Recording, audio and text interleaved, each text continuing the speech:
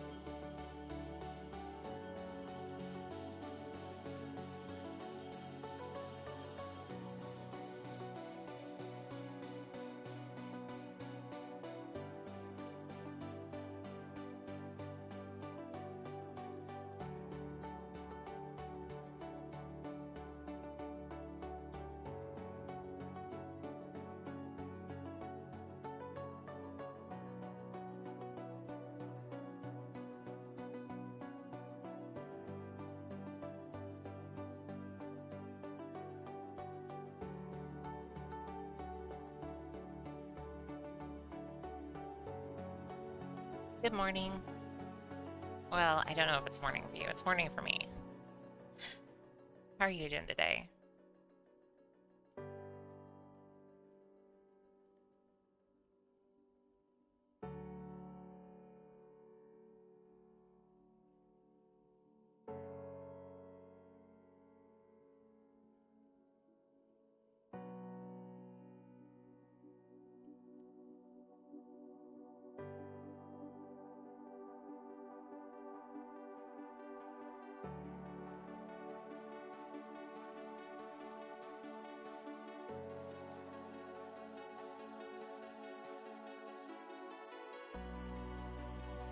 Your first shot, your first COVID shot, or something else?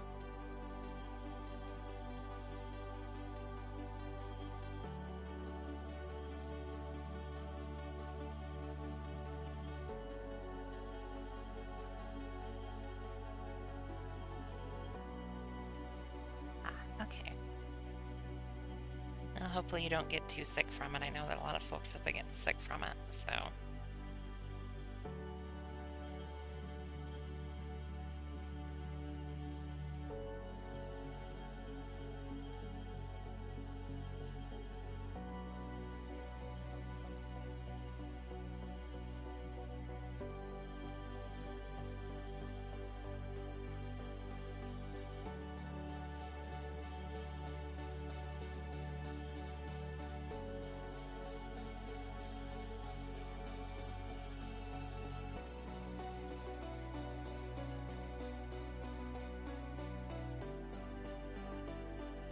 Good morning, Dana. Thank you. Yeah, I I hope. I don't know why I said I hope. I'm glad that I got it. I'm very excited. Um, I'm hoping that since basically I had 50K in the last 30 days, I'm hoping that I'll be able to apply for revenue sharing on Webtoon at the end of the month whenever their numbers update. But I have no idea if I'll actually be able to or not because Webtoon's a little weird. So I heard the second one is worse. Yeah, when I got my first one, I had like swelling at the injection site the first couple days, and then like a week later, it came back for a couple of days. And then the second shot, I had a fever the next day. Swelling wasn't nearly as bad, and I felt shitty for a few days and really tired, but otherwise I was fine. So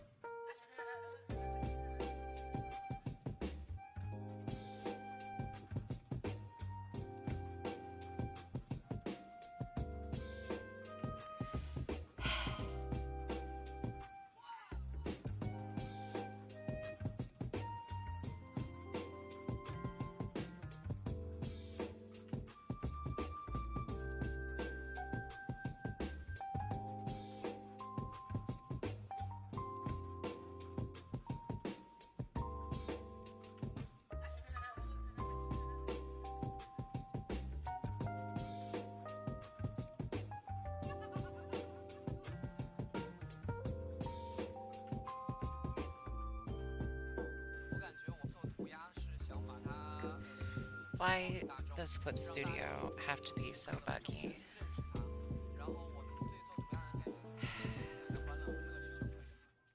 There it is. God damn.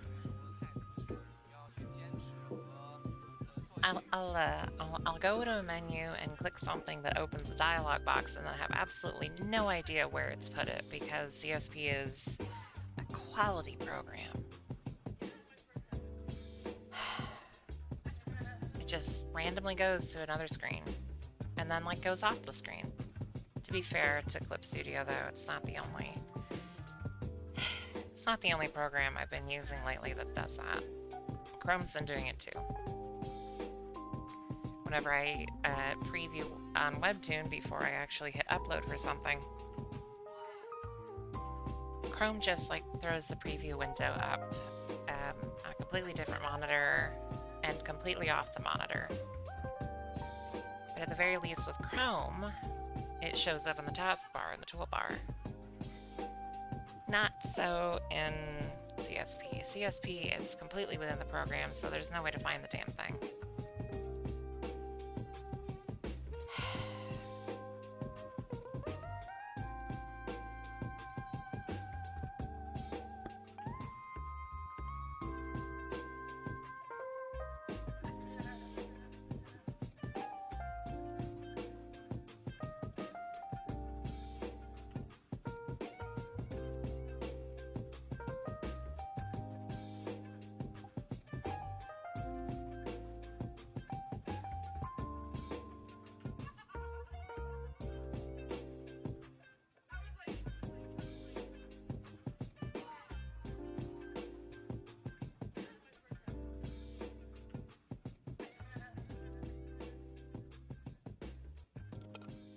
Nope, not standing up and stretching yet.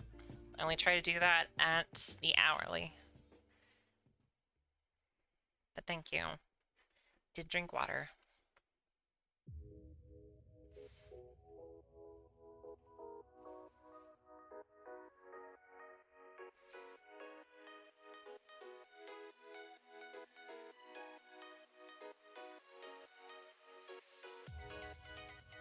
Nobody, you don't have to apologize, hon. It's okay. Do not need to apologize to me for anything.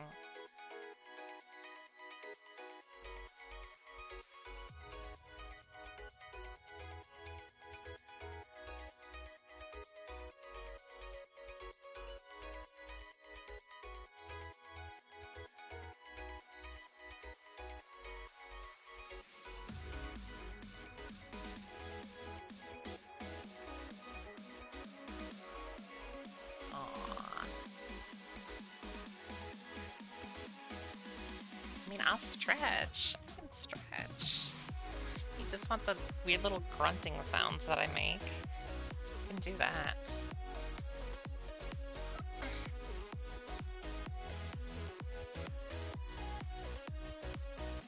It's a side effect of getting old.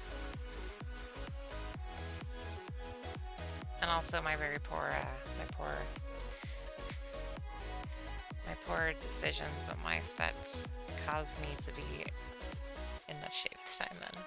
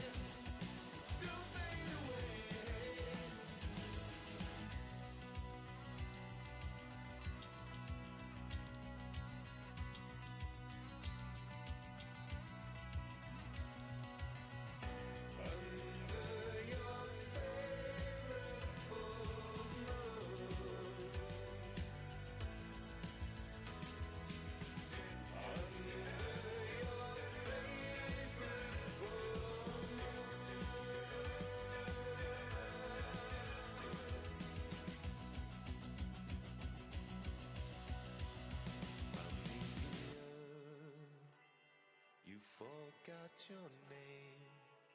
Don't let your spirit fade away. Amnesia, you've been through such pain, but you're growing stronger every day. Amnesia, you forgot your name. Don't let your spirit fade away. Amnesia, you've been through such pain, but your little heart is growing stronger every day. Hey, don't fade away. Don't fade away. Don't fade away.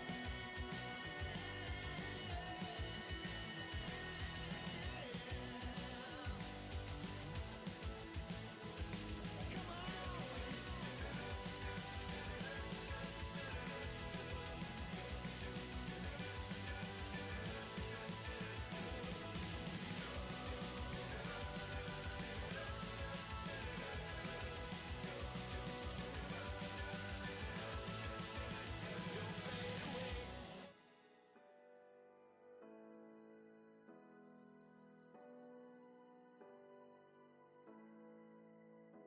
When the world is on your shoulders, stay. Don't fade away.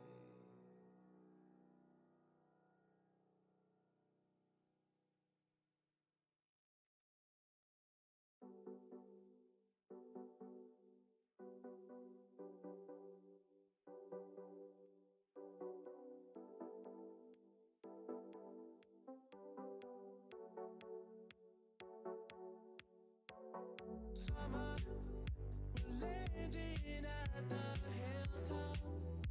Between us, share a teardrop. I'll miss you when you lift up. You lift up. Oh, hold up. The hammock where the wood stop. I'll lay with you till night stop. I'll miss you when you've been gone. You've been gone. You say you want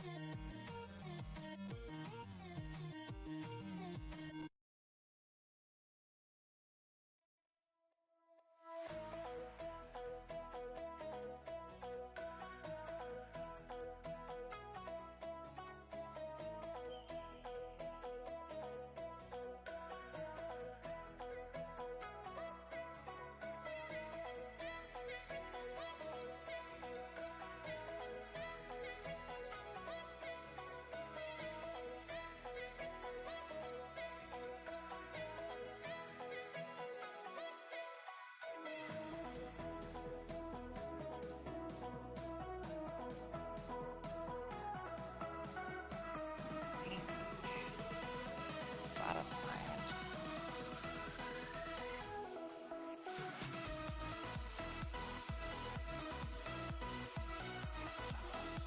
Shading. Case. What does that look like?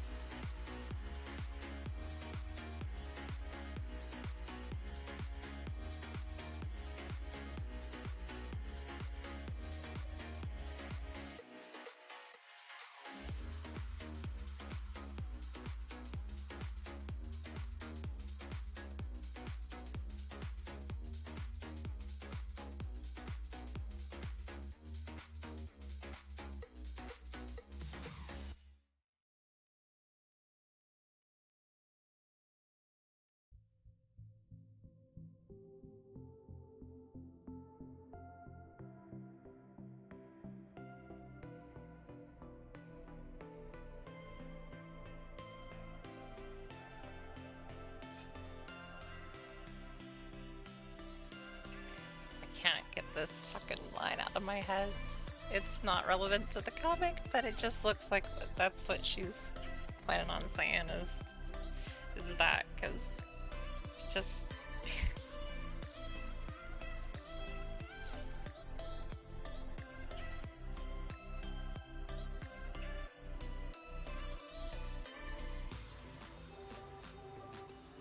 I wanna see a dead body. Just God. Let me quit.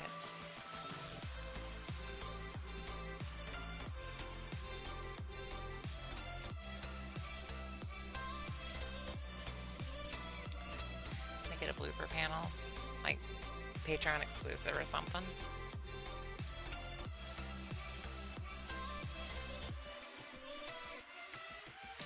Because I mean, it's on the stream. The streams are all, well, since YouTube actually let me verify my YouTube account, the streams are all hanging out in my archive for YouTube, ready to publish. I haven't actually like published any of them yet. So, but like, I don't necessarily have a problem with some things just remaining exclusive to the stream. So, I'm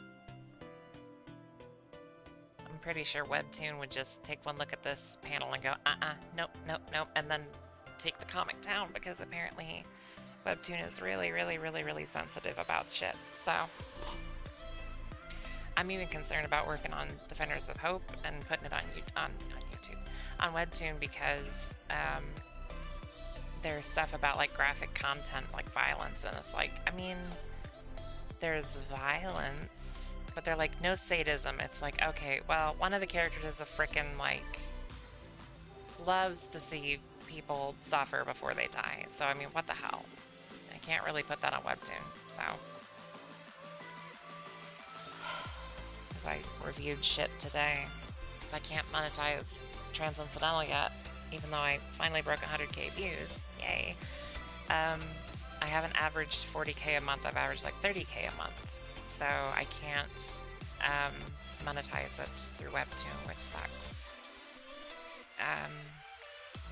But other than that, I mean, still super happy.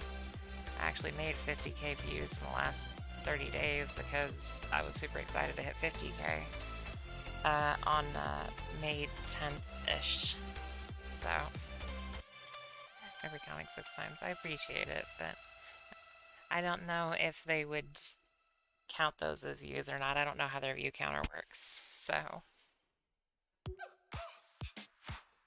Also, I'm pretty sure they would, like, get really pissed if they found out that was happening because, Anyway. Did put the most recent comic up on Reddit this morning, though. Wonder how that's doing. Nice. 18 notifications.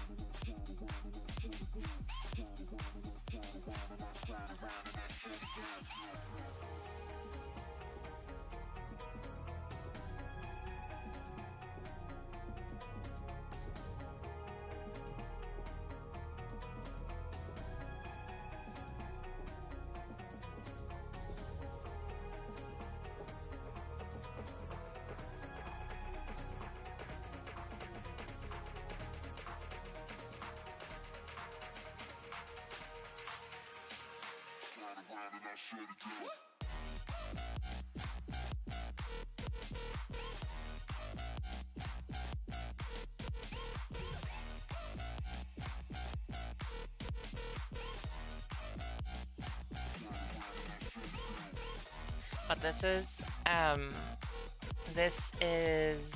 I did a poll on Twitter asking what everybody wanted to see for 100k views, because I was going to do a 1k subs comic special thing as well. But whenever I hit 1k, I was like, you know what? I might hold it off until 100k views just so I can do both, because both of those are massive milestones.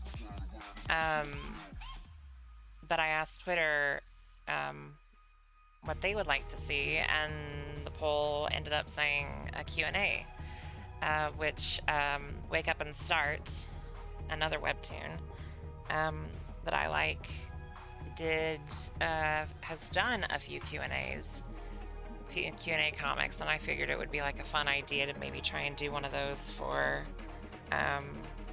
TI.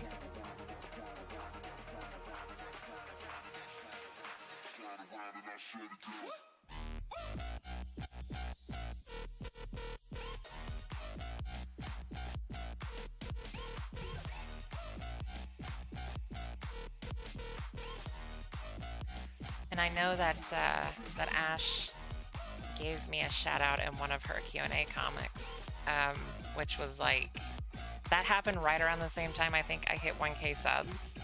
And as horrible as it sounds, that made me feel a lot more special, because I've been a fan of Wake Up and Start for a while.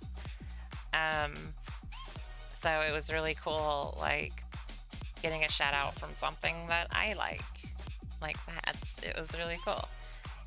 So I plan on, even though I bet everybody that follows my comic already follows hers, I'm still planning on I'm gonna mention her in this, because she was the one that kind of indirectly gave me the idea to do a Q&A. So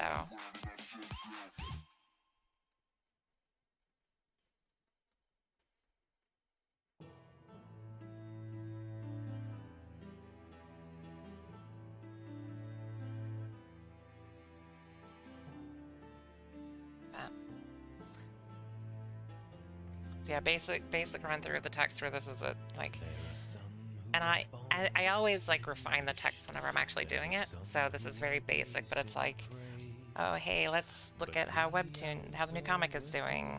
Oh, that's actually a lot of. When did 1,000 sub? When did I hit? Or actually, no, I got those backward. This one's like, um, when did I hit 1,000 sub? Or when did I get 100,000 views? Wow, that's a lot of subs, or vice versa. I don't know. So, and then it's just those two are blank, and then, hey, want to do a Q&A? Or something like that. And then I'll have like a panel dedicated to just like information about the Q&A, and then that'll be it. And then these won't end up going over on Reddit. It'll just stay on Webtoon. It'll be like a Webtoon special. Because it won't really have a place, like, it'll have a place on the Transincidental subreddit, but it won't have a place on the meme subreddits that I usually throw the comics on. Which is always a little infuriating because of I put the outro panel at the end of every single comic uploaded to Reddit, which has a QR code if you want to scan it with your phone. It has links to everything. I mean, it has a short link to my link tree, which has everything. Has an explanation that if you want to follow the comic everywhere else, you go to the link tree and you can find it anywhere. People still ask me for stuff. Like, oh, where's thing? And it's like, okay. I used to like comment on the comics with a link to the link tree or the webtoon, but I guess I quit doing that at some point. I gotta start doing that again because people keep asking. This one absolute sweetheart a while back, I don't remember which comic it was, but it was like, hey, you should really credit the original artist. The original artist is Koala Phoenix. And I was like, I am. And they're like, oh, you are. Oh shit, you are. I was like, thank you. That's very sweet. That's very sweet. So, because I didn't make my Reddit account for this specifically, and now I've got like over 500 followers on it, so I can't really just like go and make a new one. So, which is fine. Koala Phoenix everywhere else, pretty much. So I've had to like go through some of my old accounts because Koala Phoenix is actually something that I came up with back in like 2012, 2011, because I was going to be an animator and that was going to be like my animator name, because I was like, oh yeah, I'm going to be like a Newgrounds animator or something. And ended up picking out Koala Phoenix and then making a bunch of accounts, basically parking accounts for a bunch of sites and then not using them. But it had already been taken on Twitter, so I ended up with Koala Phoenix 77. And then, infuriatingly, like, I picked out Transincidental and I registered it in a few different places, and then found out somebody had already taken the Twitter handle for that. So it's Transincidental1, because I figured that would be a little bit easier than like Transincidental Comic or something. I don't know. But,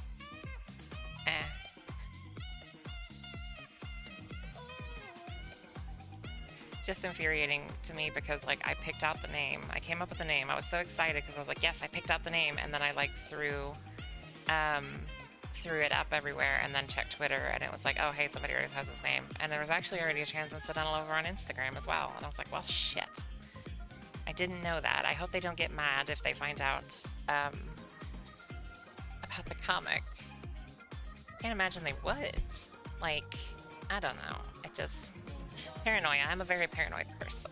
Tried animation for 10 seconds worth of product. I don't care for the effort. Yeah, I like doing it. The problem is that I am impatient and...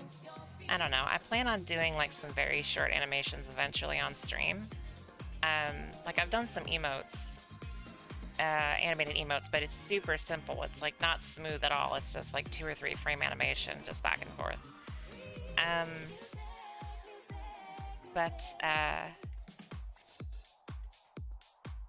mean, I have a YouTube channel that's not currently being utilized effectively, so I need to come up with some stuff to put on there besides it just being a stream archive, which is all it is right now. I've lost a bunch of streams, but make effort to contact them should reduce any chance of bad faith. I probably should. I probably should.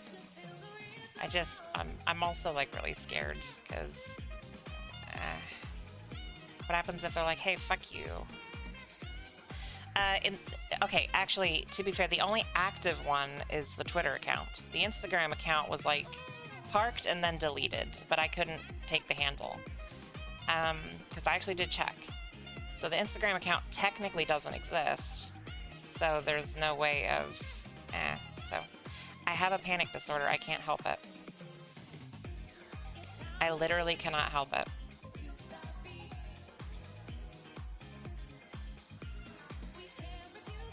Like, I have a literal medical condition that makes that kind of shit very difficult for me. Confrontation is terrifying.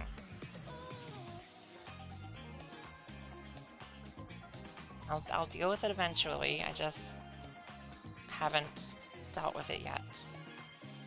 Because it's too much.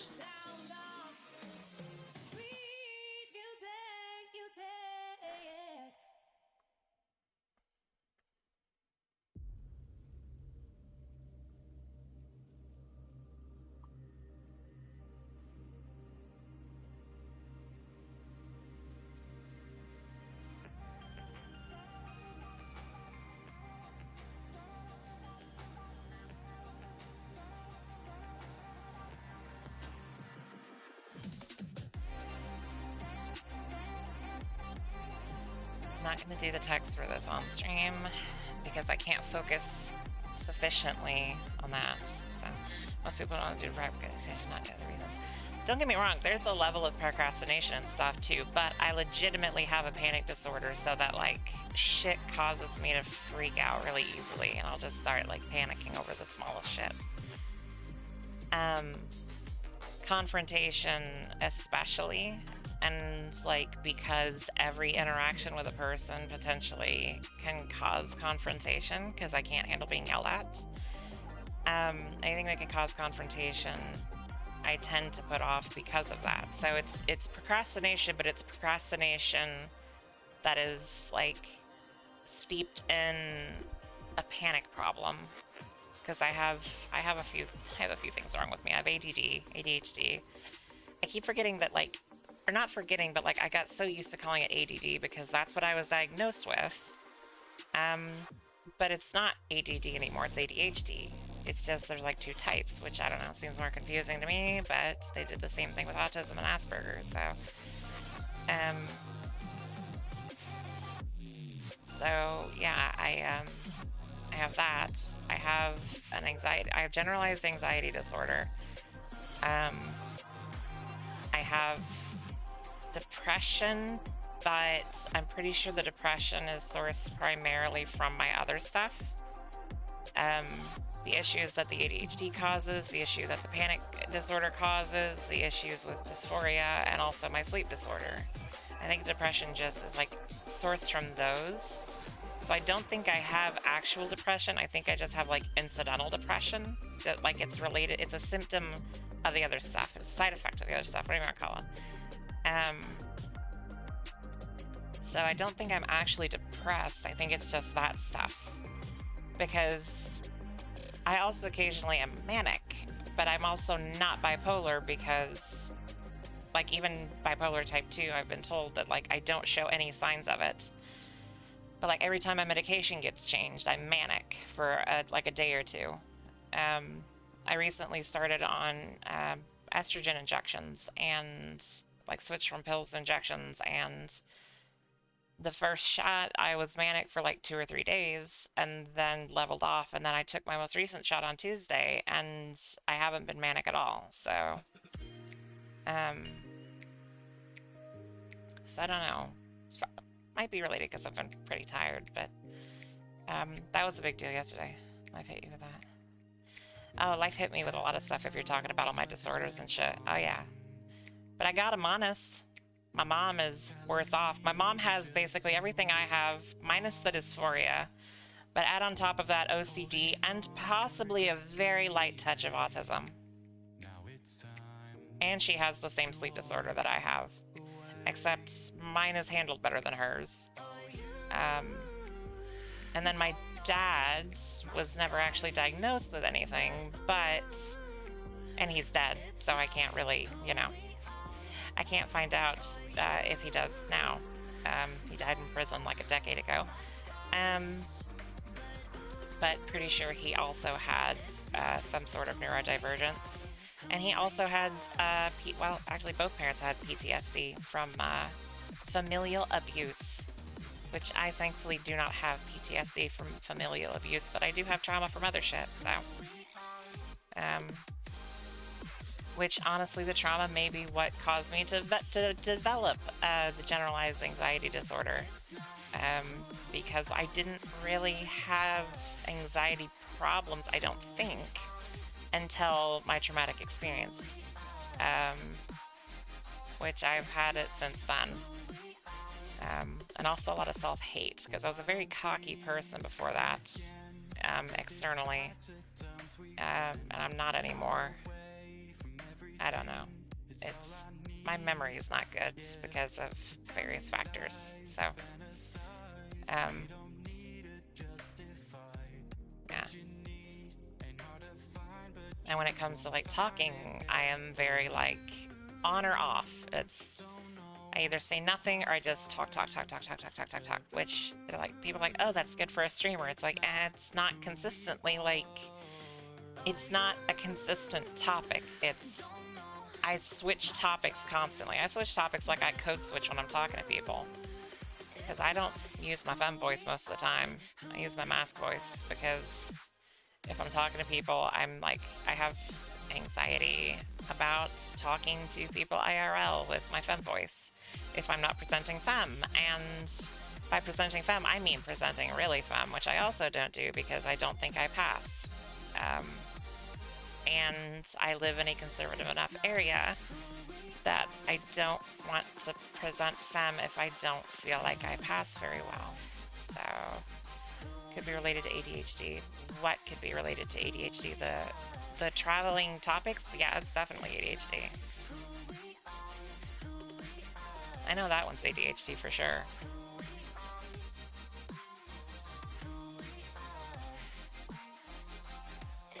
Because I do that. I joke that whenever I talk to someone else that has ADHD, for too long, if we're having a conversation, it's just meandering. And we will both just follow along with each other and switch topics constantly. One of my IRL friends also has pretty bad ADHD, and we will just drift from topic to topic to topic over a couple of hours, and then it's okay, we spent the last 2 hours talking about a bunch of stuff. Where did we start? And he'll just look off in his face and go, I have no fucking idea. And I'm I have no fucking idea either. And we'll try to retrace where we came from, which is not easy because neither of us have good memories because of it too. So we almost never figure out where it was we started. Because we have to okay, so we were talking about this, and we got on that topic because of this, and we got on that topic because of this, and we got on that topic because of this. But we always, inevitably get to a point where it's okay, I don't remember how we got on this topic, though. But I haven't been talking to a lot of my old real-life friends lately, the past few months, because I've been doing streaming and everything so much. And they've all been busy, and, schedules don't line up, unfortunately. Plus COVID, so. So someone that used to be watching Secret Later. Yeah, well, I mean, people without it can't keep up. I know that I know that neurotypical people also tend to get really frustrated with the way we, the way we relate to people is by relating our own experience in something that, similar to us, what happened with us. That's similar to what they're talking about. And a lot of people are oh, that's horrible because you're making it about yourself. It's I'm not trying to make it about myself. I'm trying to show you that I've had a similar experience and I empathize and I care. I don't know how else to do that. I don't know what I'm supposed to do. And people don't tell me what I'm supposed to do. They just bitch at me.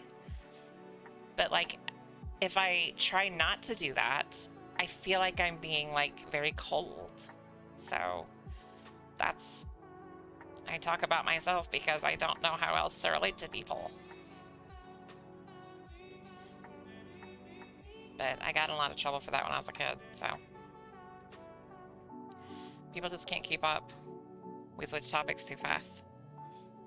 Luckily, a lot of the people in my life either are familiar with folks with ADHD or are folks with ADHD, so. Trying to practice being quiet to talk to others. I've gotten to a point where, like, if somebody gets mad, I just explain that that's how I relate to people. And if they can't handle that, then it's like, okay, well, then we're not going to have casual conversations because I can't handle the strain of not doing that because I feel way shittier. I mean, I feel shitty no matter what, but...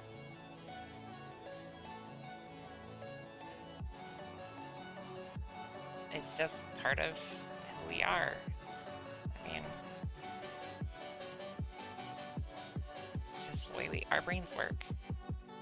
I do a little better with it on meds. I take Adderall, so I find most joy in conversation with talking to people. Yeah. No, I like talking to people too. Don't get me wrong. It's not that I don't want to talk to people. It's just that if people start complaining about the way that I talk too much, I like, okay, I'll explain. And if they still bitch about it, they're like, that's not a good excuse. And it's like, okay, then we can't have a casual conversation. I'm sorry. I found that around here, though, most folks just kind of start to ignore me. They just kind of like phase out and don't pay attention to what I'm saying anymore. So, problem solve itself.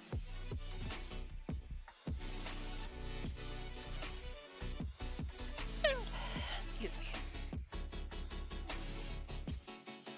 Okay, so I can either work on the shading for Seam Trans, or I can work on a new comic, and I don't particularly want to do more shading right now. I still haven't done a fucking Pride Month comic at all. God damn it. I need to do something. I just don't know what to do for, like, Happy Pride Month comic, so I just don't know. Roll a dice. Well, I have to have ideas for it. Like, I don't even have any ideas for what to do for a Pride Month comic. I'm just kind of... I hadn't really thought about it. Like, I've been thinking, oh, I need to do one, but I have no idea what that should... what form that should take. Like, is it... See, I don't even have an... Is it this? I don't even have that. I have nothing. Best idea I have is, like, a single panel of CC holding up the trans flag and the lesbian flag and being like...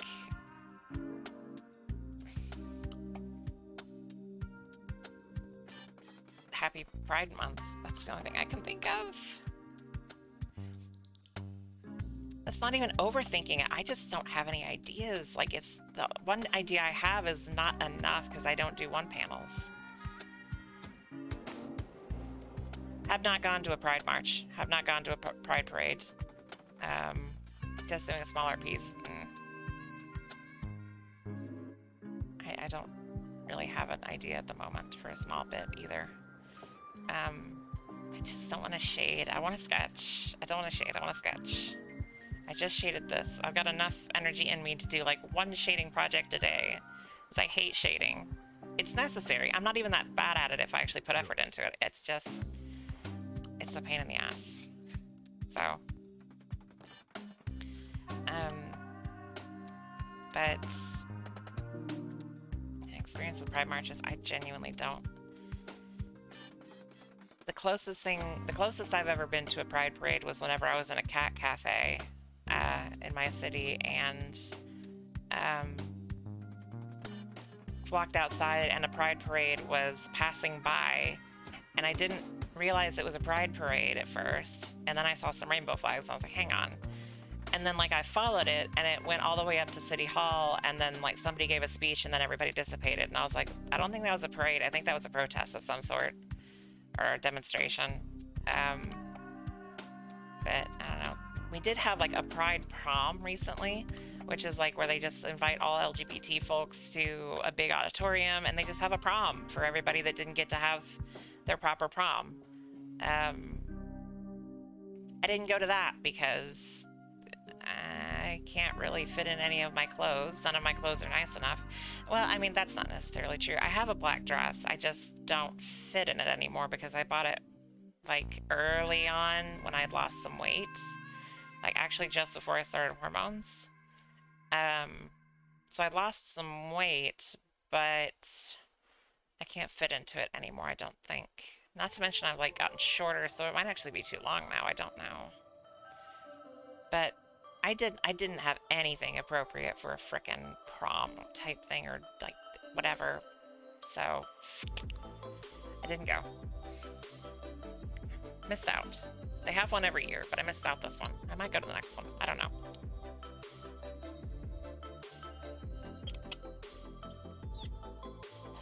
Okay. Shit. Still don't know what to do. Ooh. How much should I get? I was 5'11" and a half. I just said 5'11" most of the time, or 6 foot. And now I'm like a hair between 5'9" and a half and 5'10".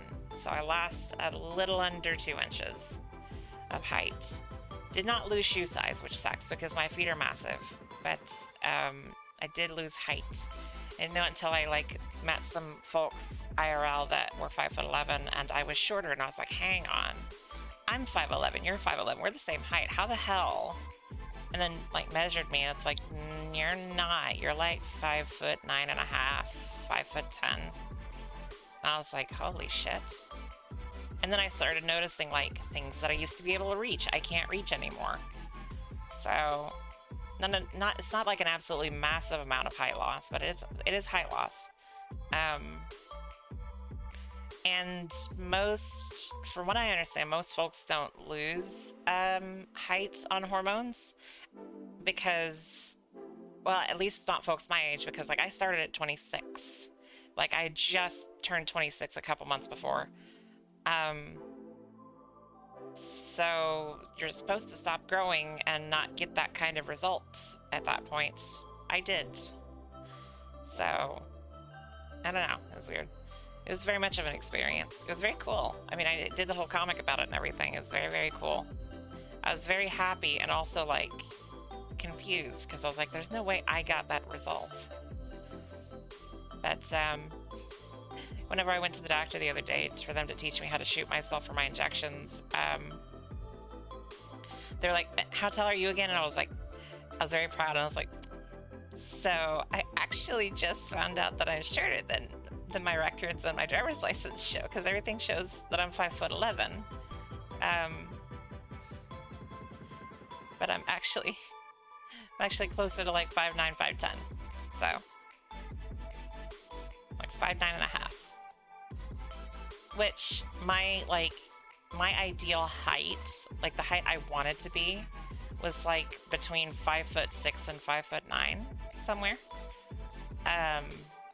That's like, I was like, I wanted to be that, but it's like now I'm technically 5'9"-ish, so I'm not that dysphoric about my height anymore. So it's very cool. I'm also very weak. Like, I really struggle to open jars and stuff. I try to twist open a jar and it's just a fight now. I'm very wimpy.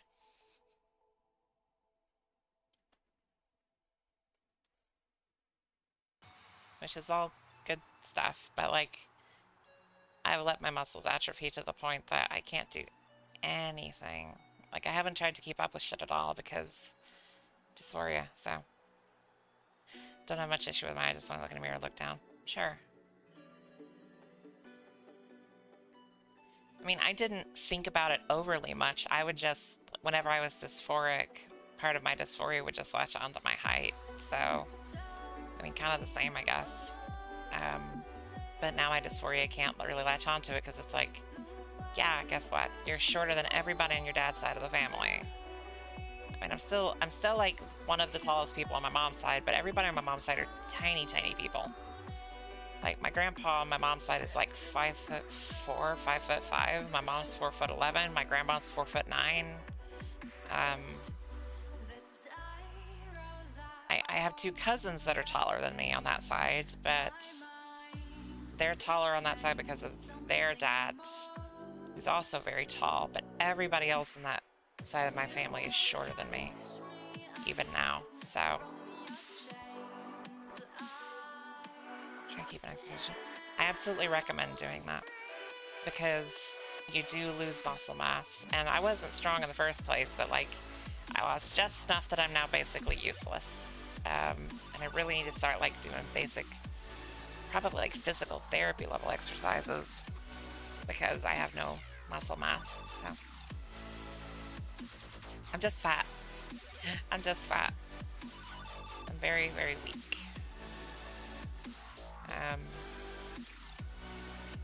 Opening jars is difficult. Opening anything is difficult. Everything is heavy. But,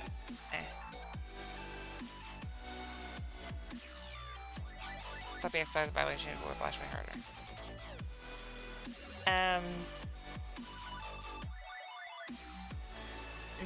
I don't know. I don't know. Because I know that it's harder to lose weight once testosterone. All I know is that testosterone makes losing weight easier. Which is why like weight gain is a sign of low T in men.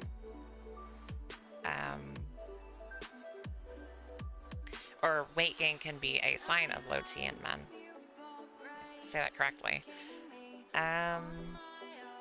What else? That's about it. I've also supposedly, like, if you lose weight before starting hormones and then gain it all back while you're doing hormones with correct levels,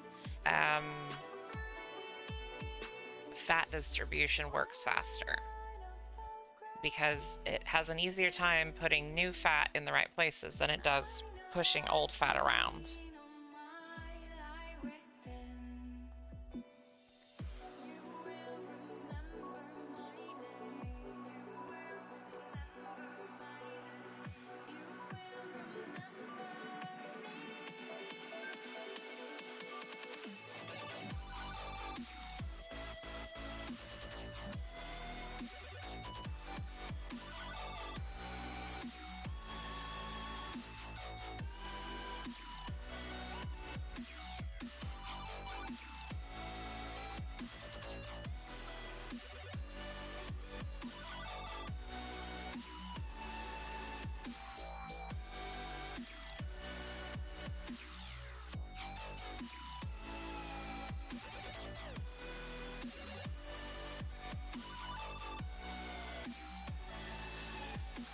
Okay, I've got to figure out what I'm doing next because I've still got a few hours left in stream. I ain't killing the stream just yet, so I got to figure out what I want to do next. Gotta come up with like a comic idea because like whenever I start getting answers for the Q&A stuff, that's what I'm going to be working on for that. But I also need to have like a backlog of stuff. So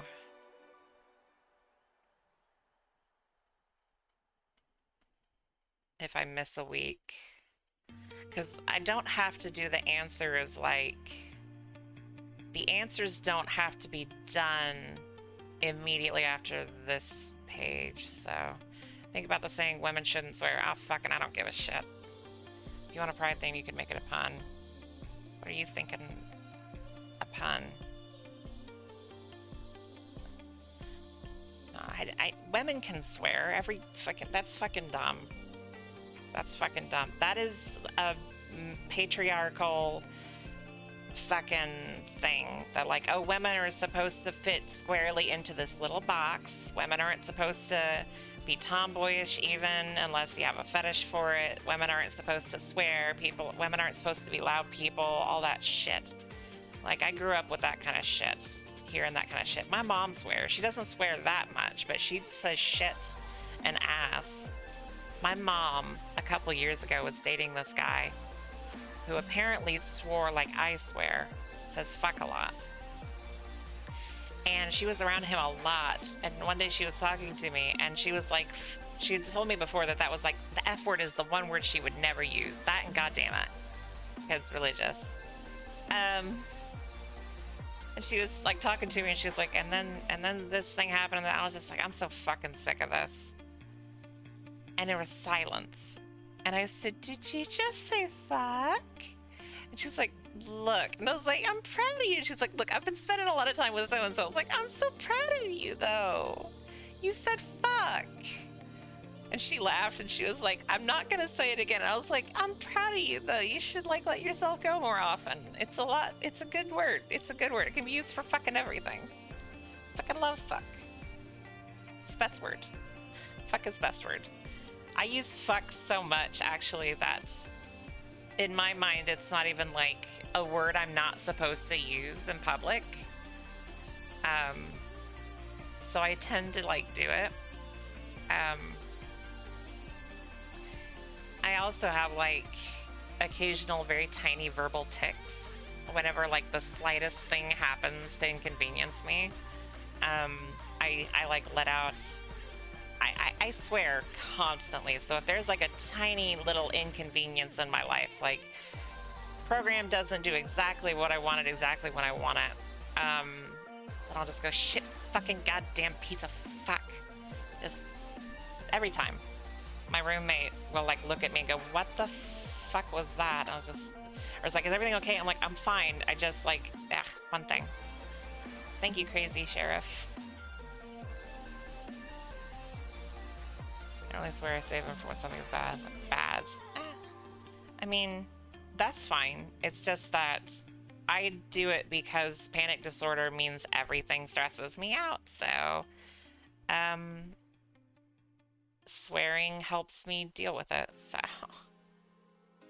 well, stick around because I'm primarily stream art. I don't really stream anything else. So,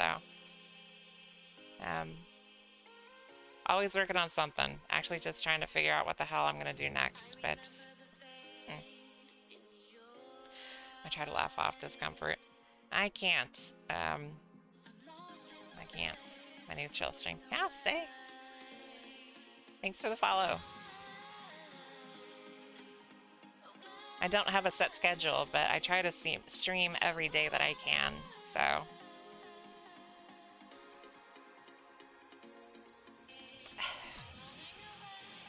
just really need to, damn it.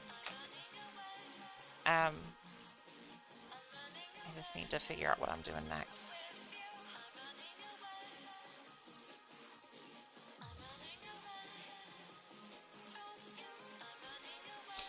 All right. Okay, I gotta figure out what I'm doing here. Yeah, I've done a bunch of emotes in my Discord server. A bunch of custom emotes and things from my mod team. Like all my mod team have like at least one personal emote, and then I have a bunch of other emotes and stuff. So.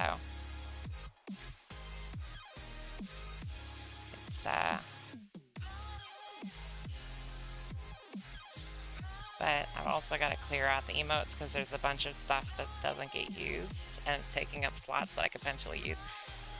I need to work on emotes. I haven't been in the mood to work on emotes lately, so. I do have a Discord. I try to keep it only folks that have been in the stream long enough to request it with the channel points. Just because I don't want trolls to show up in there, since it's a queer-friendly Discord server. So, but anybody that does have the channel points and requests it, I will send an invite link to. I have paranoia issues, so.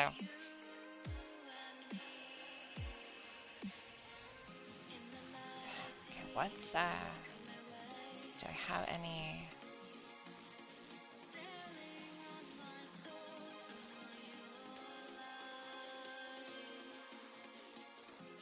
Do I even have any comics that are unfinished? To the 8K. Get a rule where it's hard to get boys. Yeah, that's the idea. I don't want it to be like somebody has to spend a ton of time in the stream, just that somebody has to have been here long enough that I don't have to worry about them, or I don't have to worry about them as much. Plus, like, there's a bunch of mods, so we try to keep things more shipshape. So the 8K, I don't even remember what the 8K is. I think that's the singing one, isn't it? Yeah. That's the singing one. 5K is lose the glasses, and I don't recommend that one because I can't see shit. So worry about them harassing each other. What? Have the bullies harassing each other?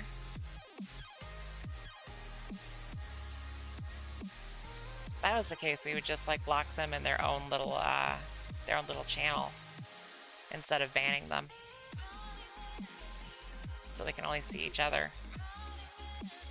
We took 20 TERFs and put them into a house together for a year and told them that one of them was a trans woman.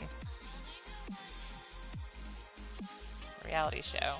Make a decoy diversion they could go to. Well, that's difficult because I don't want legit people to not be able to get in, so. Don't think it'll last long unless it's the trans woman was post out. I mean, they would definitely be trying to look into everybody else's time in the bathroom, so.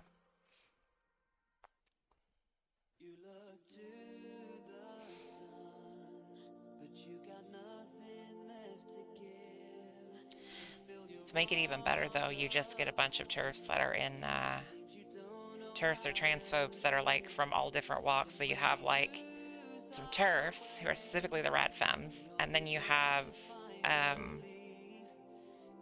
like some hyper conservative Christian women thrown in, just like, yeah. So there's this fucking Shrek joke I haven't worked on that I don't know what to do with. That one can't go on Webtoon ever, so that one can't be finished. That one is copyright issues, so I can't finish that one probably. That one is a follow-up to today's comic, but I don't want to work on that. That one's a dumb idea, and that one's not getting finished. So, okay. I need to do a Pride Month comic. I need to do a Pride Month comic of some sort. I need to do a Pride Month comic of some sort. And I don't know what to do. I don't know what to do. I don't know what to do. I don't know what to do. I don't know what to do. I gotta think. Because I don't know what the hell I want to do. I'm tired. I can't think.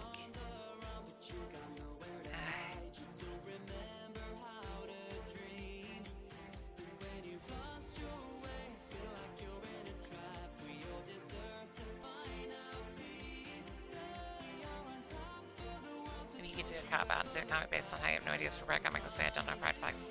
I like that. I like that. I think I might steal that. Here, little game time. If you can guess what I prefer, I'll spend all 300 points if you want to.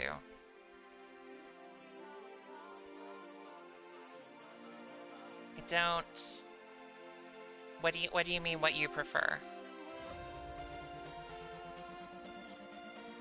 Like what pronouns you prefer, or what your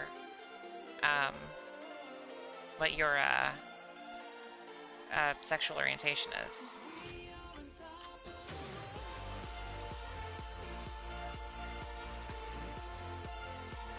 Well, maybe not, Jan. Maybe not.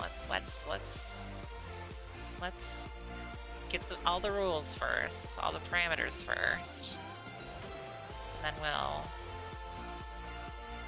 then we'll play the game.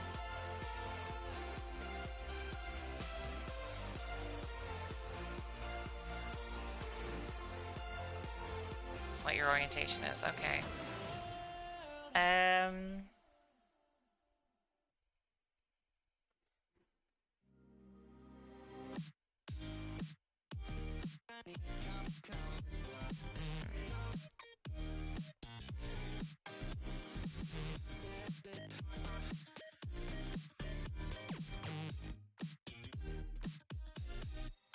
I'm gonna say, I'm going to guess neither, and that you're ace. But you got me feeling some kind of way. I'm gonna dive right in. I don't care. And assume it's a trick question. That's my guess. I think I know what I want. Come on and vibe with me. Don't let it go. I just want you to stay. You're bi. That was gonna be my other guess. Was either none or all. None or both. It's a coin flip because I knew it was a trick question. Yes, aces can have a romantic preference. It's often conflated with arrow, A-R-O, or aro. I don't know how it's supposed to actually say that, but ace arrow is asexual, aromantic. So, but yeah, asexual folks can still have romantic preferences, absolutely. It's just a lot of people will use ace as a catch-all term for it because so many people conflate romance with sex.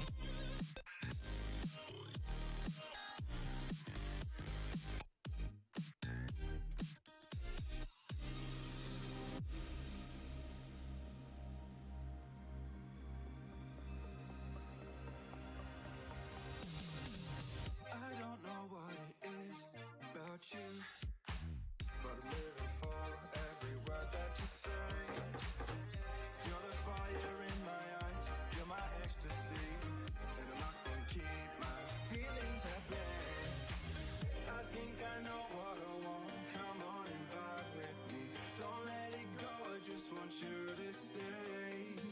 I think I know what I need. I don't want to get angry. The culture kind of asks so much otherwise. It's so smart. Exactly. And I tend to fall into that trap too of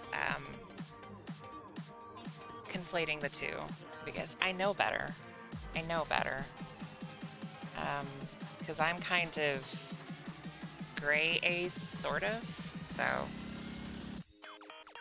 think to be in a relationship just for sex, some people are like that. Some people don't want a romantic relationship. I don't think that's wrong unless one person is in it for other reasons, the other one's not. If both people are in it just for sex and that's it, and they don't even want to be friends outside of that, then that's fine, as long as it's like a mutual understanding. But using a person for sex only, and they want something different, or they want something more, that's extremely fucked. So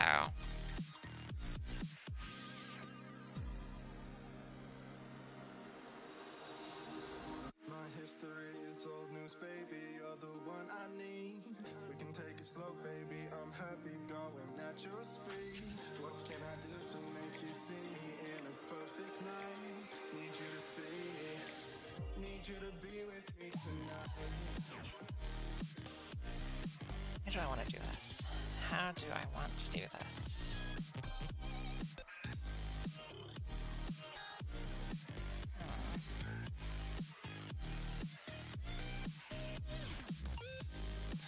Yeah, I'm gonna go with your idea. I just wanna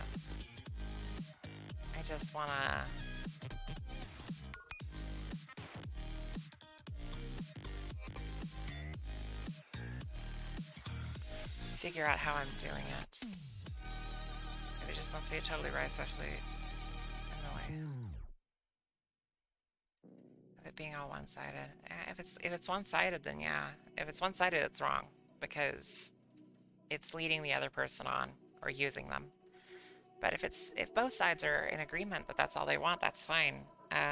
Just like I don't necessarily have a problem with being in a relationship with someone who isn't monogamous. I am monogamous, but I don't have a problem with someone being non-monogamous in a relationship, I just want to know up front. Otherwise, that's cheating to me. The gloop go off. What is this? What is the gloop? What is the gloop go off? I'm afraid I don't understand the question.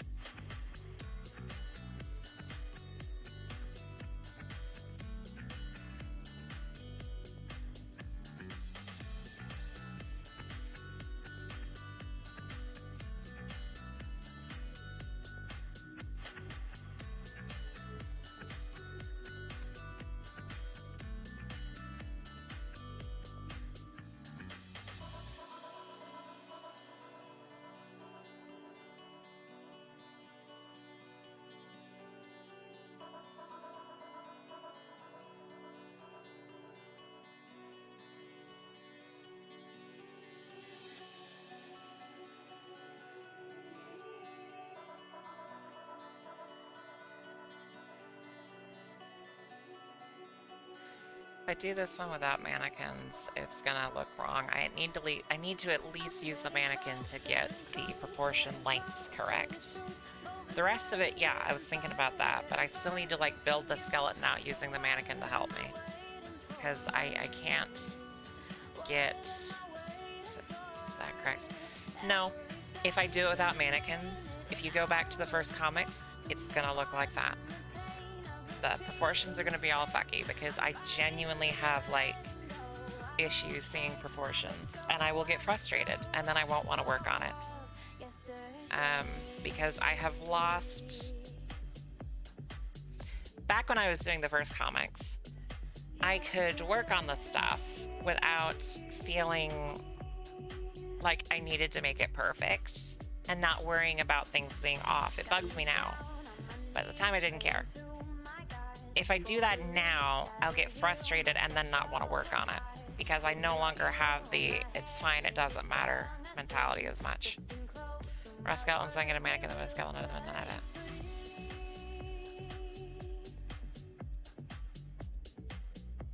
I mean, I'm gonna like rough out what pose it'll be. Like, I'm gonna sketch out the basic idea of the comic. It's just I gotta figure out that too because I'm not sure what I want to do with that either. This old how to draw book that I have said, figure out your line of action and then always have your shoulder and hip lines being perpendicular.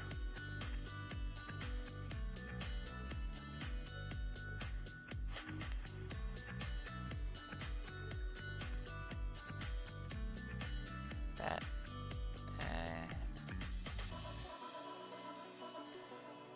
I feel like it wasn't like the best advice though, because it wasn't a very good how to draw book. Then again, most of them aren't. There's just so many issues. The only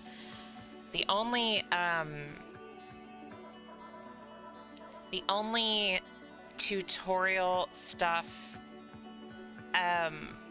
artists, well, if you draw them parallel, then like exactly parallel, then the figure can look stiff.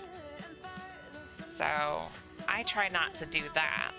Like I try to make them at least a little bit off parallel. But yeah. If you make them exactly parallel, like you don't want things to be exactly parallel with like life or natural stuff. That's like a human thing. Parallel stuff, perfect squares, angles, things like that, like 90-degree angles. Those are not common in nature, like at all. So, other than what I think the size of the bit would be facing.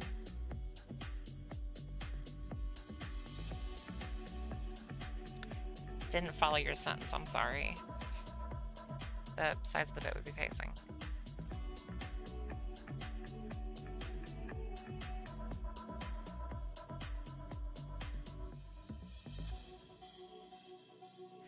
I guess I just can't visualize what you're saying. I'm sorry, hon. Actually, they're facing that pose. I'm sorry. This is probably one of those things where I'm just dumb and I'm just not getting it. It happens sometimes. I'm sorry. It's okay. I get the original thing of what you're saying. I don't know. But I always try to keep in mind that like parallel lines and square angles are not that common in nature at all. Natural shapes tend to be more rounded off.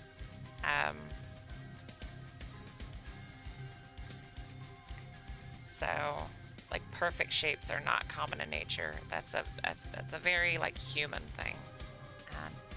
Like sharp angles and stuff. Or not sharp angles, but 90-degree angles and stuff. So like squares don't happen that often. But parallel lines, same thing. Like if you're drawing lines parallel, then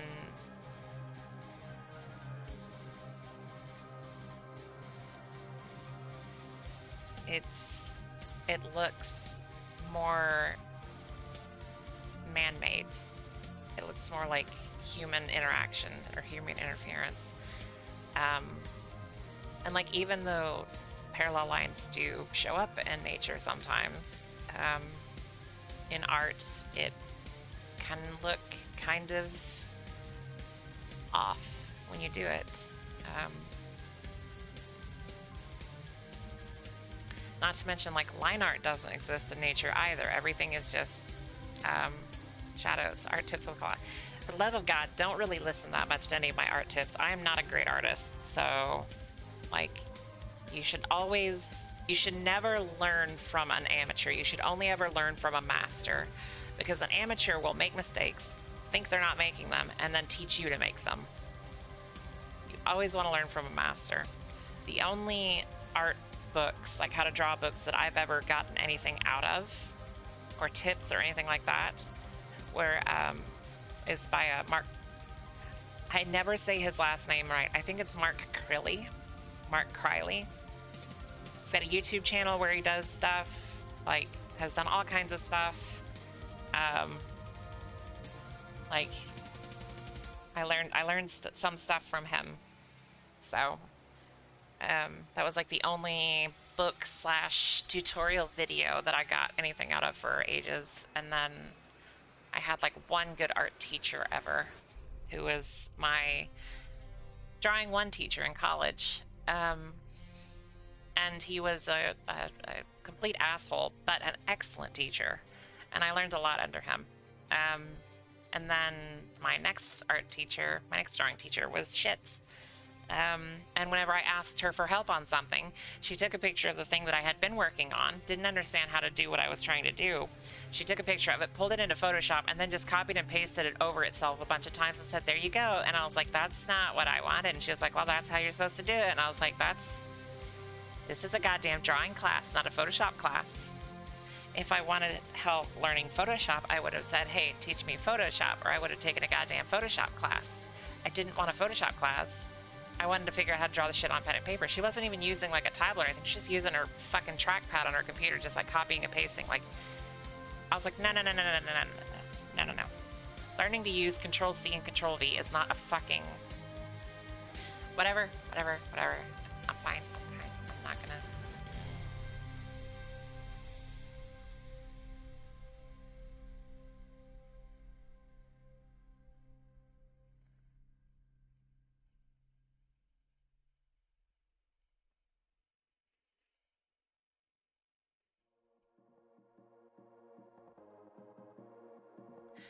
Yeah, she was a very bad teacher.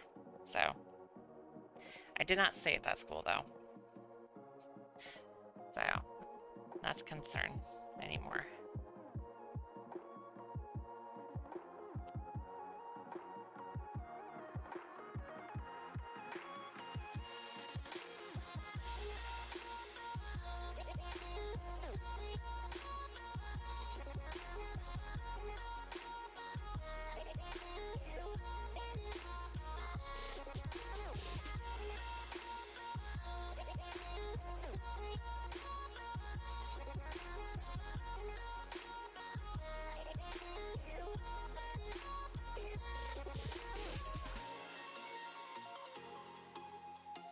It's off.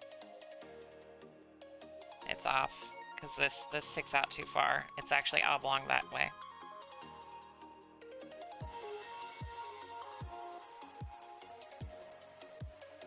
I don't know what it's gonna do. What it's gonna be. It was supposed to be Cece's heads, but I'm trying to figure out what I'm wanting to do with this. I'm just trying to like.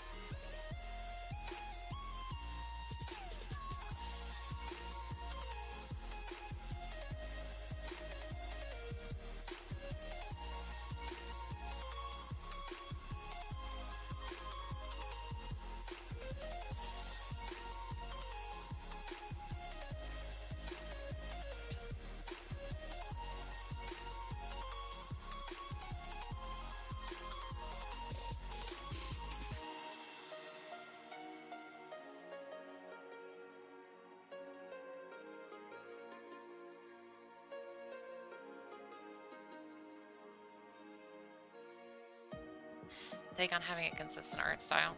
Mine's not consistent. I think that you need to focus on foundation. Ah, God damn it! Ah, shit! Fuck! That's done. Ow! No, I dropped my tablet and the thing collapsed on my finger. I'm gonna mute for a minute.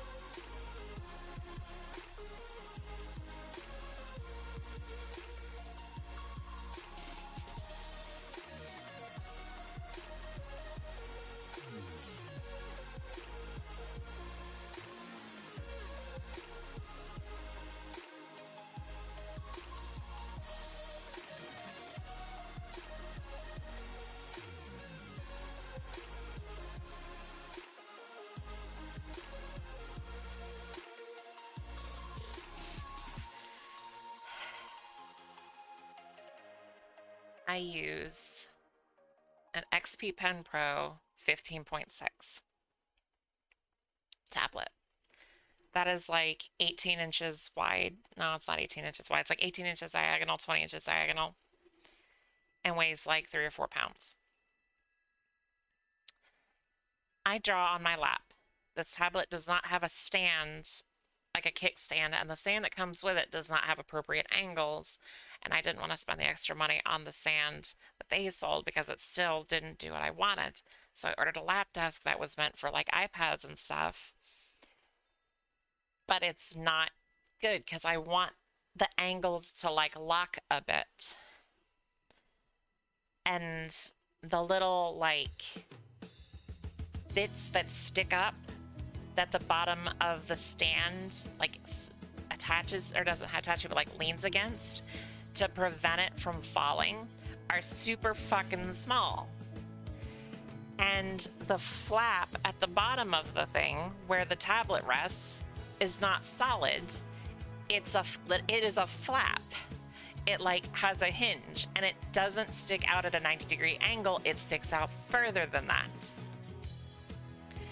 So I hate this fucking stand. It was cheap. It does the job. The way I hold the tablet, I have a hand always on the left side of it holding it. And then on the right side, for a minute, I had my hand under the tablet and I shifted and the fucking stand flipped down under it, dropped the whole thing onto my index finger on both hands, and now they're bruised and very, very, very, very sore. Because Amazon.com is a gigantic fucking piece of shit. And they sell trash. They sell cheap garbage from countries that exploit workers. And they sell it like it's the same shit as the stuff that's advertised on the goddamn website, and it's fucking not. It's not the stuff that's on the fucking website. They're like, oh, look, this is the item you're buying. And then you buy it. And then it's like, oh, guess what? That's not the item they're selling. The goddamn keyboard that I bought, fucking, they sell that exact keyboard through 3 different listings. There's only one store that sells it. They sell it through 3 different listings. Every single one of them is identical. And they sell each one of them for a different price. This fucking stand is shit. Oh god, I fucking... my fingers hurt. And then the problem was that, like, whenever it fell, I kind of was able to get my left hand out, but then it, like, clicked back into place because there's a little, like, lock latch thing on... There's a little latch thing on the tablet stand thing. I don't even know, the tablet lap desk thing. There's a little latch on it so that whenever the flap is down, it latches into place. So you have to like push the little tab to get it to open back up. That latched while my fucking right finger was still in it. And that's why I was like trying to get it to fix, because it's also like not as long as the tablet is, or tall as the tablet is, or whatever. So like I had to reach around the tablet with my left hand to try and get the damn thing undone so I could actually get my right finger out.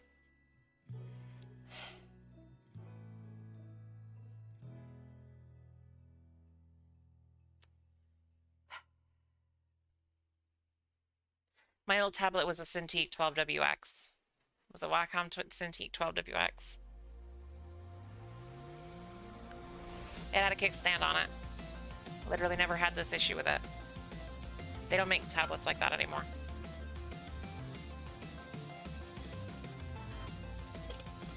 Thank you. Yeah.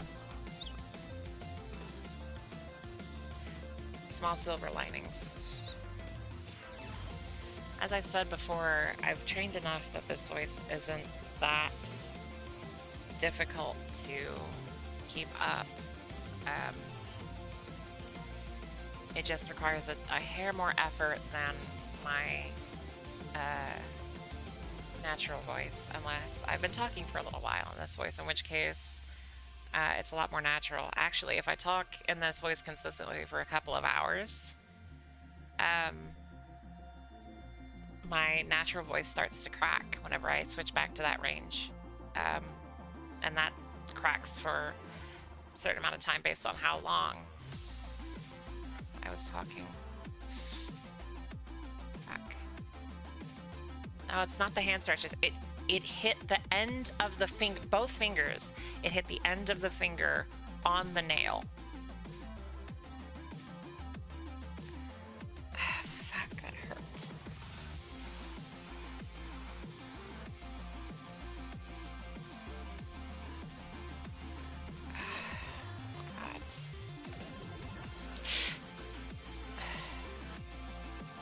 Able to even hold the fucking pen correctly.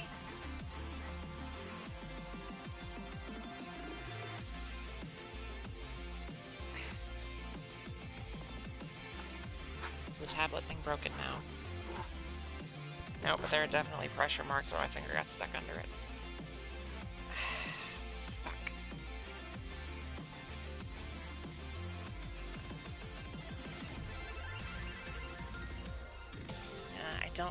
I don't really draw that much with that finger anyway, usually, so I can pretty easily just like kind of lightly have it on the pen. Then the other one's not used at all. So... God, that hurts though.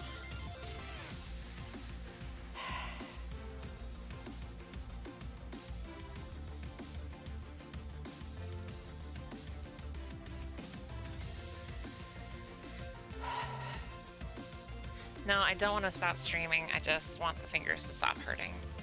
Shit.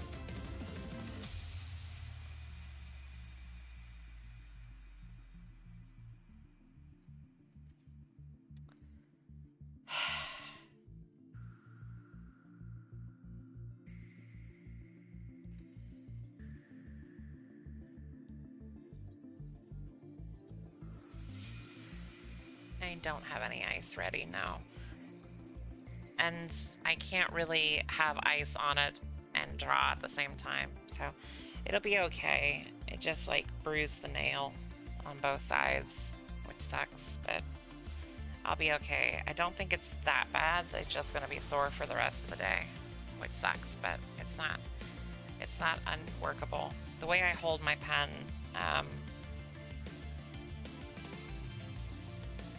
I've actually been told to not hold it the way I usually do, which is like between my index and middle finger and my thumb. I've been told to like use my ring finger more to support it because I get more control that way. Which I mean I can do just fine. I don't naturally do that, but hey, maybe this is a good opportunity to fucking learn to do it. Going to see the doctor for this is not worth it because America, expensive. How do you use a ring finger? You have, okay, so basically the 4 fingers, so ring finger, middle finger, index finger, and thumb, basically create like a diamond shape around the barrel of your pen or pencil. So that your ring finger is like resting, if you have it against the paper, your ring finger is resting like underneath the pen basically, and like the side of the tip of your finger is where the pen is like sitting. It actually doesn't work as well on thinner pens, but the chunky pens like I have for my tablets are like big where I hold them, so I actually have more space to put my fingers. And that means that the controlling fingers are more the ring finger and the middle finger rather than the pointer finger and the middle finger. Which I've drawn like that before, it's just not as natural for me, but it's okay. As long as I don't put pressure on the fingers, they're okay. So that's all, I just gotta not put pressure on it. It isn't that hard.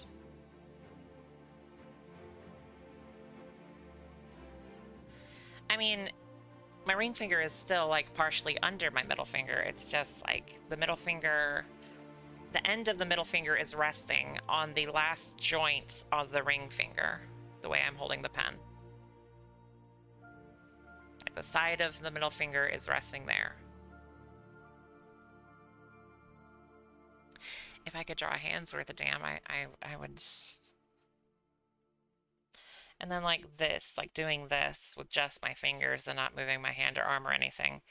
I just do that by like bending my middle and ring fingers and my thumb. Or like this, I do it with my pointer and middle finger.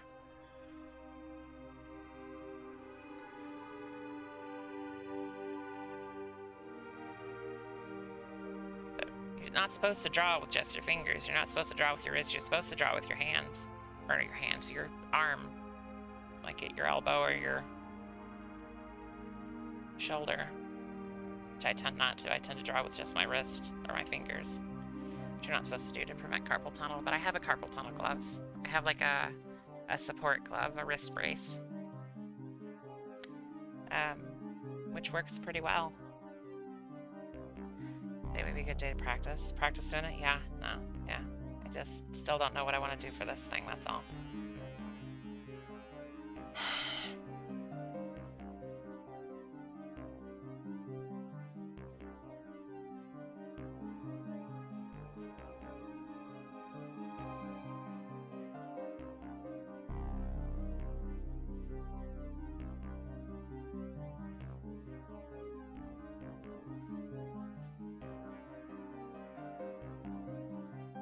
Just do some Helmo, I guess.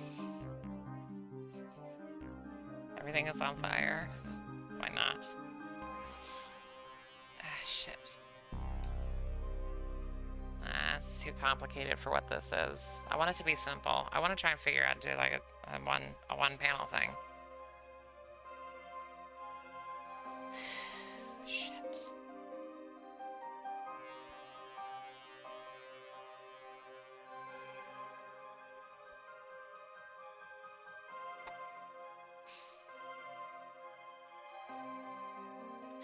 Thank you for the follow, Prinepul.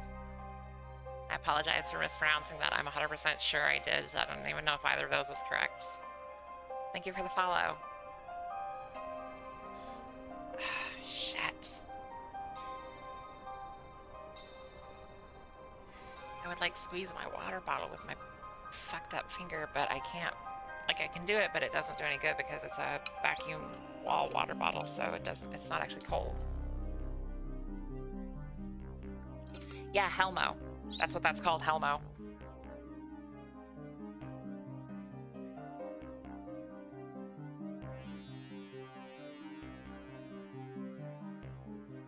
I don't remember which one was the first one, Prinepul.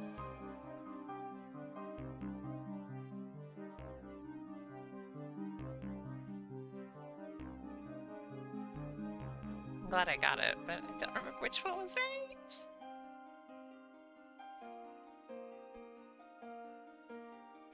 Shit.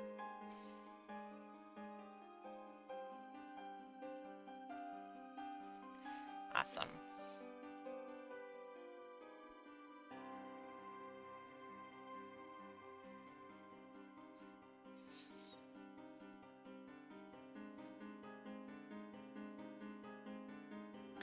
Like Pinepul, but with an R.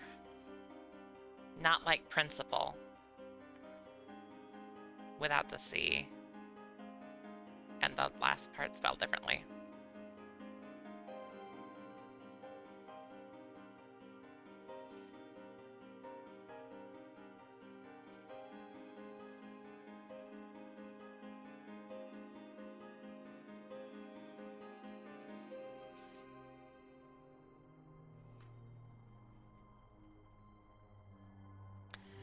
I've literally done a This Is Fine Dog one before. Let me find that. Like one based on that. Here it is.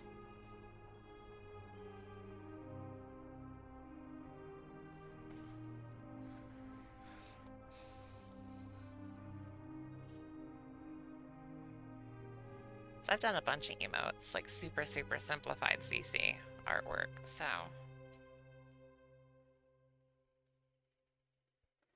Actually, I have 2 of these. I don't know where the other one is. Oh, here it is.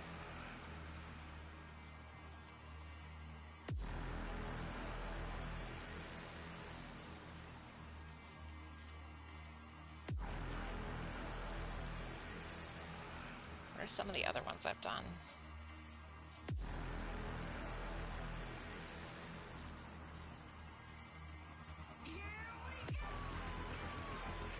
This one's always cute.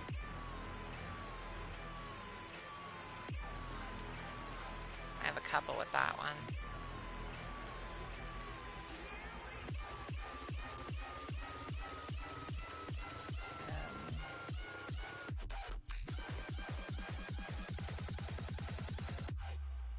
CCIII.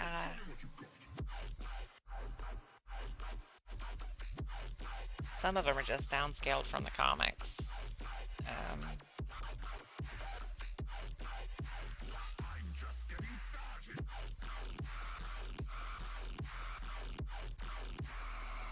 This one was not originally meant to be what it ended up being. This one was just meant to be making fun of me because I say hun so often, but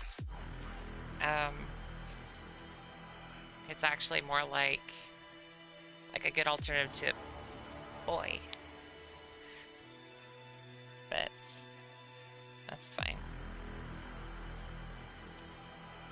Have some head pats for all my mod team and I.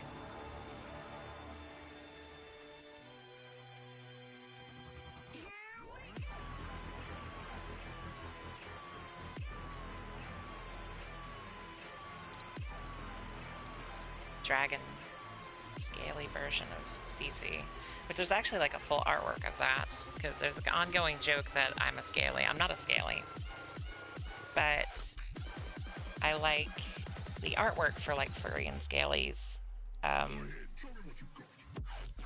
broadly speaking. Like, I appreciate how many good fucking artists there are. So I might as well just like lean into it. Ton of self-made is on the panel for a comic. Nah. Nope, these are Discord emotes. And if Twitch actually let me have more than one or two, they'd be Discord emotes too. So.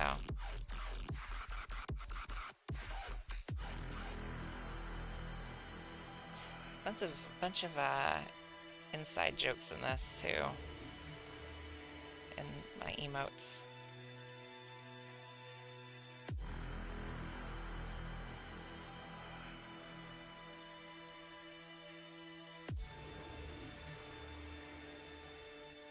A couple of them are animated.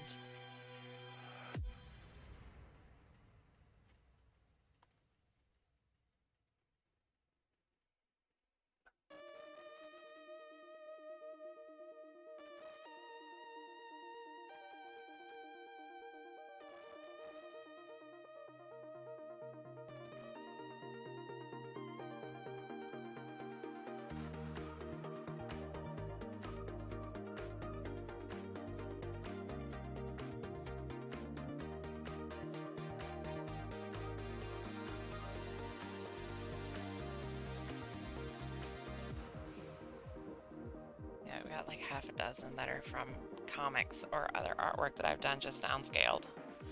So it looks more like pixel art whenever it's downscaled, which is interesting. Oh, the open file dialog does not show up in CSP. I am opening them, but they are not showing up as I open them, so. Beth. The original art of Beth, which is called Gaybait. Gaybait.png. Or gaybaitbeth.png. Beth, it's the same one as,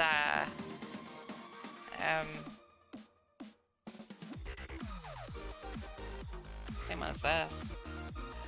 Same character. Just an older version, older artwork. Actually, I have the artwork for, that's Beth, and this one's Iris. I actually have the artwork where, for like 5 seconds, I was trying to do a new hairstyle for her, but changed my mind and didn't end up doing a new hairstyle for her and just went with the old one, which is like a prototype of Cece's hair, except I flipped it. But yeah, it's the same character. Just, I got better at art, so her proportions are more correct to what I want. She's more beefy.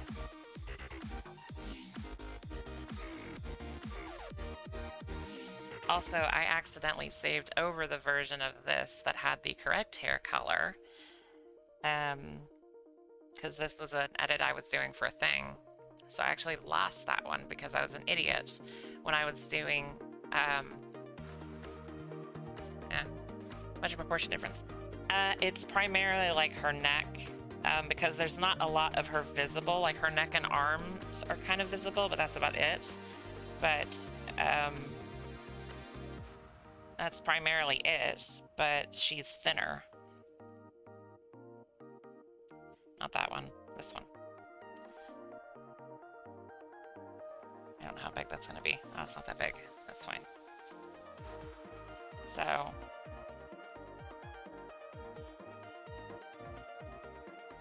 like, I wasn't a bad enough artist in 2017 when I drew this that it's completely off, but like I got her design kind of like,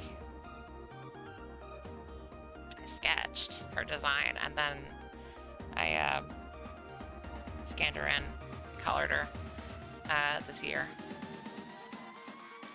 And, but basically same principle. But like her neck is now a bit thicker than it used to be. Her head's a little more correctly positioned on her neck, and yeah, so. And then I have like some other artwork with her with actually wearing the jacket, but I was having a breakdown because I stumbled across artwork, another comic that's years and years old now, that the character in it has very similar hair in a couple of ways to Cece. And I started feeling sick because I felt like I had because I'd seen the comic before, I felt like I subconsciously copied it. But I also found a bunch of other artwork out there that has relatively similar hairstyles, and it's like, okay, I didn't really copy it, but during that stream I was talking about other characters I've drawn and stuff, and like how I've drawn hair basically the same way my entire freaking life at this point. And I pulled up the pencil art of Beth, which is just this without the colors, and actually she wasn't wearing the jacket in the original one, she's just wearing this t-shirt. And everybody was like, I want to know everything about her. Is she gay? And I was like, oh, she's very gay. And they're like, okay. I like gay lady. I was like, yeah, she's like tall, buff, gay lady. And they're like, she doesn't look that buff. It's like, yeah, I know, I'm not a good artist. I'm sorry. But yeah, basic design has not changed. Just gotten bulkier. She just bulk. She is bulk bogan.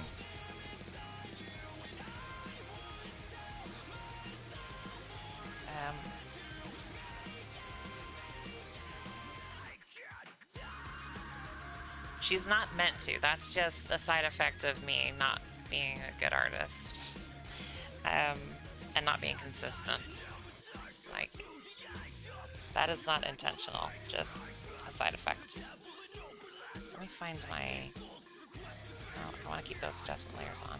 Whoops, wrong button. That'll work.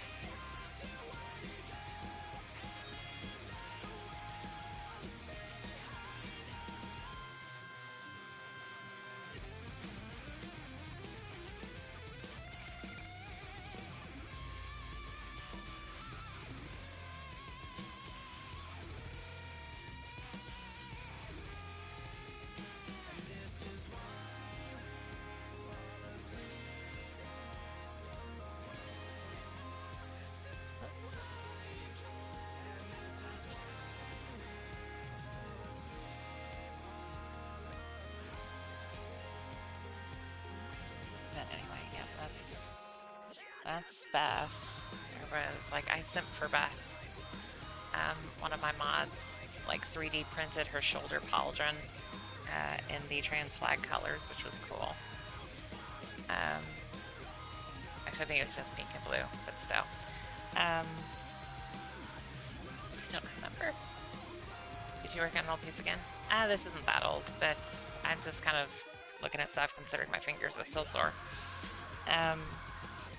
It's fine. But Beth just big gay lady. Big gay lady. Big tough gay lady. Who kills people.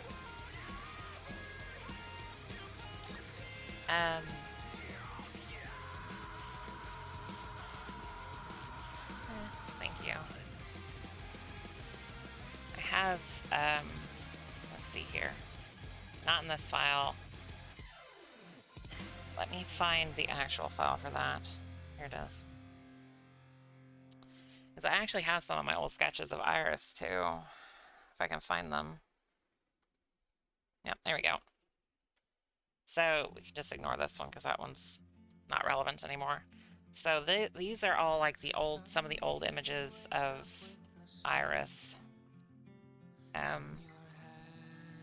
From back in the day. Like this was like 2013, I think. This was like 2014, 2015. This one's like 2015, I think. So Sketch 2. Sketch 2. What of these?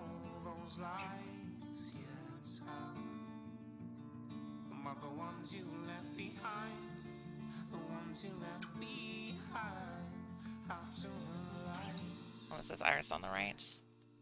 Ah. You feel like this one would take off the most then? Yeah. It's just none of these were drawn with any kind of reference material or anything like that. No, she does not work for the IRS. I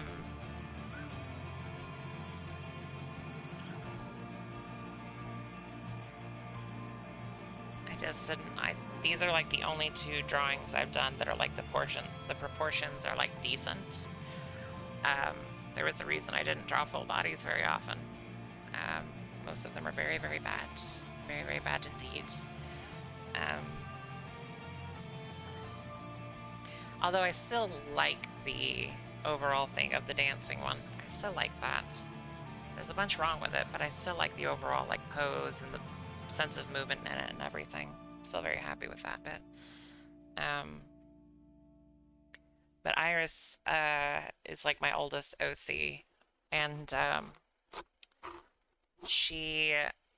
So from the trial before, it's the only word. Like, yeah, it is. It's just that I spent so many years fighting and hating myself and hating art, and I don't want to risk that coming back. I have been getting better. Don't get me wrong. Even without reference, I have been getting better, but that's like part of the thing is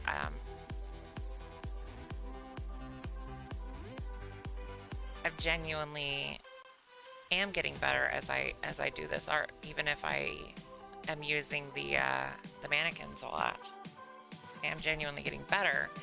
It's just not perfect. Anyway, this one was one that I drew like last week on paper, no references or anything. I was just like doodling.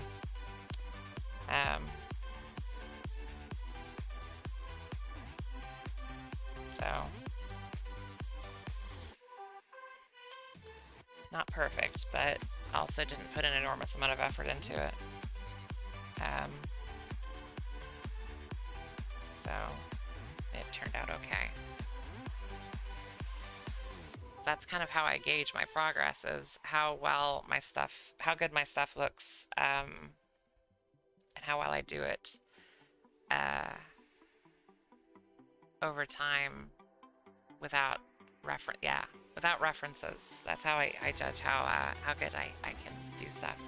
I just don't do it a lot. Like, the more I use the mannequins, the more I like naturally get the feel for proportions and stuff, and eventually I won't have to use them anymore because I will have a feel for where things are supposed to go. I'm not there fully yet. I'm getting there. I'm just not there fully. Yeah,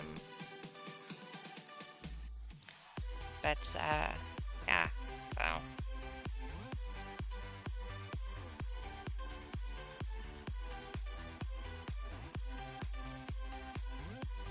Knowing how all the body relates to stuff, which I have a hard time remembering. I have memory issues, so I agree. I just have a hard time with memory issues, and also I legitimately don't draw the correct like heads tall size for anything.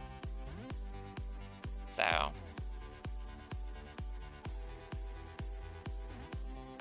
the reason I even did this sketch is because I had actually never drawn Beth from that angle. I had only ever drawn her from these angles, and I didn't actually know what her head looked like from this side. I didn't know what her hair would look like from this side.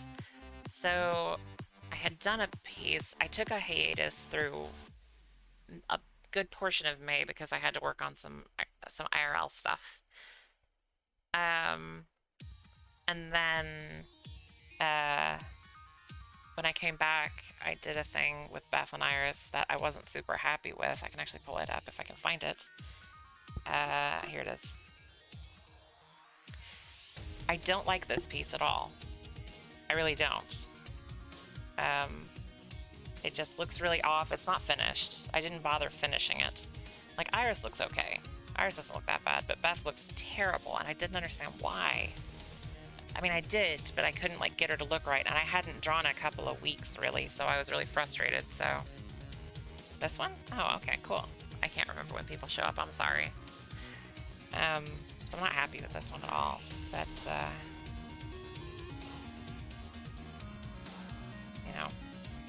So I was just like doodling with my pencil to try and like figure out more what she's supposed to look like from that angle, and I got a better idea.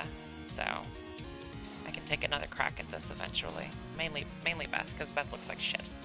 Also, this is basically the same thing as like Scene Trans 3, which is the other thing I've been working on lately.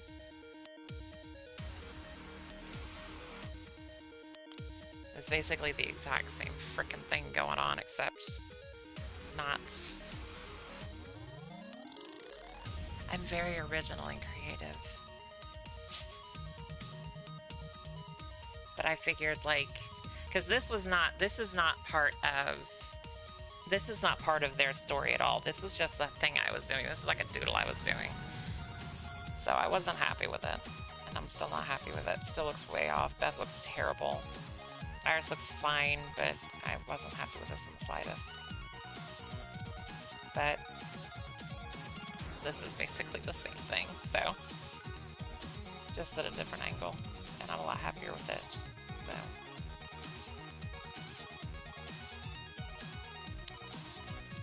this one ain't perfect though either. It's got a lot of problems too. But it's not done, so I can keep like, working on fixing some of them, figuring how to fix them. Anyway. So let me some of these things out a little bit. Let's close some of these emotes.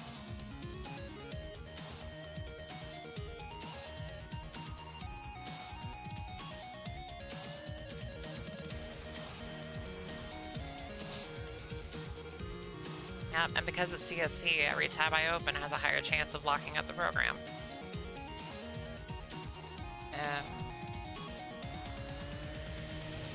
Hey Liz. Good morning. Guess you just woke up.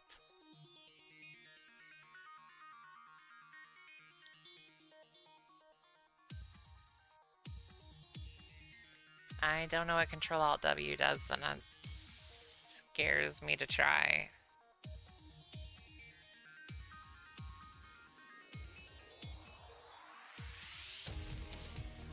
Oh, I don't want to close all the tabs. I just wanted to close the emote tabs. Oh, shit. I'm being very careful when I readjust now to not have my fingers in the lap desk.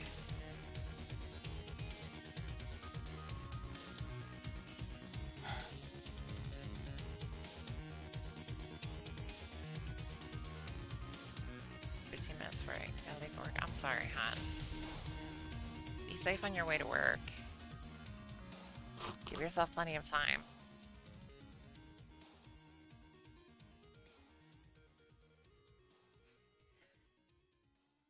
I'll tell like a beanbag in there so I can keep the pressure off.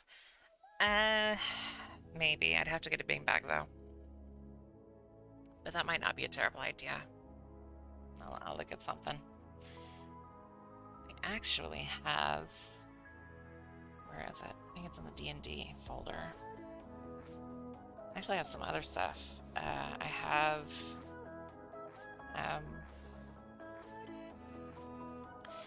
the design document for the Freen from the same project that Beth and Iris are from, which is super, super, super, super rough, but I was like trying to figure out how to draw the damn things.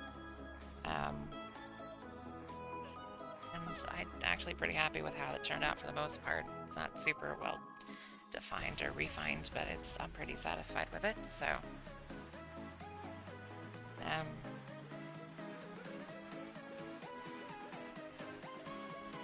pretty happy with it. And then had a dream a long time ago that I was a dragon lady in a fantasy setting. It was a really sad dream. It should have been really cool. It was really sad. And she is now like the D&D character in the D&D campaign that's eventually going to happen. And to try and pull some happiness into her character, like who she is and everything. I'm trying to play her up as more like kind of dumb, I guess. Just not very knowledgeable. But this is not my character. This is one of my mods. You play D&D, just character concepts. I know you haven't, Liz. I know. There's been a lot of shit going on. I have not played D&D. Right now, it's just the character that I have. I actually have 2 characters for D&D ready to go. Shay is my primary one. So I have her unless she dies. If she dies, I have a tiefling paladin that I haven't drawn. So when I play Dark Souls, and games like where I can do this, I play a shield tank. Preferably with like healing stuff, which aligns roughly with paladin, except I don't give a shit about like magic damage or holy damage or anything like that. It's just like raw damage and shield tank, and then like I like to have some healing stuff.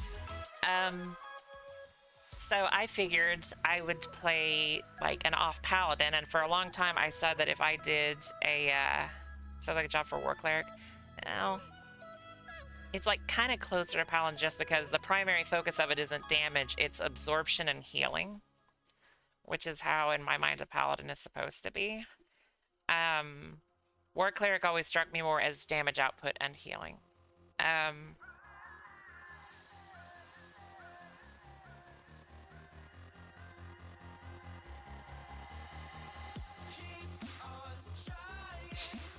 So every time I've played Dark Souls, I play the same character, basically. I always end up as a shield tank. My most recent run of Dark Souls 3, I started as a deprived, which I've never done before. I've always started as a knight. I've done really well. That character is called DeWall. My previous character was called The Wall. My character in Dark Souls 2 is called La Pared, which is, as from what I understand, Spanish for the wall. My Dark Souls 1 character is called, I think, Kabe, which is Japanese for the wall. So I just like take another language that sounds really cool, like where the wall sounds really cool, and I just use that as a character name. So for my D&D character, I was going to just basically do the same thing. I was going to play the wall, but as like a tiefling. So I start looking at other languages, and I come up with Russian.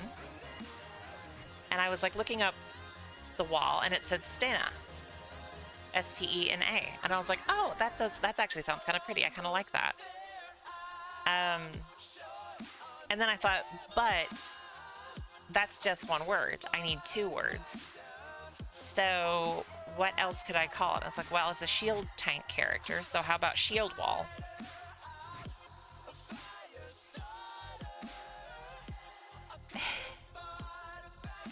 No, the ancient tiefling language Russian. I don't care about making it like align with the way the races and languages are supposed to be. I'm just gonna name it whatever I want. So I look up what shield wall is in Russian, and it's Shitstena, I think is how it's pronounced. It's shit stain. And I was like, no. And I went on Twitter and I was like, is anybody who speaks Russian, can anybody confirm if this character is actually going to be called shit stain? And Pearl, the comics girl, Pearl the trans girl, I don't remember what her tag is anymore, her handle, was like, yeah, no, it's shit stain.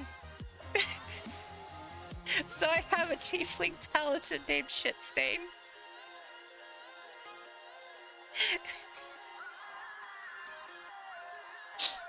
Which is terrible, because this one's just named Shay. The dragon lady's just named Shay. It's a great reason to have the name. What is your name? Shit stain. What do you mean? Well, in a foreign language, it means shield wall. Here's an article with stats. Okay, but in this language, it means shit stain. It means a stain of shit. I was so happy and disappointed at the same time when I found that out. This is to make it compatible Like, and that's reserved for the D&D character. That's not going to be a Dark Souls character, probably. in MS Paint. Final step, add 2 instances of shit. sausage fattener and 3 instances of OTT. in But MS Shay is a lot more important to me because in that dream, it was like a few months, I think. I don't know. Sense of time wasn't super great in the dream, but it was like a longer term in that dream. And it was like one of the clearest dreams I've had too, which my dreams are always kind of shitty. So it was, Dubstep we can make. she was just like this dragon. I was her. It was like, it's from her eyes. So like, I don't know exactly what she looked like because it was through her eyes. So, shit stain. I knew you were going to say that. I knew you were going to say that. So the dream was through Shay's eyes, so I don't have a super good feel of like how she looked because she didn't really look at herself in the dream, or I didn't look at myself in the dream, I guess. But she was just like this abandoned orphan How do I make dubstep? That's for leather trousers. Oh my god. next. Great, now I have to do that. Is what? Next. Here's an article with stats. I'm wearing my brown One. pants. Pilot FL Studio. So Version has a way warmer Shay is like was like an orphan, abandoned, dragon-born lady, dragon lady, and was just out in the woods, living on her own. And like Make your serum this group of adventurers like came across her, and they took her back to civilization. And instances of sausage fattener and 3 like they had found her because there was like a rumor in the local town that there was like a monster living in the woods, and they were interested, and they got a job to like rob the kingdom's, like the king's castle or something for like a specific thing. And so like she got taken along with that and like made very good friends with these people, like this group. And I don't think the actual heist itself was in the dream, but like immediately after, when they were like, people were like chasing her and stuff. And like, not to get too much into it, but basically every single one of the adventurers individually at like over time as they were fleeing, each one would like do something to try and slow down the guards chasing them and stuff, and the soldiers chasing them. And every single one of them died. And Shay kept trying to let it be her because this was the only family she'd ever known, and she loved them and cared. And she kept trying to volunteer herself to die and sacrifice herself so everybody else could get away, and they wouldn't let her. And it just kept happening. It was a very sad dream. I woke up feeling like I'd actually lost people, because I did in that dream, because I was her. It was a very cool dream. It was a very sad dream. It's one of the few times I've woken up crying, because I just had this ache like I had lost all these people, because I had known them for a while and I cared about them, and then they were gone, and it was my fault. And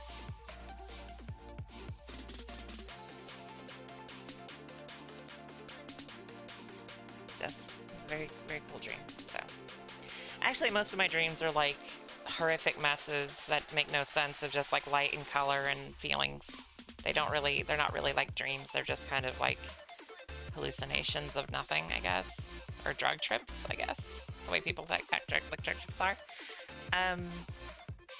My dreams usually suck. I was on progesterone when I had the Shay dream, so really insane or ultra, yeah, really insane is what usually mine are. I've only had a couple of like really clear dreams over time. The Shay one was like the most clear dream I've ever had. The dream that was the subject of Bittersweet. That was one where there were like clear scenes, but overall it wasn't like one steady thing. There were just like scenes that were very clear.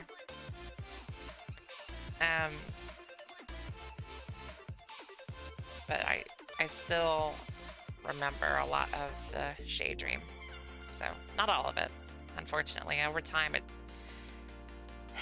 slowly disappears.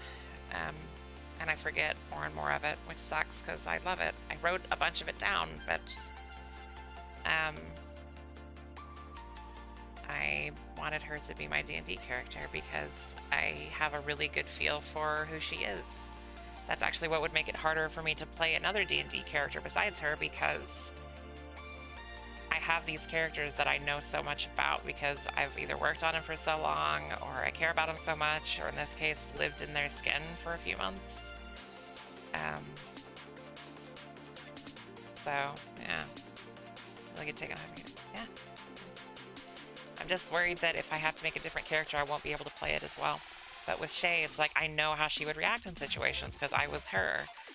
I know, like, her response on things because I was her. And, you know, in the D&D campaign, I plan on playing it up a little bit just to make her seem a little dumber, because her lack of information and knowledge about civilization in the dream didn't have much of an effect on anything.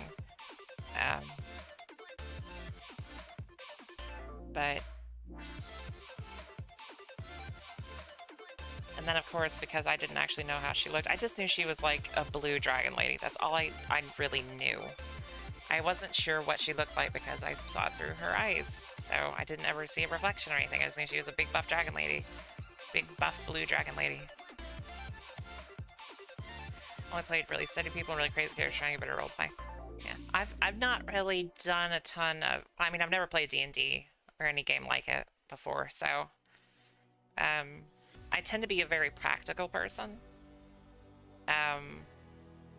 So, like, for example, in Animal Crossing, people have these beautiful, like, towns and stuff. I have all of my trees lined up in perfect rows because that's the most efficient way to harvest fruits.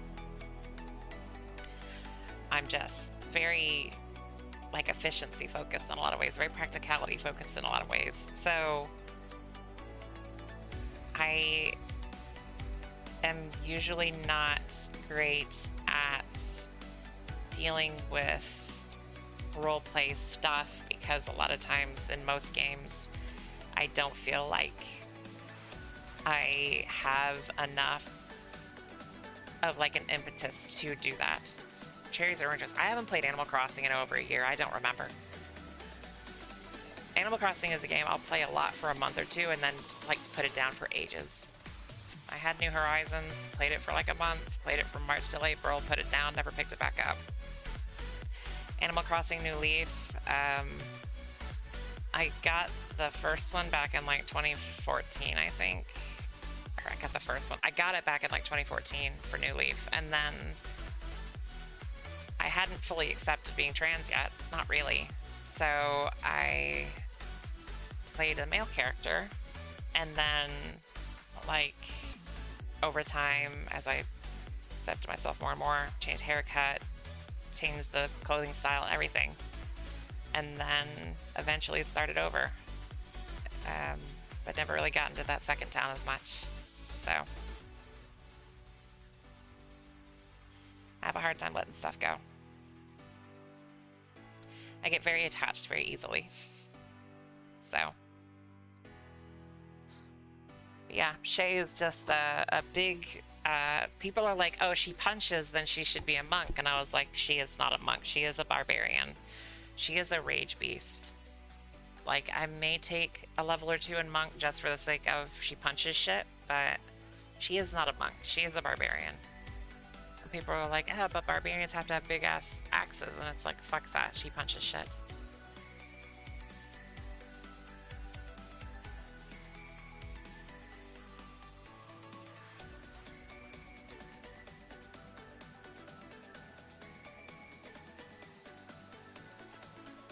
I actually have emotes for Shay as well. Very easy to make a character barbarian. What, because it's Rage Beast? Eh. Here is the original, this is the original artwork that I was trying to do, Shay, and I was super unhappy with it.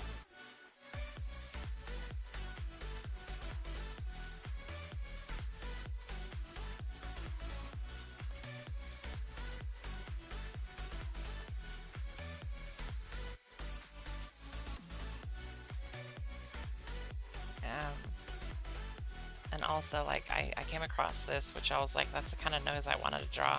I don't know who drew this. I don't know who drew this. I found it on Google Images as a reference. I don't know who drew it. I can't find it. I've tried desperately because I would love to follow the artists. I can't find them. As far as I can tell, it was just made for like a website that just sells stuff as wallpapers or whatever. But anyway, was super unhappy with it. Super unhappy with the art. So ended up giving up and then going to this.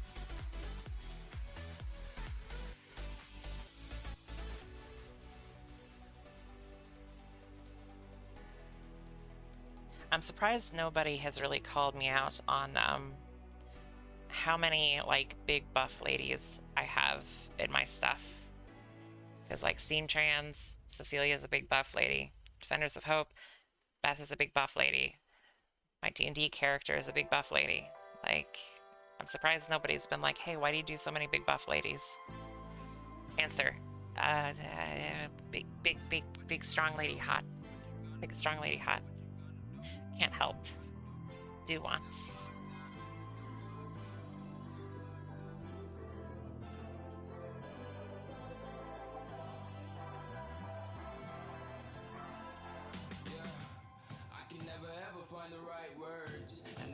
That's weird.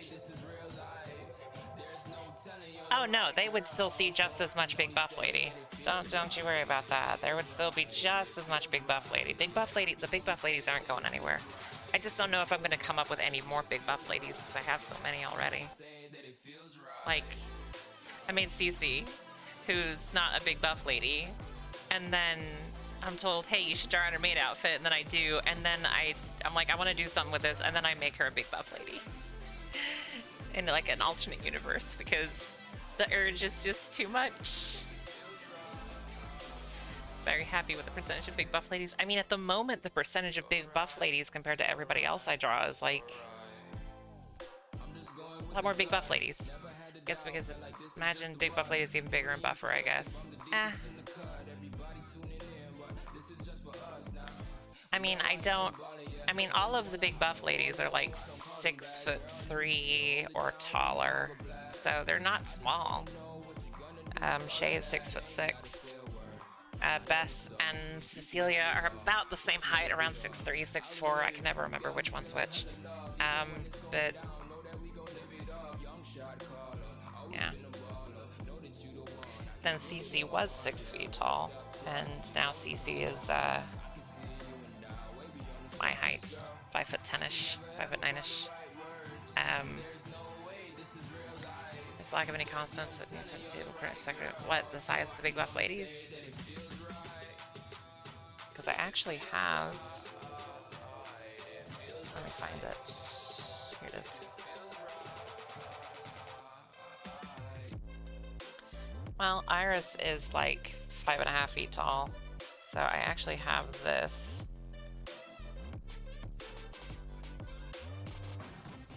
Which shows, hopefully, a little bit better their sizes compared to each other. Is this the reset pose? No, that's the reset pose.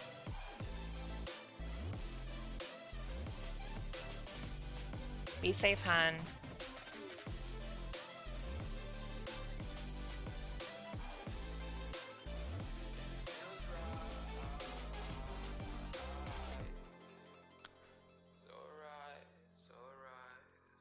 Change the perspective on this though, because it's a little weird looking.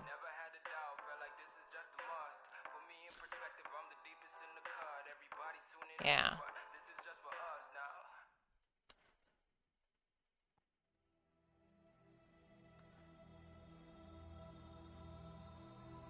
So like Iris is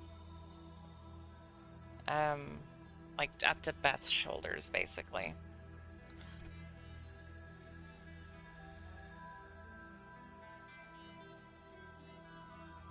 Big buff lady.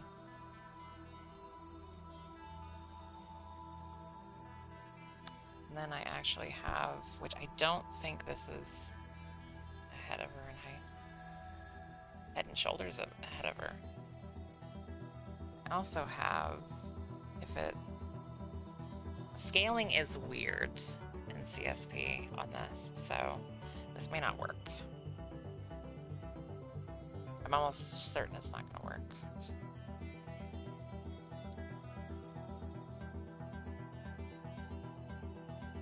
But I can make it approximate. So then like CC, oh god. And then CC. Nah, she's not that small. CC is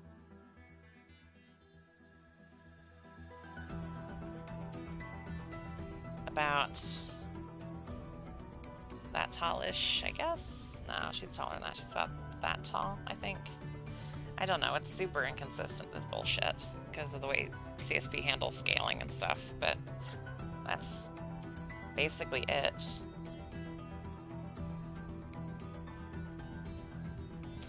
And Cecilia is effectively the same size as Beth, and then I don't think I have one for Shay. I don't have one for Shay, no. Okay. Shay would just be like a taller Beth. So.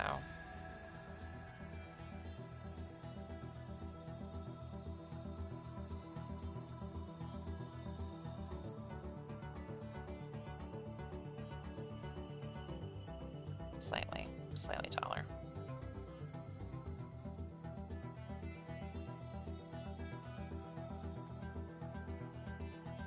Did I say Cecilia? I meant Shay. I don't know why I said Cecilia. I meant Shay. I don't know what's wrong with me.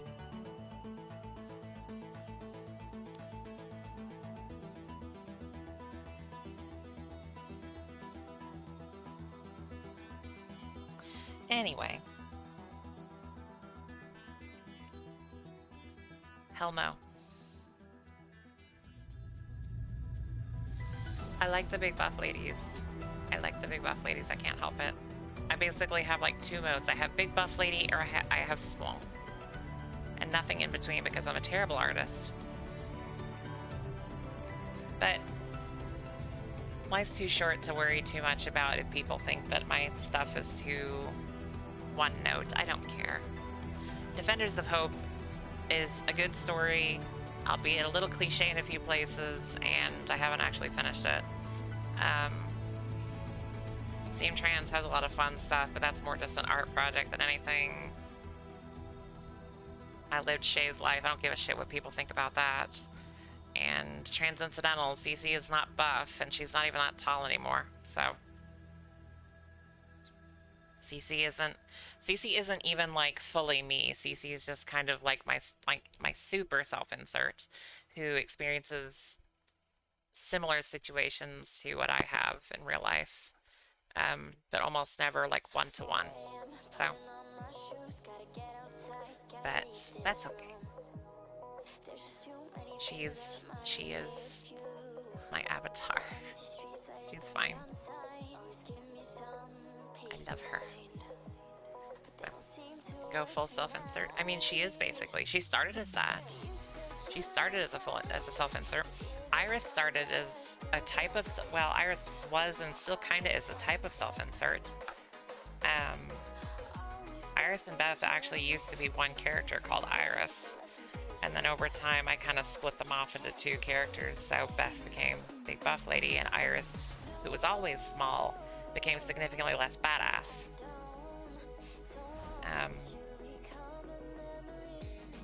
But I mean, CC is effectively my self-insert.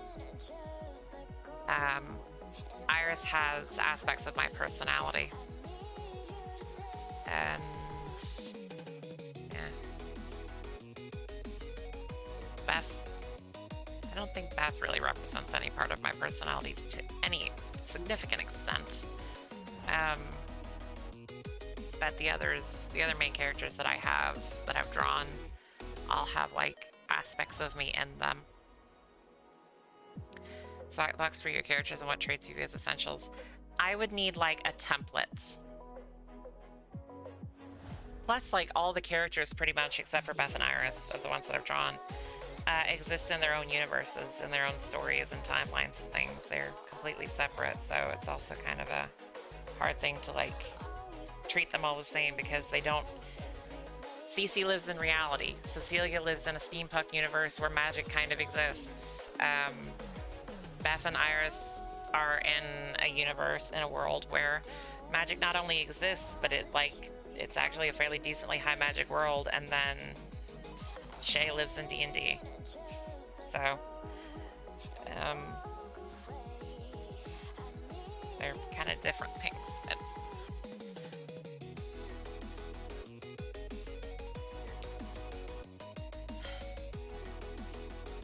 I actually tried to do stat block stuff before, though, for the Defenders of Hope characters, back before it was in its current iteration, so... Because I was actually considering trying to, like, turn it into a game using RPG Maker or something. Which I have abandoned because I have no interest in actually making a game. But I had, like, basic stat blocks out for them, so... But I actually really struggle to do stuff like that, like character sheets, stuff like I know I do better whenever people are like asking a certain question or something usually because I can answer them. But soundtrack for DOH, I used to come up with ideas for scenes based on certain songs. As far as me actually making music, nah, I'm not a musician. Like, I can kind of play guitar a very, very, very tiny amount. And by play guitar, I mean, like, there's two things. I used to be able to kind of play piano. I don't remember how to do that. I used to be able to play trombone. Don't know how to do that anymore either. So if you mean, like, me making music, nah, I'm not gonna do that. If you mean, like, assembling a playlist or something with music for it, yeah. But the problem is, I don't know. C, D, F, and G, you're like, I can't. Used to be able to play C, D. I think I still can play G on guitar. I don't remember how to play C. I think maybe I know how to play D. I don't know on F. Plus, I don't have a lot of strength in my fingers, so I can't really, like, push the strings down that well. I have some nice guitars. I still have them. Like, 3 of the 5 that I've owned. I just don't play. Because one of my guitars is actually a classic. It's a 1960s Teisco that spent 50 years or so in my grandpa's closet because he gave up trying to play it immediately after buying the damn thing in the 60s. And it's not worth much because it was like their student guitar, but it's still a very cool thing. And I restored it myself, which I didn't fully restore it, but I restored it myself for the most part. But I left some of like the tarnish on the chrome and stuff in place for appearance reasons. But it's just a cool old guitar. That's not that special, but it sounds good. Looks good, so. And then my other 2 guitars are like a cheap, super cheap electric and a super cheap acoustic, so. No, I don't plan on learning anymore, honestly. It doesn't matter to me. I am not a musician. I am an artist. And a streamer.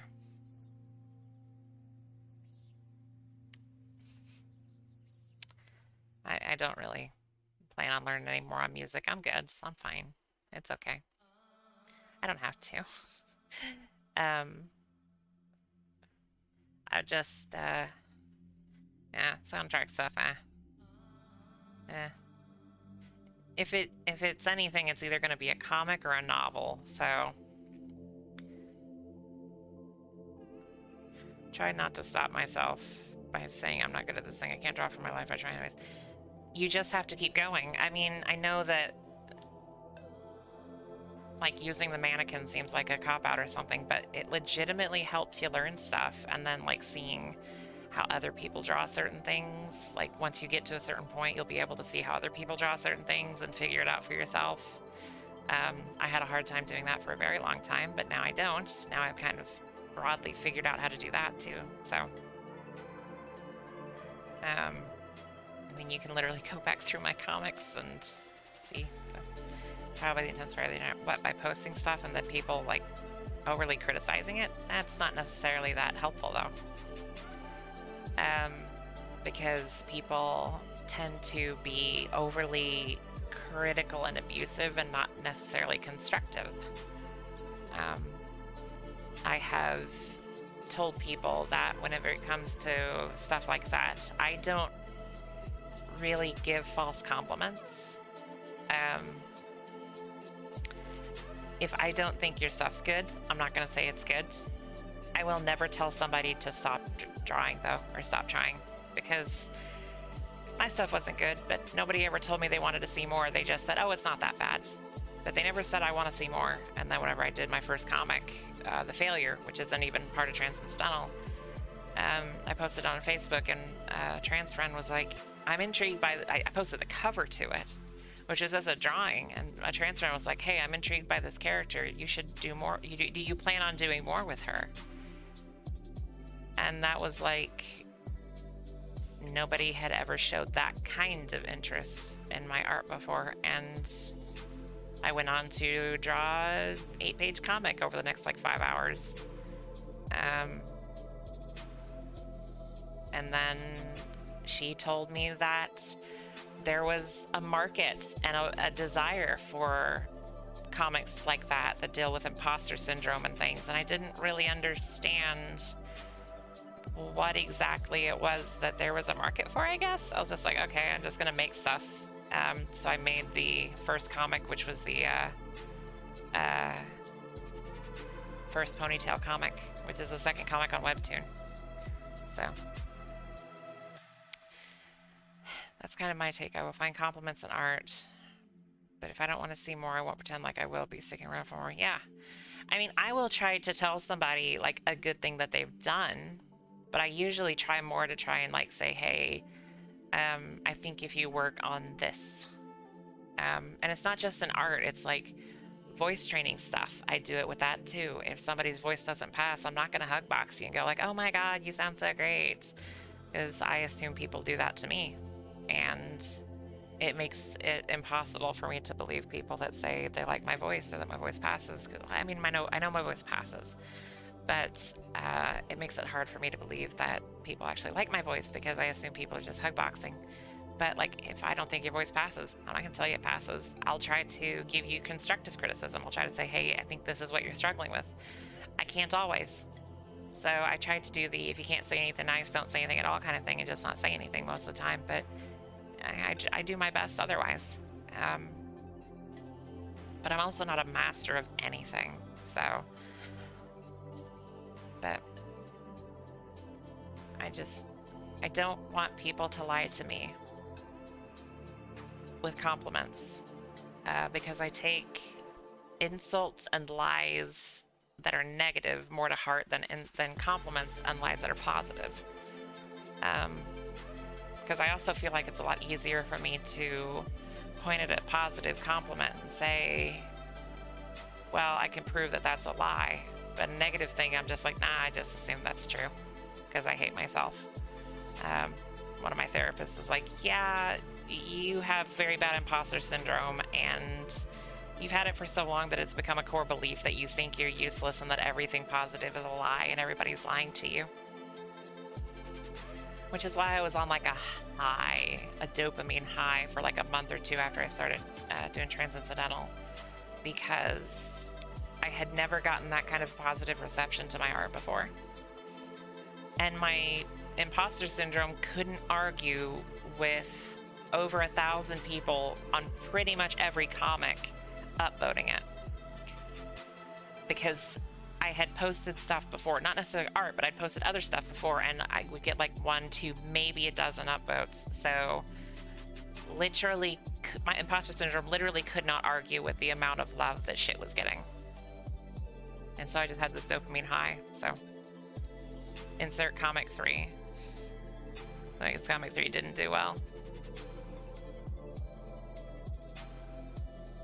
What was comic 3 even? I don't even remember what all the stuff was, but not all of them did super great.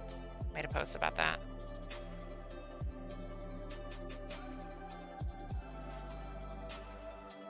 Made a post about what?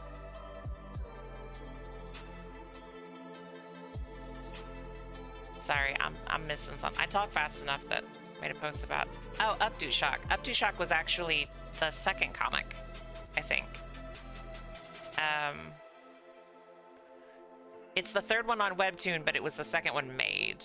Comic number 3, Updo Shock was the second one made because I made the ponytail one, posted it to Traw, went to bed, woke up with like 700, 800 upvotes, and one of my favorite trans artists following me on Reddit. And my reaction in that comic's actually pretty much what happened. The only difference is that I didn't do it at a computer. I was lying in bed, I checked my phone and saw all that, and then like threw my phone and backed up against the wall, just like repeating what the fuck, what the fuck, what the fuck, what the fuck, what the fuck, over and over and over again. So reaction's genuine. And the bedroom scene that I've drawn in the comics, like that's the way my bedroom is laid out. So that the wall where the trans flag is, which I don't have a trans flag, but it would go there if I did. Like the layout is correct. It's just that like colors and some features aren't correct, but the layout is correct. The window is there, the wall is there, the bed's up against the wall. Teddy bear on beds. Although Uzi does not look anything like he does in the comic. His jacket, because it's not a shirt, it's a jacket. Your room is like that, it's super clean. I mean, it wasn't, and it still kind of isn't. I just don't draw the clutter. Same thing with like where I draw, which is at the end of the newer comics, in the outro page. Basic layout, that's what it looks like. It's just a bit more complicated than that, and there's more stuff. Well, actually, since my roommate moved in, things have been moved around, so it's not 100% accurate anymore. Some of the stuff in the background is different now, but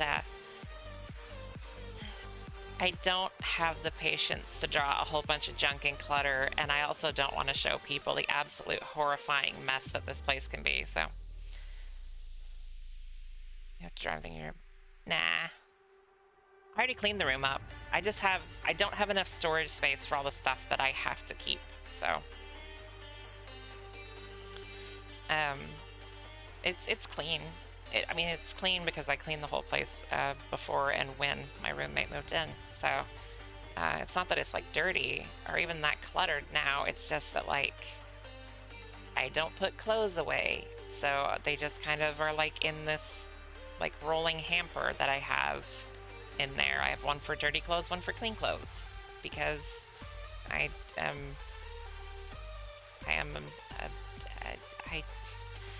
don't put things away. ADHD is really good. Better than mine. I have 23-year-old computers under my bed that I've got from a dumpster. Oh my god. If you're getting computers from a dumpster, please make sure you're emptying them of any kind of bugs first. Because, like, roaches love computers.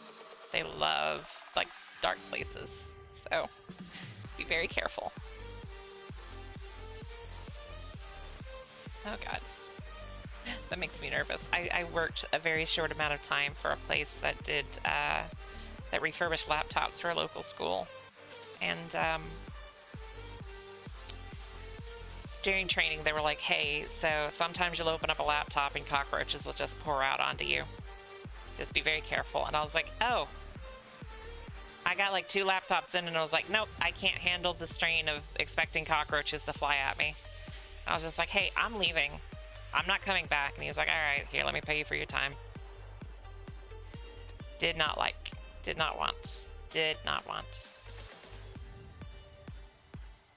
Ah. I would assume they probably didn't if you got them from a dumpster, unless it was like a school. Because a lot of times schools will like throw shit away that's still perfectly fine. They're just like upgrading or something. I don't know. Did accept the hard drives, but that's to be expected. Unless the hard drive's completely borked. I have a couple of old desktops, old towers here that aren't being used. My roommate has an old one. I have our old one. My old one is mainly for like part storage because with the exception of the RAM and the motherboard and the processor, everything is fully compatible. So I just kind of have it as part storage for stuff that comes off of the current rig that I'm not using. I just install it on the old one. Part of the idea is that because the old one still has the processor, motherboard, and RAM in it, all I have to do is throw the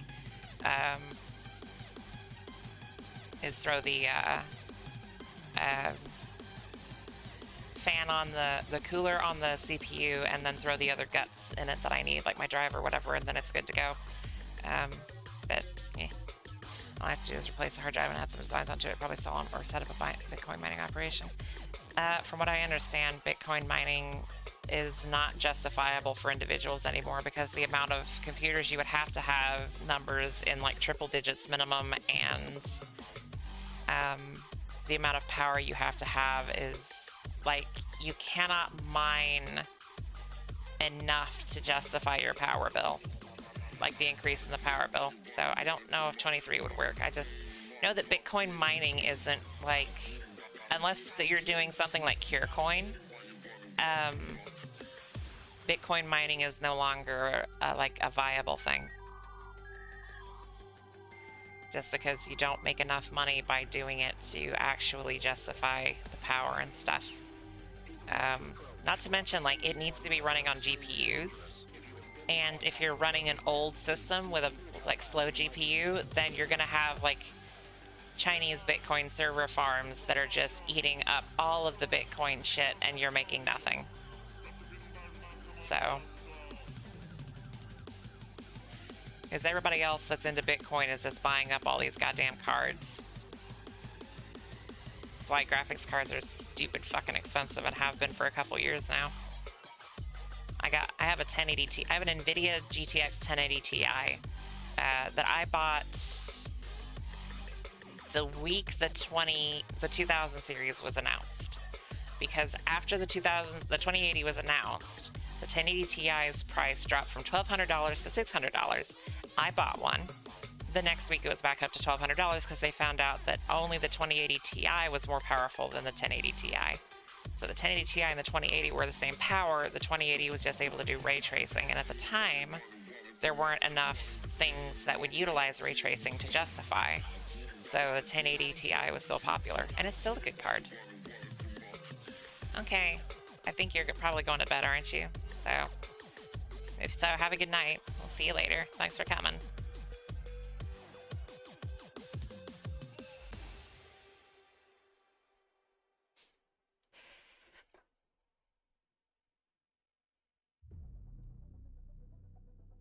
I know I said I wanted to stream, but my fingers are still hurting, and I keep yawning now.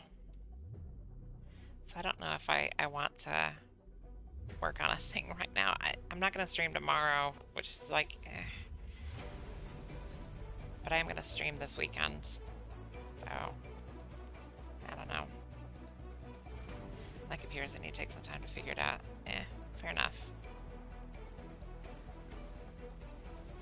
I built my own. I've built my own since 2016. I've had 2 rigs. In 2016, early 2016, I built my first rig that I built because I'd been using an old gaming laptop for a while. So I built it very cheaply. I built it on a budget of like $500, $600 for a gaming computer, and it worked really well. I actually was able to run Star Citizen on it, which is impressive. But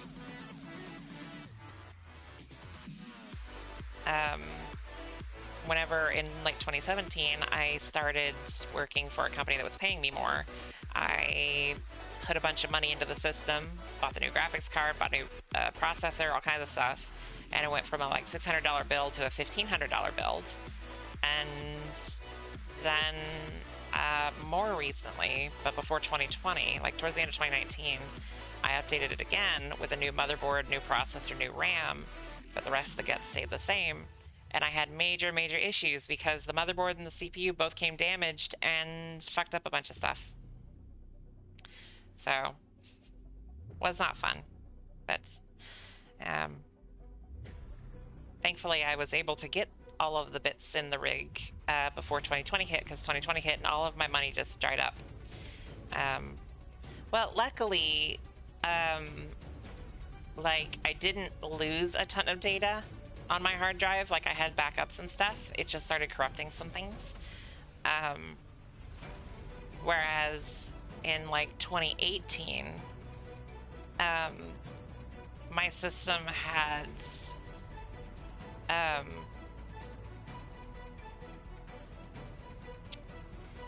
upgraded to Windows 10 from Windows 7. Hang on, I have to clear my throat. I upgraded from Windows 7 to Windows 10, and I started having issues. And I couldn't downgrade because I would lose all my files. And I tried to make backups, and I did make backups. And then my computer just died. The hard drive was fully corrupted and would not come back. Didn't know what caused it. Found out later, whenever I got like stuff back online, that because I started having crashes again. And I realized it was because the BIOS on my motherboard was older than Windows 10. It was from 2014, I think. And I was like, oh shit, that's fucked. And apparently they had updated the BIOS twice since Windows 10 came out, but I hadn't actually run the update. I was told not to touch it by the person that like taught me how to do this shit. I was told not to touch it unless there was an issue. So I didn't. I just left it alone. And that caused it to like corrupt and destroy everything. And my solid state was still under warranty, barely. So I sent it to Samsung, and they basically just like put it in one of their machines, wiped it, cleaned it, and sent it back. And we're like, there you go, and free of charge, which was awesome. I put that solid state in my laptop because I'd already bought a new solid state for my main computer. And then upgrade the whole thing, you know, next year, in 2019. Start having problems because the motherboard and processor are fucked. And it takes a while to realize that. But the only thing I back up is art and log data. I mean, I only back up files that I have to keep. Like old media stuff that there's no way I'm going to get it back because it was from my life, not from like other places. My work files for my other job, my design job. And oh god, sorry, and my art. But I have everything set up to back up weekly on Friday onto my backup drive, my external backup drive. I have a 4 terabyte external drive that my whole system backs up to weekly. And then I also have a Google Drive. I pay for a Google Drive subscription. So I have all of my work and art files backed up to Google Drive constantly, except when I'm working in Adobe, because for some ungodly reason, Adobe products do not work well with Google Backup and Sync. And I don't know why.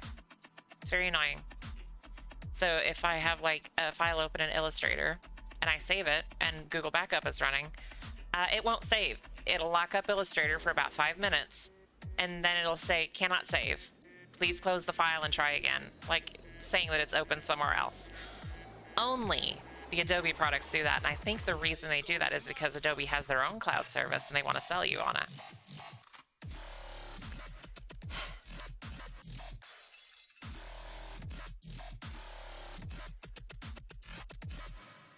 Well, I do design work, like professional design work, so I can't do that. I have to like have the full thing saved a particular way. It's clumsy. It's stupid. The issue is with Adobe, I think, not anybody else, because no other programs have an issue with Google Backup and Sync. I have had multiple like other programs try to work with it. GIMP, which I use for some specialty things because Photoshop can't do it. GIMP has never had an issue. CSP has never had an issue. I have Fire Alpaca, never had an issue. Paint Tool Sai, I have an old version, but never had an issue with it. Manga Studio EX5, I think is what I had. Never had a problem with it either. Just Adobe. Hello, Rambo. Welcome to the stream. But yeah, I don't know. Adobe sucks. Fuck Adobe.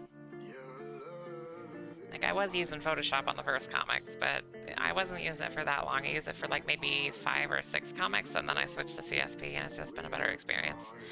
Even though CSP has a ton of its own issues. It has that stupid like lockup thing that it does very frequently on bigger files. There's a bunch of issues, but it's the best program I have or have seen that does the things I want and need it to do. I just wish it was more efficient with the resources that it has, because this isn't a wimpy computer. I have an i7, I have it liquid cooled, I have 32 gigs of high-speed RAM, I have a 1080 Ti, which granted isn't the best GPU out there, but it's still plenty for this. I have twin solid states, one for a scratch disk and game stuff, and one for programs. I have plenty of power for it. And CSP still lags like crazy on anything bigger than about 20 megabytes. Absolutely ridiculous.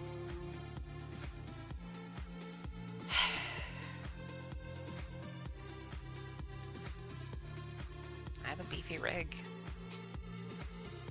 My old rig is basically the same thing because it shares a bunch of the guts. The difference is that the RAM is slower and DDR3 instead of DDR4. The motherboard is slower because it's a Gen 4 motherboard, and of course the processor is a slower i7. The i5 I had in this rig is actually as fast as the i7 in the old rig, except whenever it needs all threads. So I mean, yeah, I've had beefy PCs for a bit because of all the stuff I do. Like I right now I have Pretzel's desktop app running. I have VMagic Mirror for my VTube stuff running. I have CSP open. I have Chrome open with music for me that's not playing through the stream. I have Streamlabs OBS running. I have Discord open. And I have like 3 File Explorer windows open, and my computer is using 30% of its RAM, 30% of its CPU, 6% of the GPU. And the only reason it's using that much of the GPU is because Chrome is running. So, beefy PC.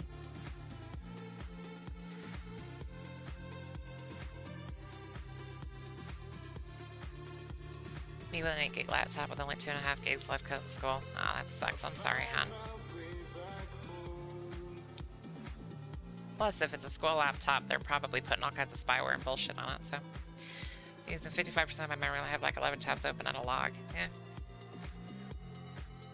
I need to upgrade mine, actually, because on bigger files for my design job, I thought for a long time Illustrator just wouldn't use more than about 3 or 4 gigs of RAM whenever it had all of this RAM to eat. Turns out, no, it does. It's just that Task Manager doesn't show it, but Resource Monitor does. So I opened Resource Monitor whenever it was like really struggling, and it was using 100% of the RAM, and it was using an enormous amount of the scratch disk as well. It was using all 32 gigs of RAM. Well, to be fair, Illustrator was using 28 gigs. The rest of the system was using 4, and then it was using something like another 30 gigs of the scratch disk. Just enormous files. So, yeah. It's a home laptop. They refused to give me a school laptop. Ah, I'm sorry.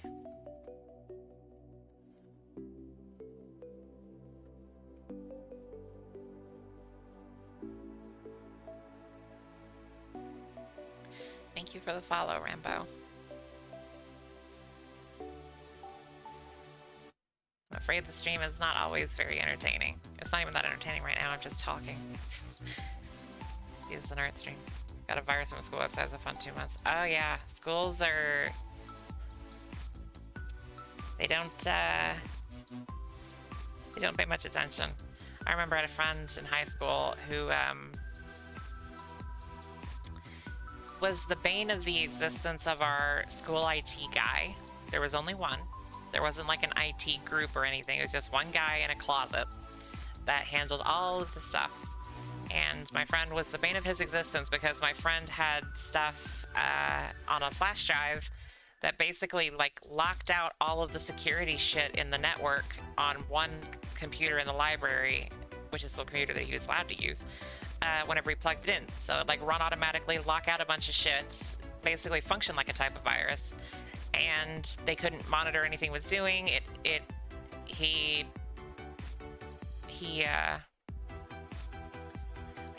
would surf and like look whatever he wanted up on the internet. He would play games on the computer. He didn't give a shit. And finally, like, the IT guy was like, okay, look, I'm impressed that you have that. Don't fucking run it, because like that's a virus. You're damaging school property by doing that. He was like, I'm not damaging anything. I just don't want you watching what I'm doing. He was like, okay, but still, stop. He's like, do you even understand how flimsy our network is? My friend was like, how flimsy? So he takes him to the thing. Everything was running through like a very old like switch or router or something. I don't know. I'm not into networking. I don't know anything about networking, but it was like running through very old equipment that was basically from like the mid to late 90s. And all of the school ran on that. And the IT guy was like, yeah, that's why. It fucks with it.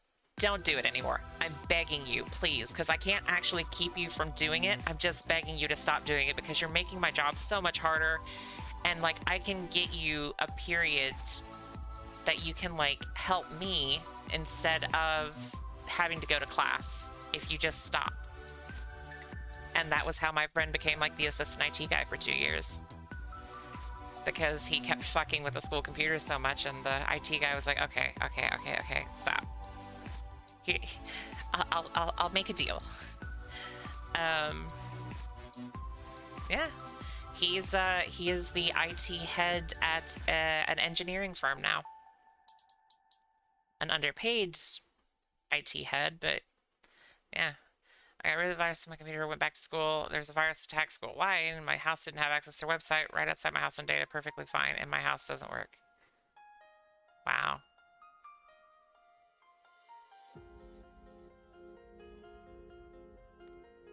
So did they blame you?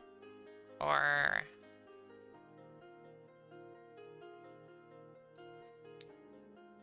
not verbally? Ah.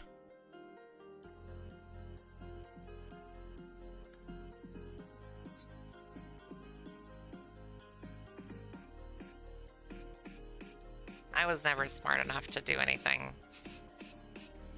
in school because, like, I never understood networking. Still don't, so. I mean, I can work on computers. I once screwed up my laptop on accident during, like, a failed system update or something.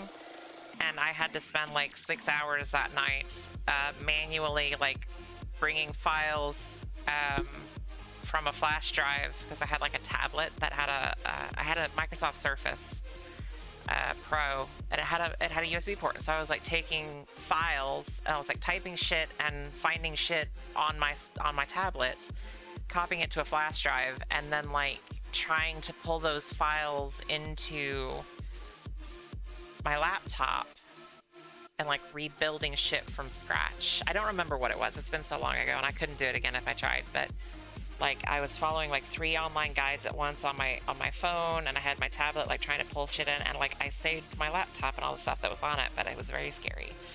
I don't remember what I did. I really don't remember what I did. I just remember I was doing stuff like that, but I was in panic mode. I was just running on like adrenaline and at the time Mountain Dew.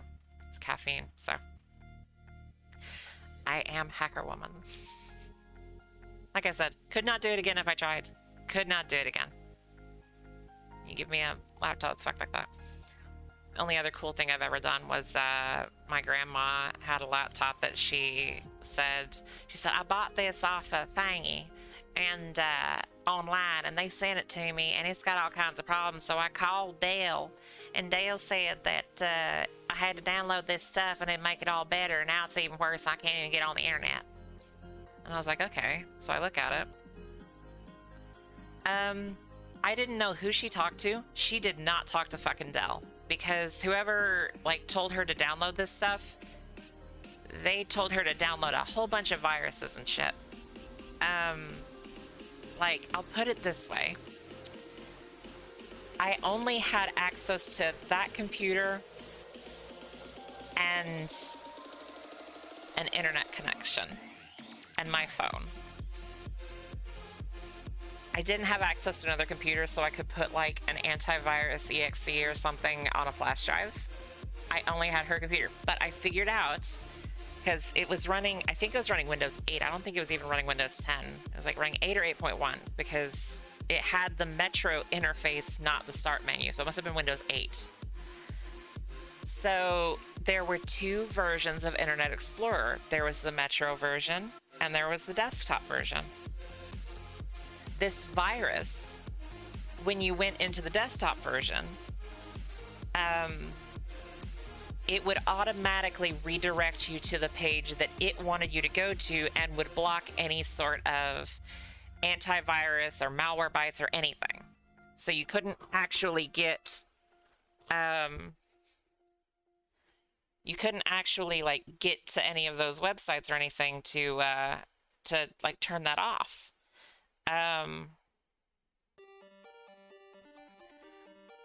But I found out by accident that by using the Metro version of Internet Explorer, I could go to one site, one URL, before it noticed and started redirecting. I would have to go into the internet settings every time, and I don't remember what it was. I was like, or maybe I was like flushing the DNS. I don't remember what I was. I was doing something that would reset it and give me one URL. If I typed in anything else after that one, then it would redirect me back to where they wanted me to be. So it took me a very long time to do it, but I managed to get Avast and Malwarebytes downloaded. And whenever I ran it, Malwarebytes found something like 10,000 instances of malware on this system. I had never seen so much. Like, it was like every single fucking Trojan on the internet had been shoved right into this computer. And this thing ran on a Celeron processor. Like, of course it didn't work. Because I was fighting the computer too, because every single time I had to like click something, it was lagging like by 2 minutes. It took hours to do this. But I got it fixed. I got it cleaned up and I gave it back to her and I said, you've also lost no files. Next time you have issues, don't call whatever that number was. She gave me the number that she called and I looked it up and that number didn't exist. I couldn't find any records of it. It was weird. I never called them. I probably should have, but I never called them. I remember the time I schooled on the internet for a month because someone busted a water pipe and the water went straight through a hole in the wall that had cables. My teacher took off like 76% of my grade. We're not doing the work because you missed the work. I want to slap the hell out of her. Yeah, I would call bullshit on that. I would call bullshit on that. I would have gone to like a higher up, like principal or some shit, and been like, hey, I disagree with this wildly because, yeah. Smart bug. It was a very smart bug. But not quite smart enough because Windows 8 was so shitty that it actually made it where I could fix the damn thing. If Windows 8, if it had been any other version of Windows, I would have been fucked. Because every browser was affected except for Metro Internet Explorer, which was affected, but not quite as bad. It was very weird. And I like stumbled across the thing by accident because like I accidentally opened the Metro version of Internet Explorer and it took me to a thing and then I tried to go to another thing and it was like, oh, well, no, you're going back to the virus site now. It was very weird. Very, very weird. That computer setup helped you break a virus. Oh yeah, no, it was hilarious. It was a shitty, shitty little thing. It was like 4 gigs of RAM, a Celeron processor, 250 gig hard drive. But I did fix it. It wasn't just one virus, it was a bunch of shit. Like, Avast couldn't handle all of it, Malwarebytes couldn't handle all of it, but like, oh yeah, no, if it weren't for the fact that it was like my grandma and I saw it as a challenge, like, I probably would have just handed it back to just like, throw it away, get something new. Or let's get you a new hard drive, you know. But I fixed it. Like, I managed to get the virus contained enough that I could run some of my heavier duty, like I could download and run some of my heavier duty cleaning programs. And then it was squeaky clean and it ran fine. I mean, it wasn't fast, it was still a Celeron, but it was a lot better than it had been. So she was happy with it. And then like a year later, she stopped using it because the reason she bought it, she didn't need it for anymore. So it just sits gathering dust now. And she only used it probably a dozen times after I worked on it. But hey, it's a cool story. That's what matters. I have a cool story. And I feel special. No, I don't want that fucking thing. You kidding me? I have too much shit junk as it is. I don't need that fucking laptop taking up more space. Oh, here's a cool story. You know, here's the laptop that works just fine as proof. I don't care. I have the story. The story's all that matters. But I'm not good at computers. I just figured it out. Able to jailbreak a school computer once. I don't have a hard. Sometimes you can just stumble into like learning how to do some things. Like, I used to do a lot of rooting on Android and installing custom firmware and stuff, and I had no idea what I was doing 90% of the time. I just kind of stumbled through it and managed to never break a phone. Well, that's not strictly true. I kind of broke one. But I fixed it, so. You had to open the inspect window and change one value to true in the code. Ah.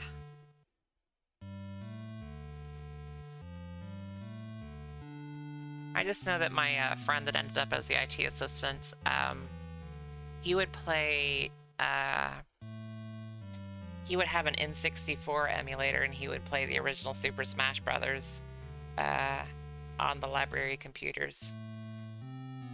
And had a macro or some shit set up on his keyboard, on the keyboard at the same time, so that if the librarian came over to see what he was doing, it would just like flick automatically to some like bullshit pre-made document. It'll take the restrictions, just put a thing that showed ads every 30 minutes. Oh my god.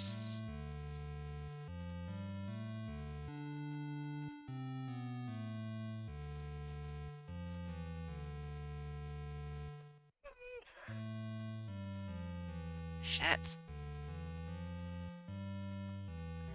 I've been live for 4 hours. I got the one comic finished art-wise, so at least I got that. I got a lot of code breaking if I cared to do anything else but work.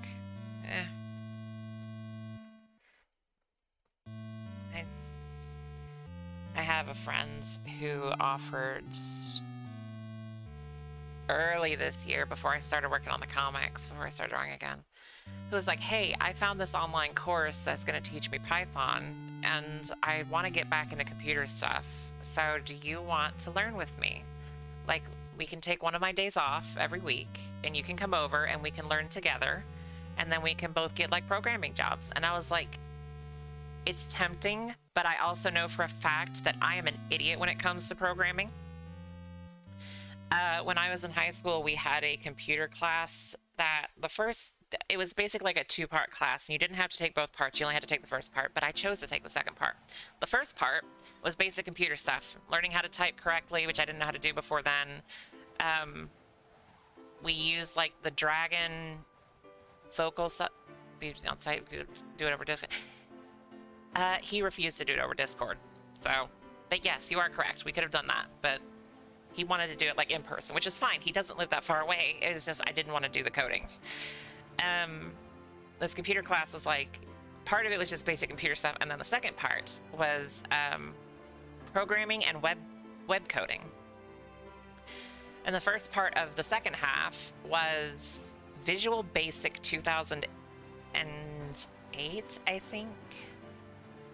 Um, maybe not. I don't remember. It was Visual Basic something.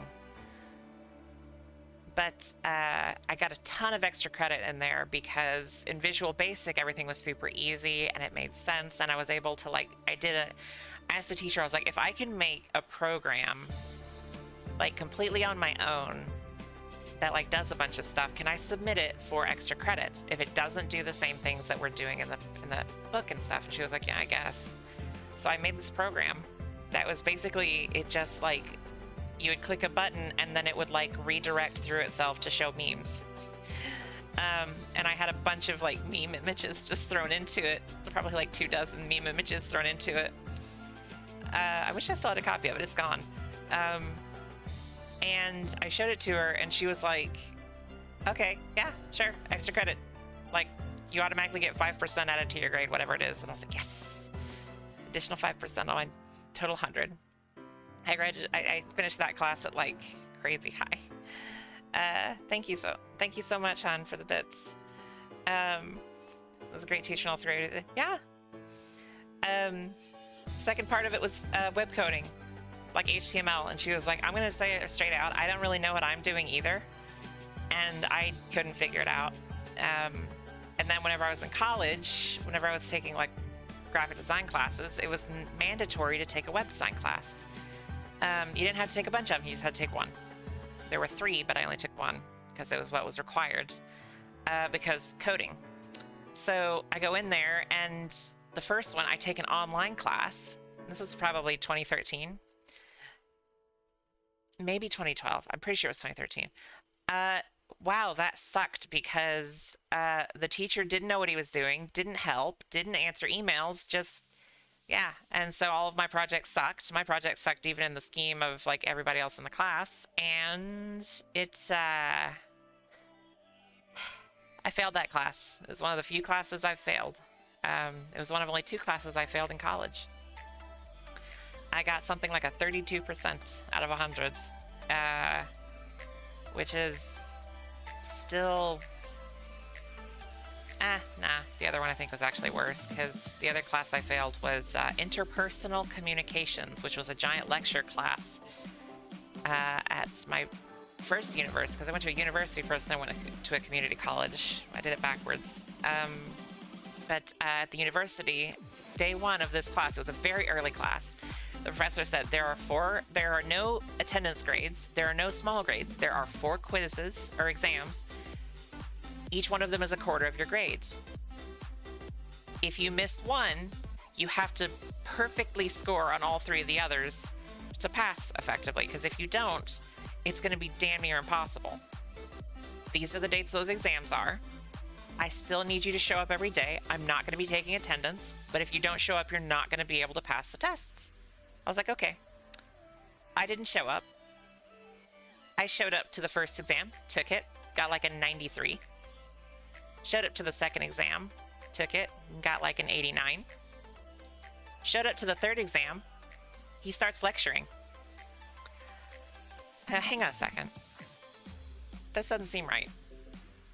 And I lean over to the person next to me and I was like, hey, isn't there supposed to be an exam today? And the guy next to me, like, leans back and a big old smile and he goes, you don't show up to class, do you? And I was like, no, why? He was like, that was the trick one. He lied on one of the dates. Told you all 4 of the dates in advance. 3 of them are not correct. And you would only know that if you actually came. You're supposed to be here every day. You weren't. You missed. I talked to the professor. The professor told me the exact same thing. I failed that class because I only got like a 70 on the last quiz, the last exam. So I failed. And then I had to take that class again at the community college, which I did much better in that. I think I like finished that one with a high B. But the teacher in there was also a lot better. So, but the web design class that I initially took at my community college, all online, all shit, and I got a horrible, horrible score. And then I had to take it again. So I took it again, actually in person this time, because I guess I couldn't handle the online class. So I took it again, and had a better teacher who was I was actually friends with this guy already because I picked up the programs for graphic design, like mainly Adobe Illustrator, really, really quickly. This always give me a moment. Oh goodness. You don't have to waste them on me. I mean, I know I'm a waste, but you don't have to waste them on me. So I hung out in the computer lab a lot, like the working lab with the printer and stuff, and all of the cutting boards and things, because we had to do some physical stuff. Thank you, hon.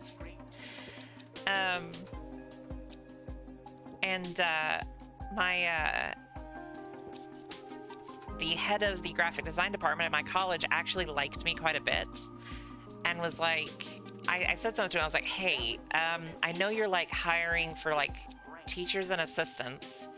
I would like to be like a teaching assistant for the lab because I know more about Illustrator than like even some of the teachers do. You are not a waste. You are not a waste. You are absolutely not a waste. But I was like, I want to be like the lab assistant. I want to be like in charge of the lab. He was like, yeah, no problem. And then it turned out I couldn't be because they actually didn't have enough budget for that. They only had enough budget for teachers. So lab assistants were not a thing. Or lab monitors, whatever, didn't matter. So you're not a waste. None of you are wastes. Everyone is valid except me.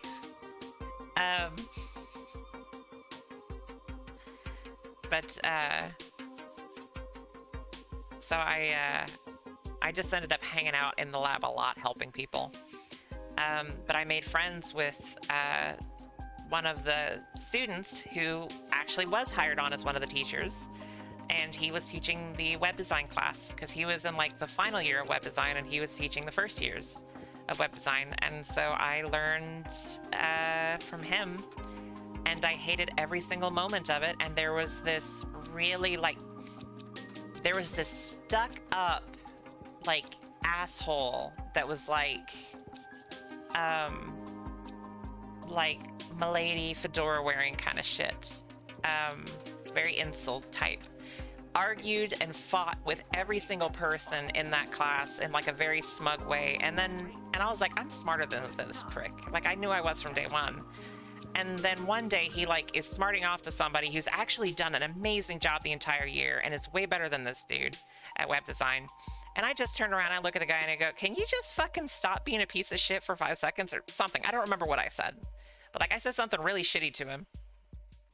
And he stared at me like I had just murdered someone in front of him. Like he was in complete and utter shock that someone would dare speak to him that way. I was like, you're so negative. You insult everybody's work, no matter what. Even if you're trying to do it in a funny way, it's not funny, it's just mean. Just shut the fuck up. He actually stopped. It was very weird. But back then I was also a lot more loud, a lot more sarcastic. So, call yourself a waste of, I call myself a waste of a human being. You're not a waste of a human being. You're not. I am not familiar with that term. I'm gonna look it up though.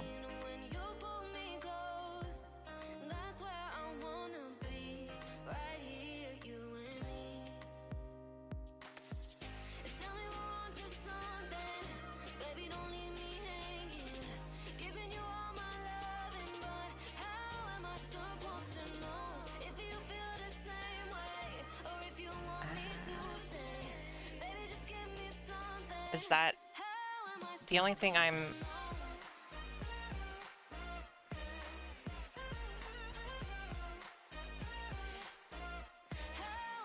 the things that I'm finding are saying that it's like someone who has like a truck that blasts music. Is that correct?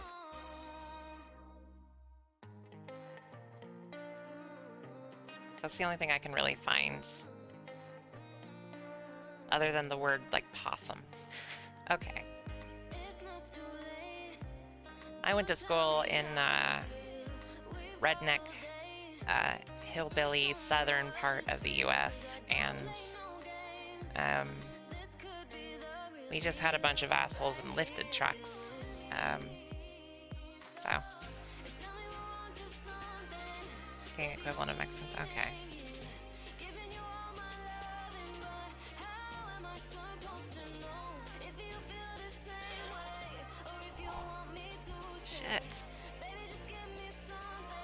I may need to wrap up the stream soon. I keep yawning, and I have to drive later and go pick up someone and then take them to get their second COVID shot.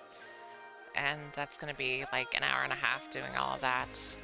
So I'm just kind of, I can teach some Mexican. I actually do have a Mexican friend who has offered to teach me some terms and language. I don't have a head for language.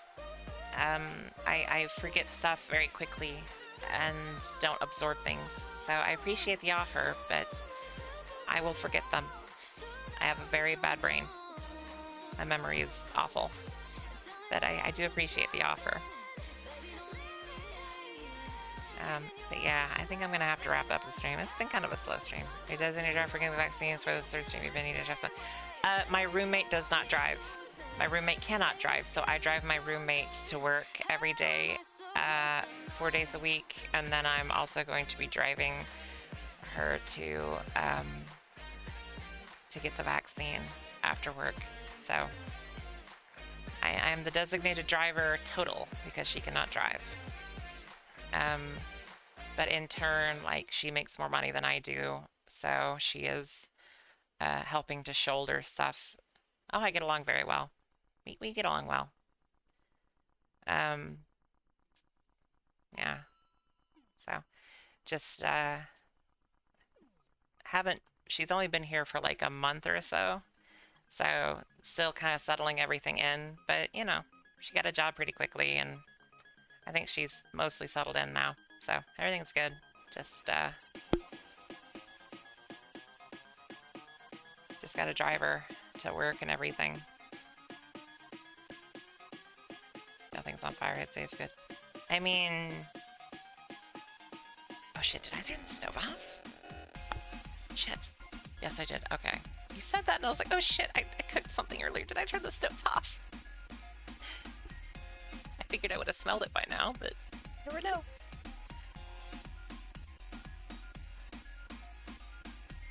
I remember one time I told my mom I was baking something, and I was very tired, and I took it out. I hung up with her. I took it out of the oven, let it cool, put it away, went to bed, woke up at 2 a.m., somebody beating on my door and screaming, "Police, open up." I roll out of bed, throw pants on, go to the door. That was a few years ago. Go to the door, and there's two cops there. One of them like shines his flashlight right in my face, so I can't see anything. And I'm like, what's going on? And he's like, "Are you so-and-so?" "Yeah." "Is your oven running? Is your oven on?" And I had literally just woken up out of a very sound sleep. I couldn't process what I'd just been asked. I thought I was being asked if my refrigerator was running. I thought I was being pranked. And I was like, what? No, it's not. Oh, shit. Your mother's been calling us for the last 2 hours trying to get us to do a welfare check on you because she thinks you fell asleep with the oven on. No. The oven is not on. Thanks. You need to call your mom. I know. I'm going to. I'm pissed. They leave. I call my mom. I check my phone. My phone is set up to have Do Not Disturb automatically turn on at a certain time and then automatically turn off at a certain time because I don't want people waking me up. There's no call that I can get really that's going to be emergency enough that I can't sleep. There just isn't. My mother called me over 100 times. No, I can't put in an exclude function for my mom because my mom will call me in the middle of the night. Because my mom, much like me, is very forgetful, but she doesn't have much respect for other people's schedules. So she would just call me at 2 a.m. and go, "Oh, hey, I have a question." And it's like, okay. And it's like, what color of this do you like? And I was like, and it's like, okay, that's not a question you call somebody at 2 a.m. and fucking ask when they're asleep. So no exclusions. Yes, over 100 times in an hour. She was calling she was calling like twice every minute because she wasn't getting through. So she would call, hang up, call, hang up, call, hang up. And she started crying whenever I called her. I was like, why did you call the police? She said, I thought you fell asleep with something in the oven and I thought your house was going to burn down and you were going to die. And I called you a bunch of times and you wouldn't answer your phone and I was really concerned and you wouldn't answer your phone. So I called the police and they got mad at me. And luckily we both have unlimited minutes, but unlimited talk. But yeah. Yeah, it was not good. It was not good. Really just fucking pissed me off. And I was like, don't do it again. I thought you were... I was not asleep. I took it out. Just don't do that again. Assume I'll be fine. Even if the oven was on overnight, chances of it actually catching on fire were very low. Fucking hell. Anyway. I'm glad that I wasn't awake, probably. At least she's concerned, not better dead. I mean, she's kind of the only person in my family that would be concerned enough to make sure that I was not dead. But my ex used to, because we would fight a lot, and what she would do is she would just call me or text me over and over and over many times every minute to scream at me or to be mad at me in some way. To the point that I developed a panic response to my phone going off for any reason. So if my phone rung, panic. If my phone text sound went off, panic. And changing the sound for a long time didn't help. I would just panic because it was every time it rang, there was like a 90% chance it was her. And if it was her, there was a 99% chance she was pissed. And that was for a couple years. So, eventually, though, I changed my ringtone to All Might, and I changed my notification sound to the ping of the M1 Garand, or M1 Garand rifle, and it's a lot better now. Because I can't be afraid if I hear All Might, and yeah, so. I guess it's because I have like other associations for those sounds or for that voice too. So it's not only the association of what it is. So it works. And then my alarm tone's just, You do the same what? Change your ringtone to All Might? Because it's a good ringtone.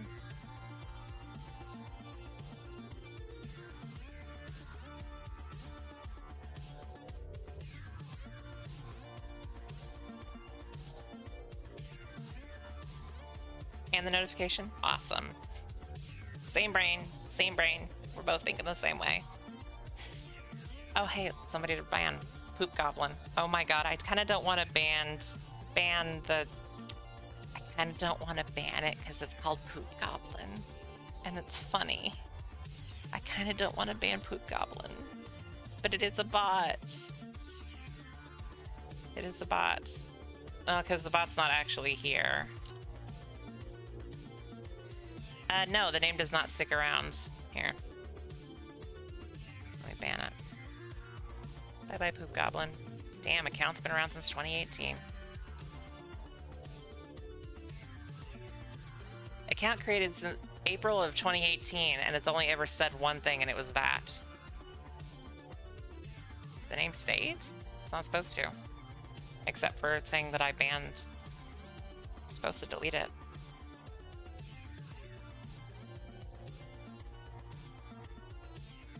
Still, Poop Goblin. I wonder what's goblin poop. I am a child. I'm nearly 30, but I am a fucking child?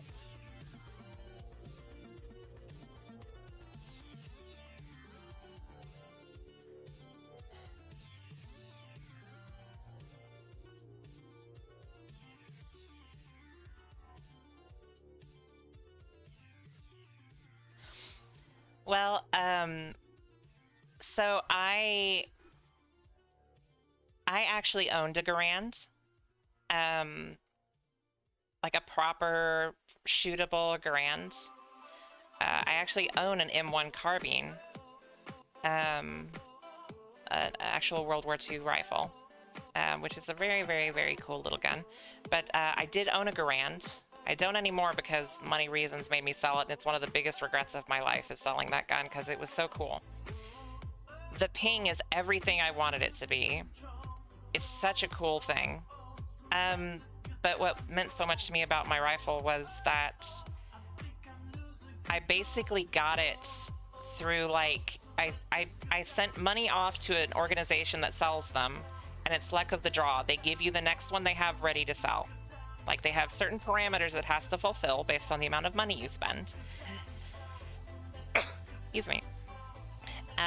And then they just send you the one that you're supposed to have. It's a government organization, so, like, you don't have to send it through, like, a transfer or anything. Like, they just send it to your house, which is cool. So I ordered one. I didn't order the basic one. I ordered the one just above that, which was $100 more. But I wanted a slightly nicer one. I was born in October of '92. They sent me a rifle that was made in 1942. So it was 50 years older than me. I do a little more research into the serial number. The manufacture month was October, mostly October. There's like a little bit of overlap, but mostly October, because they give you a serial number range. And you can, or like the way you can tell, like, you have a serial number range, like serial numbers starting from this one and ending in this one were made this month, this year. So I look at the number and it's towards the end of that cycle, that month, that production month. I do some math. I figure up averages, figure they're making the same number of guns every week, every day.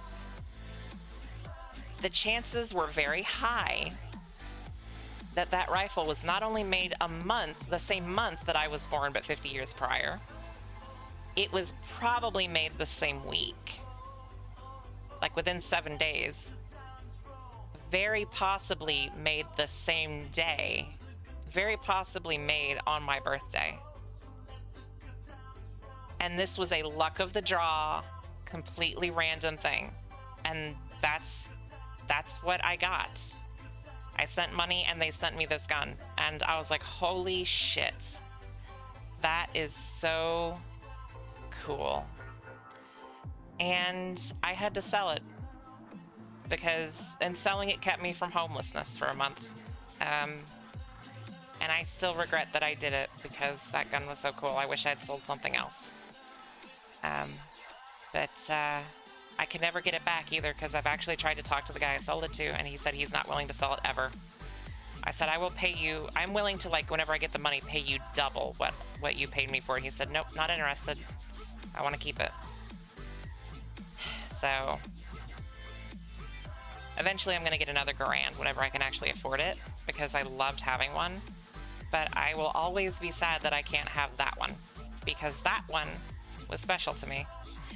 No, he doesn't want to. I talked to him about it. He said, no, I like this one too much. I was like, dude, I will literally buy one just like it and trade you. I just want that serial number. And he was like, no, I'm not doing it. He's an asshole. He's an asshole. I'm not surprised, but I own an MG42 box mag. That's cool. No, he won't trade me. It breaks my heart because I loved that gun so much. It was one of my 2 favorite guns ever. The other one being my M1 carbine, which I still have because it wasn't worth as much and it was more useful. And the ammunition's cheaper because the Garand uses 30-06, not even 308, and the carbine uses 30 carbine. Neither of which are like super common, although the Garand is more, the 30-06 is more common, but the Garand's ammo is also more expensive, and the Garand is a lot bigger, heavier, and unwieldy. So if I actually need a rifle for any reason, the Garand is less useful than the carbine. So that's what made me sell it. And also it was worth more. So found the box mag while fishing. Wow. Did you catch it? Because that's really cool. Like completely like random coincidence that you found it.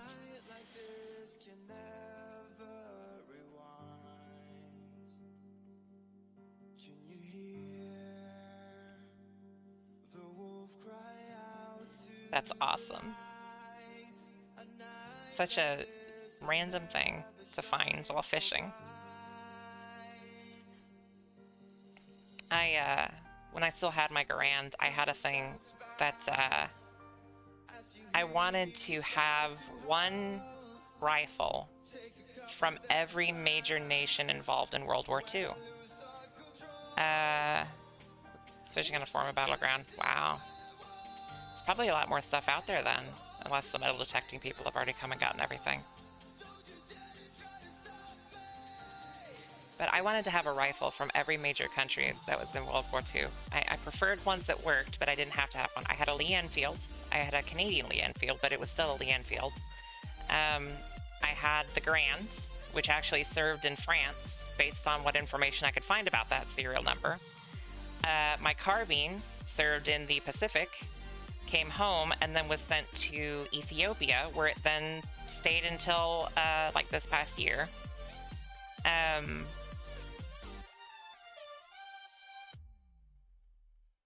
I wanted to get an SVT-40 from Russia, from the Soviet Union, because everybody's like, you could get a Mosin Nagant. I was like, well, a Mosin Nagant I don't want to get, though. I'd rather have the SVT because it's a much cooler firearm. And I don't know, I just think the SVT-40 is really cool. I liked it in Call of Duty. I don't know. I didn't play a ton of Call of Duty, but I liked the SVT-40. Anyway, I wanted an SVT-40. A local shop got one, and I'd never seen one in person. And a local shop got one, and they were selling it for a lot cheaper than you ever see them. And it was fully functional. It had actually been refinished, which was kind of sad because it wasn't the original finish, but it was in super good shape because they had restored it partially, and I wanted it, and I did not have the money for it. But I wanted it so bad, and it was super cheap too, and I was just like, I wanted it so bad. And I was like, do you think they would like take a part of it? And he was like, nah, they were pretty sure that they wanted that amount of money. And I was like, I need money because that's a lot more rare gun than the other guns that I want. Which isn't actually quite true, because I'd also like the, I can't remember what the German gun was. I think it's called the Gewehr 43, I think. It was their version of the SVT-40, effectively. I wanted that, but those, like, Nazi guns are usually very rare and expensive. And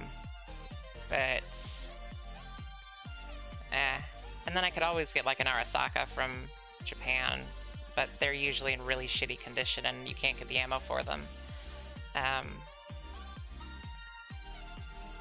And then you can also get like the Carcano or whatever from Italy. You can get that too, but I can't remember which one the French one was. I think it was the Mas, but those are also kind of hard to get. I don't know, like half of the guns are like easy to find, half of them aren't, so I'm hearing all these gun names with my limited knowledge of guns. I'm just listening and pretending like I understand you. I mean, you can literally look them up based on what I'm calling them.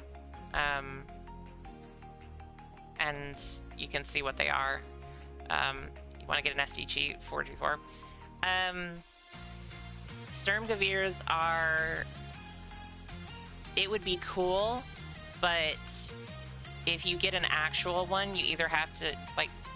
I don't know what country you're actually in, but I know that in America, and I know that our gun laws are lax compared to a lot of places, full automatic weapons require a ton of like extra stuff that you have to do to have one. Mainly pay a bunch of money. USA? Okay. I didn't know where you were. I have people from all over the world in here sometimes, so I never know where anybody is, but yeah. Yeah, if you can, hey, if you can swing the, oh shit, what's it called? What's the fucking thing called? The fucking... the thing you have to, gun manufacturer's thing, I don't know, gunsmithing license or whatever. You have pay the money for the gunsmithing license, and then you can own automatic firearms. You can get knockoff STGs. You can get like a 22 version that's not full auto, but it looks just like it. And apparently it's not a bad gun. I looked at it. I ended up not getting it, but I looked at it.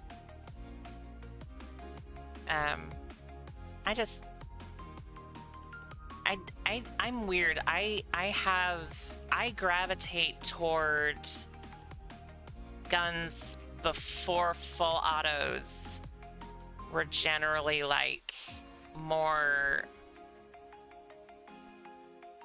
accepted. That's not the word. Before the popularity of the full auto. What caliber does the BAR shoot? 30-06. Same as the well, actually no. Hang on. No, that's right. It shoots 30-06. The BAR doesn't shoot 50. It shoots 30-06. I'm pretty sure. Because, like, 50 BMG is Browning, but, like, that was the Browning machine gun. The BAR wasn't considered a machine gun. Yeah, a BAR and a Garand are basically, like... The BAR was just a bigger, heavier, full auto option, box magazine fed squad weapon. But they use the same ammunition. They both use 30-06. I'd love to have a BAR reproduction. I think that's one of the coolest looking guns. Like, I'm not interested in an original one because full auto, but I'd love to have a repro, excuse me. But yeah, it uses 30-06. It is about twice the weight of a Garand. It's longer. It's box magazine fed, and it's full auto. But yeah, it uses the same ammunition as the Garand. The Garand is a better weapon because you don't need full auto with a 30-06 unless it's a massive gun. They found that out with the M14 because the M14 shoots 308, which kicks less and has about the same power as the 30-06, and it's smaller and it's lighter.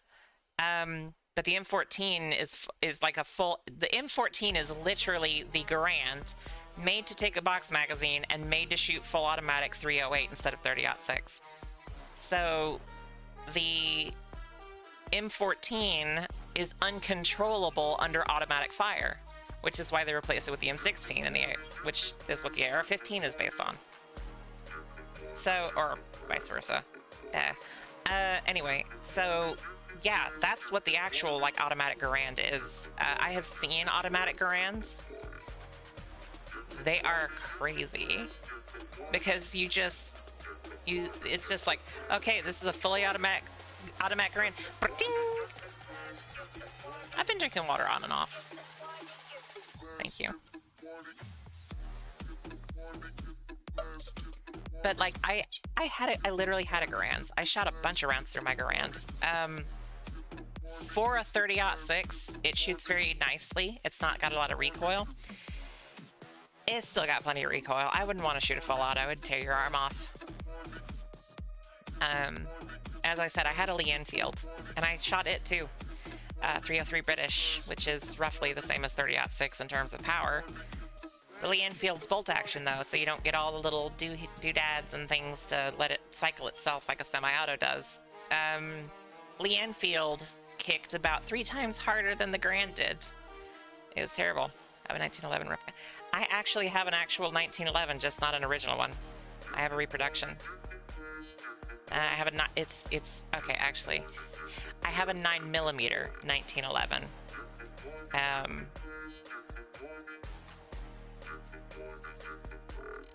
My 1911 is a nice gun. I've had it tuned. I had a gunsmith friend in quotes. I had a gunsmith friend who tuned my 1911 for me. So it has a 3.5-pound trigger pull. And it, like, even completely unlubricated, racking the slide is, like, the smoothest thing you've ever messed with. Like, it's amazing. And because it's a 1911, it shoots super nice. And because it's a 1911 and 9mm, it has no recoil. So those two things you make it so goddamn American. No. If it's a 1911 and a grand, that's before America was in it for the oil. That's when America was in it for other reasons. That's more like what America should be to some extent, rather than what it's become. That's part of why I hate the AR-15 so much. I hate the AR. So there aren't companies making more Garands just because of how many people like Garands. So the problem is people that like Garands don't necessarily want a reproduction. They want the originals. They want the World War II guns. The civilian marksmanship program sells them cheaper than you can make one because they were made under government contract, which was made cheaply back then, but also made to a higher standard than reproductions that were made later were. Springfield Armory, excuse me, I believe in the 80s or 90s or something, tried to make reproductions, did them poorly. Another company tried to make reproductions and did them poorly. Most Garands, the methods required to make them correctly, people are unwilling to do and shell out the money for when you could get an original World War II that's just as good, if not better, for less than half the cost. So until all of the World War II ones are in hands, like in private hands, and you can't buy them anymore, people are just going to buy those. So the reproductions won't really show up until then. Even Fulton Armory, which is a company that makes reproductions of old guns, like really, really, really high quality ones, and they're really expensive because they're like really fancy. Even they don't make Garands. They make all the parts for them except the receiver, and according to the government, the receiver is the gun. You can't have the gun without the receiver. So, but I would just love to have my old Garand back. It's so cool. Such a unique gun. It's not the only gun that ever like had a clip like that, but it was like the only gun that did the ping, and I don't know, it's just really cool. I would love to have a 308 Garand, honestly. A tanker 308. If I get to just like pick the one that I wanted, because it's shorter that way, it's lighter, and it shoots lighter ammunition, but still has the clips and the ping and everything, so. Get ready, I'm gonna do something. Oh no. On a musket for home defense. That's what I find intended for reference. Oh shit, I've seen this. Yes.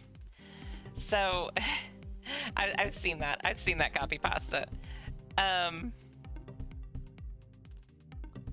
I actually can trace family back up to the 1760s. Actually, a little bit before the 1760s, but I have ancestors that were inducted into, well, specifically like I think it's like 7 or 8 times great-grandfather, who was inducted into the Pennsylvania militia during the French Indian War by Ben Franklin. Like, was actually brought in by Ben Franklin in person. He's actually in Ben Franklin's like papers, like the papers of Benjamin Franklin. He's mentioned in there. His brother is more prominently mentioned in there. They have like inseparable history with forts around Pennsylvania.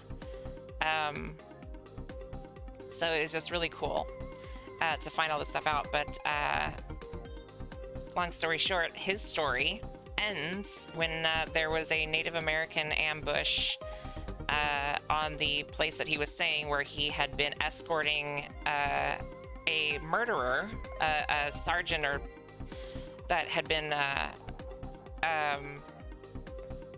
think it's a sergeant, maybe it's a different rank, I don't remember. Anyway, he was escorting this guy who had been murdering local Native Americans, who was in the military, who's in the army or militia or whatever. And so multi-great-grandpa was escorting him to or escorting him from a failed trial, because they were like sick of him, because he was murdering people that did not need to be murdered. That's the whole thing. Like, it wasn't part of fighting, he was just like, it was fucked. Anyway, so multi-great-grandpa like basically opened the door to this like inn that they were staying in for the night, and was had a musket ball go through his chest. And his sergeant, one of his sergeants, like grabbed him and pulled him away from the door, and then they like started to try to defend the inn. You would assume that a musket ball through the chest would have killed him. And it did, but not immediately.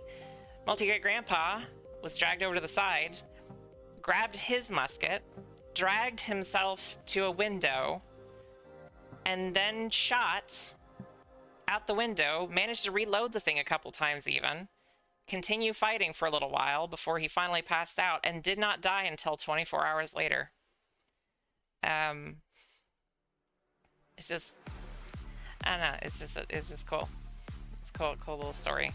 Especially whenever I found out that, like, he and his brother were, like, well-liked because they were pushing for coexistence and peace rather than colonization settlement stuff with the native folks. So up until a couple generations ago, that part of my family, that family line, apparently were all like very cool. They were like abolitionists.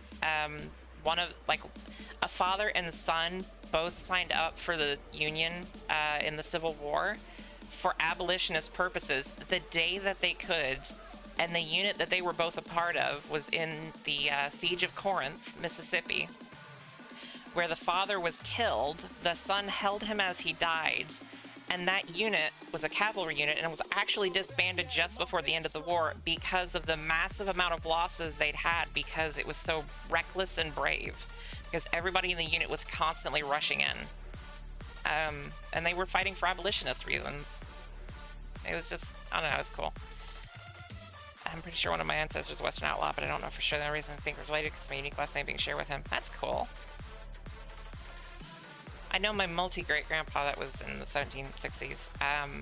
I know that I don't remember what the word was, but he had come from, I always say it wrong, I think, a village in Alsace-Lorraine, the region that's like halfway in, that's like the border of France and Germany today.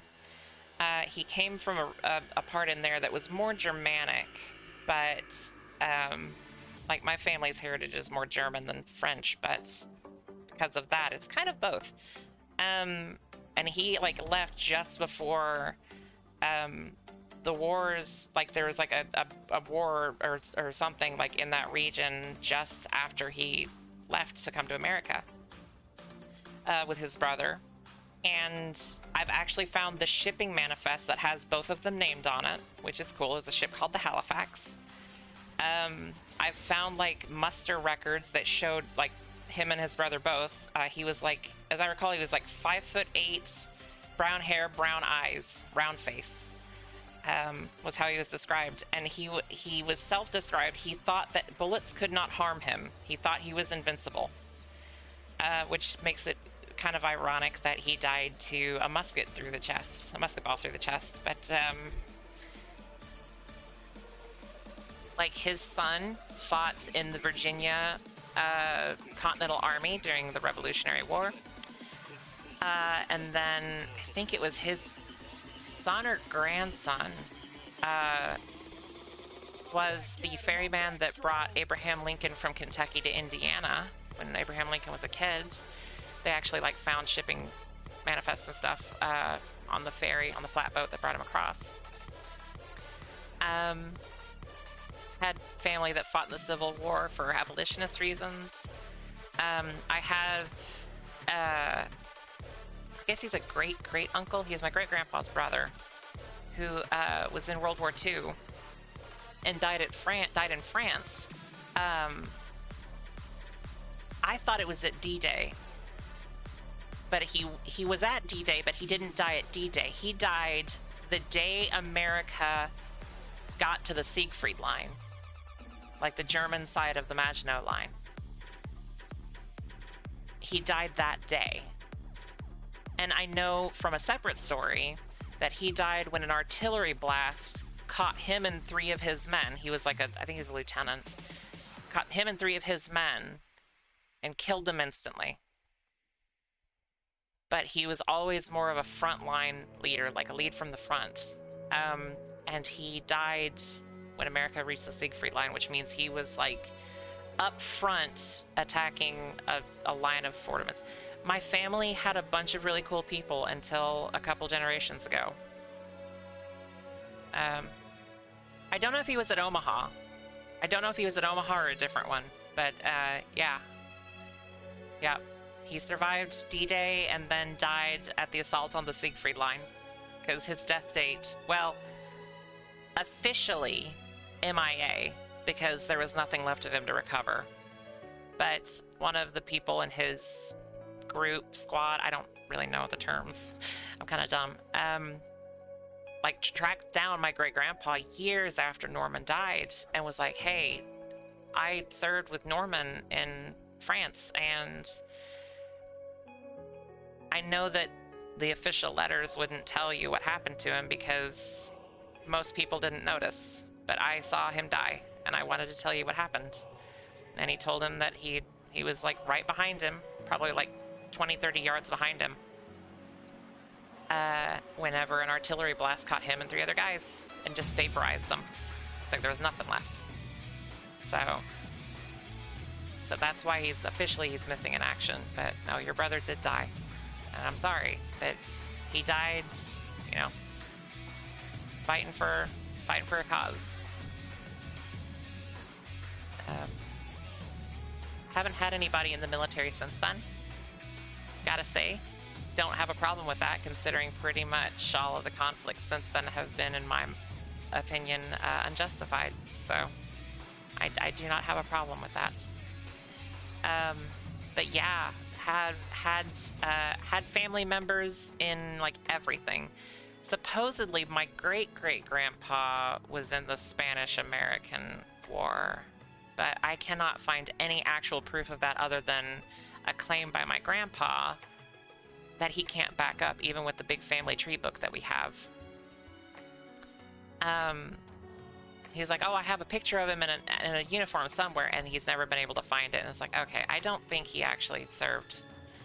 But yeah, I've just had a bunch of people in my line.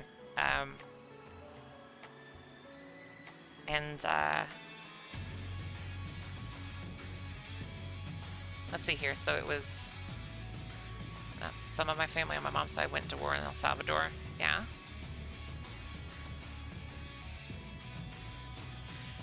Know nothing about my family history, but I actually take the time. I find at least 3 mass murderers. I didn't think I would find anything good. The reason I started looking into my family history is because I knew I had one family member in the Civil War, and I knew that he fought for the Union. And I was in an argument on Twitter with someone who was like insulting people who said fuck the Confederacy because most of them had never had any family like on either side or what. I don't remember exactly what it was, but I was like, you know what, my multi-great-grandpappy served in the Union and he'd come back and kick your ass if he hadn't died at Corinth. But I asked my grandpa, I was like, what's our family history like? Like, I know we had somebody in the Civil War. Can you like tell me like who the first people in America were, where they came from, like as far back as you know? And he went through our family tree and he picked out a bunch of stuff. And then I went online and started looking up some of this stuff. And I went down a rabbit hole for like 12 hours one day, and then even into the next day, learning about my family history. And I found all the mentions about all this stuff. I remember what the guy that caused the death of my multi-great-grandpa, to the musket ball to the chest, was a man named Lieutenant Dodge, the coward Lieutenant Dodge. Because Lieutenant Dodge was like, everybody hated him even before he got assigned to the unit. And turned out there was a very good reason for that. And I remember there was a book detailing Jacob's death. That was my multi-great's name, Jacob. Johann Jacob. So there was like a book that had a story detailing his death in it. The book is not about the brothers, because they were like inseparable, very awesome brothers. It was just about like Pennsylvania forts around the Revolutionary War times in the French Indian War. And in this particular region around Bethlehem, these two, like their participation was like completely inseparable from the forts. And the book even said that. But the coward Lieutenant Dodge, who while the inn was under siege, wrote a letter to be taken into Bethlehem to try to get help while they were under attack. He was going to send a runner, which I feel like that wouldn't have worked out that well, but So he writes this letter, and they still have the letter, and it said something like, "This is Lieutenant Dodge. If you don't send help immediately, I'm going to die. For the love of God, send help, please. Jacob is already dead." He wasn't, by the way, when the letter was written. He was still very much alive and fighting, but Lieutenant Dodge was a coward. He's like, Captain Jacob is dead. There's 10 men dead. Send help, please, for the love of God, Lieutenant Dodge. And I loved the little bit of snark in the novel, not novel, it's a nonfiction, but the writers, whatever. The writer like had a little bit of snark that was like, only a coward of a man, or no. What did he say? He said something like, you can truly tell the mettle of a man when he writes God with a little g, but capitalizes his own name. I was like, I like that snark. Because Lieutenant Dodge was a coward. But it's just interesting. I found all of this stuff online. Other people who had done research into it before. And I found like grave sites for everybody except Johann Jacob. I found the village that they're from, that the family came from. I found all of these records and things. I found like in the papers of Benjamin Franklin, which is like this huge collection of books, such like every correspondence that Ben Franklin wrote, they're mentioned by name in there. It's just so cool. The other side of my family, I asked my mom, it's like, well, we don't really have much knowledge about the family. We had somebody that fought in the Civil War on the Confederate side, and that's about it. I was like, oh, gross. Here I was hoping I didn't have any nastiness in my family history, but of course I do. Though I like family history, my goal is to be part of the history books. It's just, it gets more and more difficult the more people there are. But I used to have that goal too, so. No, it's a good goal. Don't get me wrong. It's a good goal to be part of the history books. Don't get me wrong. I'm not criticizing. I used to have it too. I've just given up on that goal for myself. But no, I'm not trying to criticize or anything. I'm not laughing at you. It's a lot harder. Union boys. I mean, like I said, I had like 2 or 3 family members on the Union side, at least. So, who volunteered day one that they could,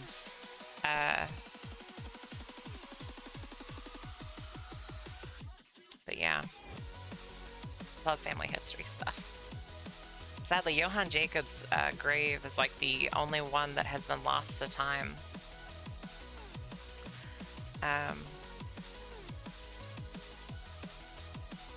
It was a primitive grave and it's gone. They got mostly Confederate in their defense. They were mostly the farmers that would be out of jobs if they lost. Would they be farmers that were out of jobs, or would they be plantation owners that were out of workers?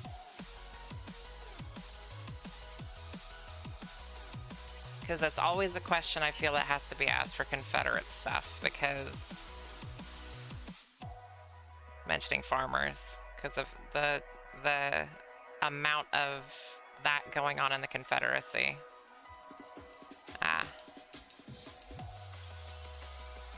I know I have some family that got rich after the Civil War, but the part of my family, like, that led to me, not really.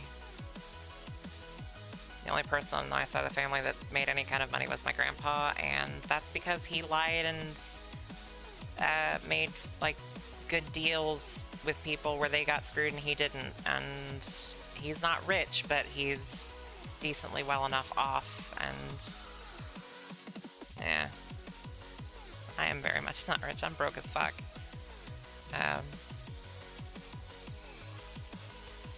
But, sub weird interests and things. I know I've been teased on more than one occasion because I like so demon deals. Yeah, deal with the devil. Or in this case, with this deal with Donald. That it's easy to get money when there aren't more. Keep on checking capitalism. Oh yeah, no, yeah. He says, oh, it's because of my hard work. And for a long time I thought that was true, and then I found out from another family member who is unfortunately gone now. No, that wasn't it. Turns out he's just an asshole. He's an asshole that's done a lot of illegal shit, and a lot of like illegal shit that isn't morally okay in the slightest, or legally okay in the slightest, or okay in any way in the slightest. And it's a shock that he's not actually been put in prison over the shit that he's done. And the stuff that he has came from... My great-grandpa was a very sweet man. He was a master electrician. He was like the only master electrician in this area during World War II. He didn't serve. He stayed home because he had a family, and they were like, well, you know, the particular thing that you do serves more purpose here than there, because like there are factories going up near you, and they just ended up not taking him. Is it morally okay if I just off the dude? I mean, as shitty as he is, maybe. But my great-grandpa was a super sweet guy, and they had this really nice old house built before the Civil War. It's like one of the oldest houses in the area. And my great-grandpa gave my grandpa a ton of stuff. He gave him property that he had been given from his dad. Because my grandpa had pissed somebody off and actually managed to lose a bunch of shit. So he gave him property under the agreement that if my grandpa managed to get enough money from it by farming, that he would give it back, or he would sell it and give the money back to my great-grandpa. Did not happen. Grandpa farmed it for 3 years and then sold it. And great-grandpa never saw a dime of the money. And then my entire life growing up, my grandpa would always bitch that great-grandpa had inherited like $500,000. And that all of it had disappeared and he didn't know where. And I found out from this other family member who had lived with great-grandpa that no, he had not inherited $500,000. He inherited about $50,000, and that all of that money had gone to my grandpa. So my grandpa was bitching that great-grandpa didn't have any money because grandpa had already spent it all. Great-grandpa still spent money on my grandpa after that. Like, he still, like, bought him farm equipment whenever he needed farm equipment, and he still took his side on deals and things, and great-grandpa was a sweet old guy, and he died in his 90s. Wouldn't harm a fly. Super sweet guy. I wish I'd gotten to know him better. But I didn't get to. Everybody liked him. My grandpa's like the opposite. My grandpa takes more after his grandpa, apparently. So, yeah, my great-grandpa, yeah, absolutely. He was just an electrician. He had this garage that he'd built himself. He had a shop in the garage that was an absolute mess. He did woodworking. He made, like, models by hand with no instructions or anything. He would make models of, like, fairgrounds and stuff. And he made one of the old county fairgrounds, and they actually had it on display for a while. Like, he was very good with his hands up until, like, the year before he died. He was, like, 93, I think, when he died. Up until the year before he died, he was still super physically active. He was doubled over and couldn't stand up straight anymore. He walked with a cane, but at 89, he overhauled his fucking car by himself. It was really impressive. Holy shit, I just realized my grandpa is like 13 years away from being the same age as my great-grandpa was when he died. My grandpa's probably doesn't have too much time left. Shit. That means I can look forward to inheritance. He's a fucking asshole. If he hasn't written me out of the will. At 89, yes, at 89. the only stuff he couldn't do, I will correct myself. He did not do it completely by himself. My dad helped him with things he couldn't reach anymore. But he was incredibly good. He had he had a pacemaker put in when he was in his 40s because I think it was his 40s, might have been his 50s, because a lifetime at that point of like electrical work. He had his heart was given out, so he had pacemakers for most of his life, or at least half of his life. And the doctor was like, okay, you can't do anything for, I think it was like a month after they put it in. So he's like, for a month after we put this in, you can't do anything. He was like, okay. And it was like a big deal because pacemakers were like still a relatively new technology, and a local paper or something wanted to do an interview with him. And so they went to his house and they were like, hi, we're looking for Irvin. And my great grandma was like, oh, he's not here. And they were like, oh, where is he? And she was like, well, he's down at the grocery store. And so they go to the grocery store and they think he's like, shopping. They think he's getting groceries. They go to the grocery store and they can't find him. They've got a photo of him. They know what he looks like. They can't find him. So they ask somebody, hey, do you know where he's at? And they were like, oh, yeah, he's on the roof. He's on the roof. He was up there working on electrical shit for him. And it was like a week after, 2 weeks after, maybe. It was like definitely in the time period he wasn't supposed to be doing anything. And so the person that's going to interview him like goes outside, looks up, and like shouts at the roof. And great grandpa pokes his head over. Yeah. It's like, yeah, I'm here to interview you about the pacemaker. Great grandpa just like, oh, yeah, give me like 5 minutes. Great grandpa. He finishes up whatever he's doing, ties off the electrical stuff, kicks everything back on, and then like climbs down, not on the ladder, he climbs down on the gutter. Like he has his belt on with all his tools and stuff. He climbs down like the guttering and hops on the ground. And this man's like in his late 50s at this point. Maybe 40s or 50s. I can't remember how old he was. I honestly can't. 40s or 50s. But he just had basically like heart surgery, had his whole chest open and everything.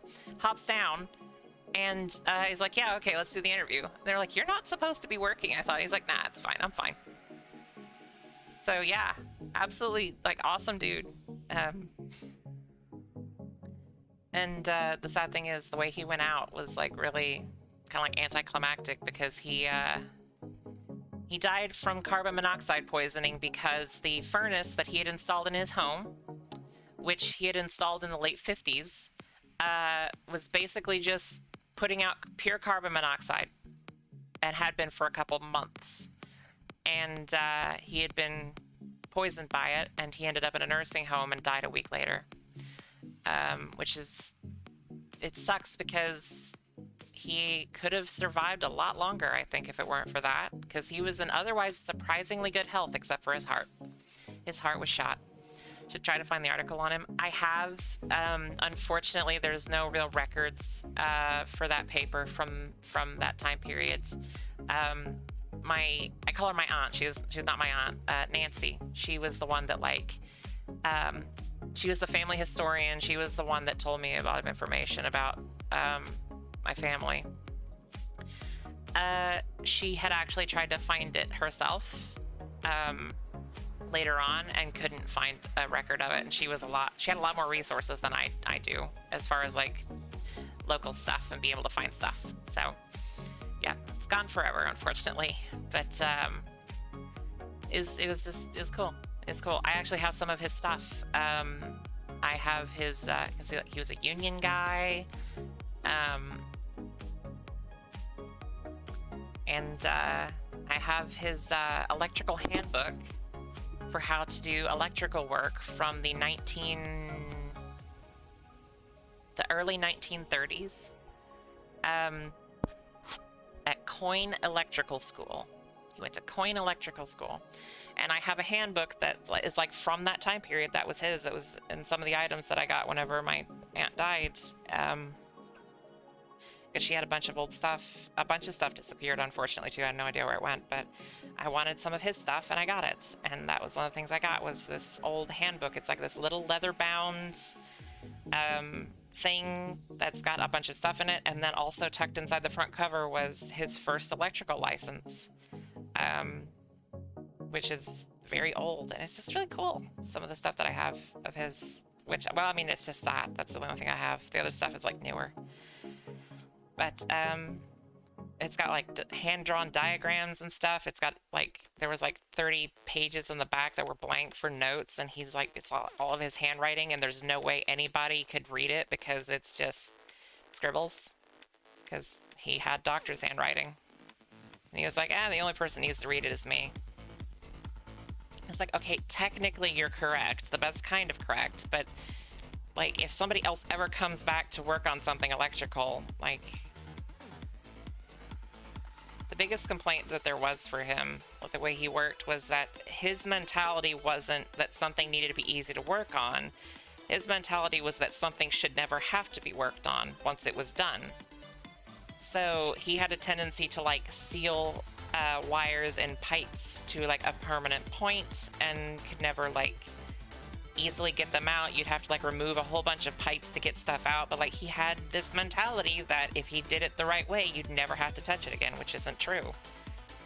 He didn't really expect that things would advance to the point that they did, where stuff would have to be replaced no matter what, but still did a good job. There's still a bunch of, like, buildings and stuff around here that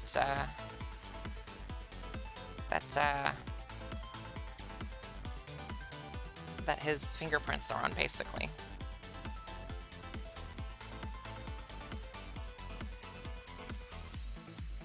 Uh-oh, did the stream hiccup? Shit. Do a good enough job that lasts for about 100 years. I say you can claim whatever. I mean, he did a fine job. Everything he did, so. He wired all of the factories that were set up specifically for the war efforts, or at the very least was involved in them, because, like I said, he was, like, the only master electrician in this area during the war. Had a really cool house. It's like a 2-story house that had been built before the Civil War, and he kept everything. He never threw away anything electronic. So whenever he passed away and we were cleaning out that house, we went upstairs, and there was a 1950s RCA television that was, like, in perfect shape, perfectly preserved, that just didn't work. But Great-Grandpa didn't throw shit away, so it was still up there. And I wanted it. And before the house was sold, I told my grandpa, I was like, I want that TV, please. And he was like, yeah, we just gotta, like, get help getting it down. It was sold along with the house. The house was sold with the TV still inside, and it broke my heart because I wanted it. Because it was so pretty, and it was in such good shape. But my grandpa has no fucking shits given about actual, like, family history. He had an 1897 Victrola record player that, oh, it would not have been that hard, honestly. Like, it would have been heavy, but it absolutely could have been done. We could have strapped it to a dolly and, like, rolled it down the stairs because they were big stairs. No, he just didn't want to.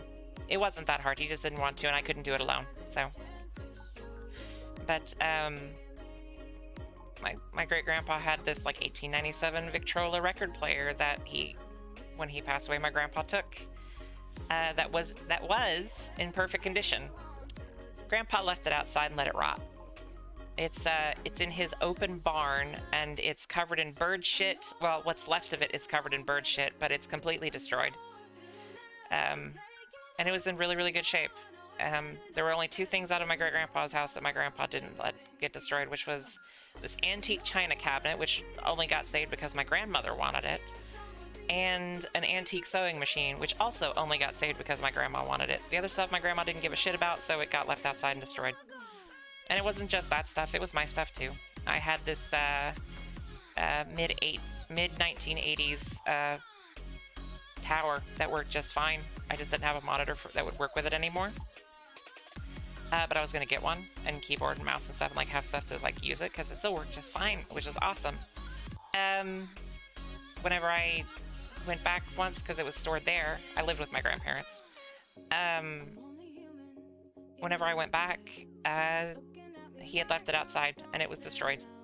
It had been rained on. It had been outside for about a week or two.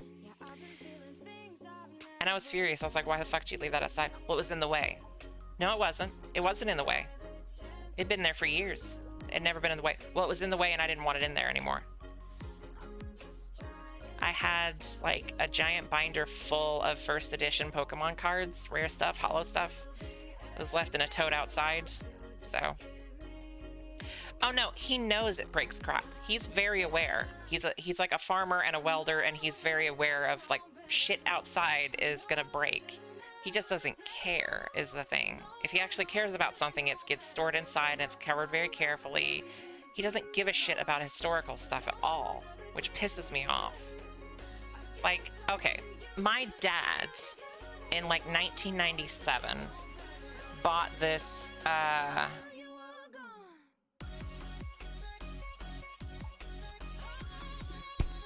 be at least smart enough to sell it. Oh yeah. So my dad in 1997 bought a 1953 Ford cabin chassis at, well, it was a dump truck, but he took the bed off of it, F600.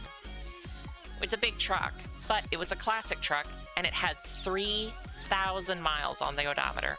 Only 3,000. Barely used vehicle. Problem was the brakes didn't... Excuse me. The problem was the brakes didn't work on it.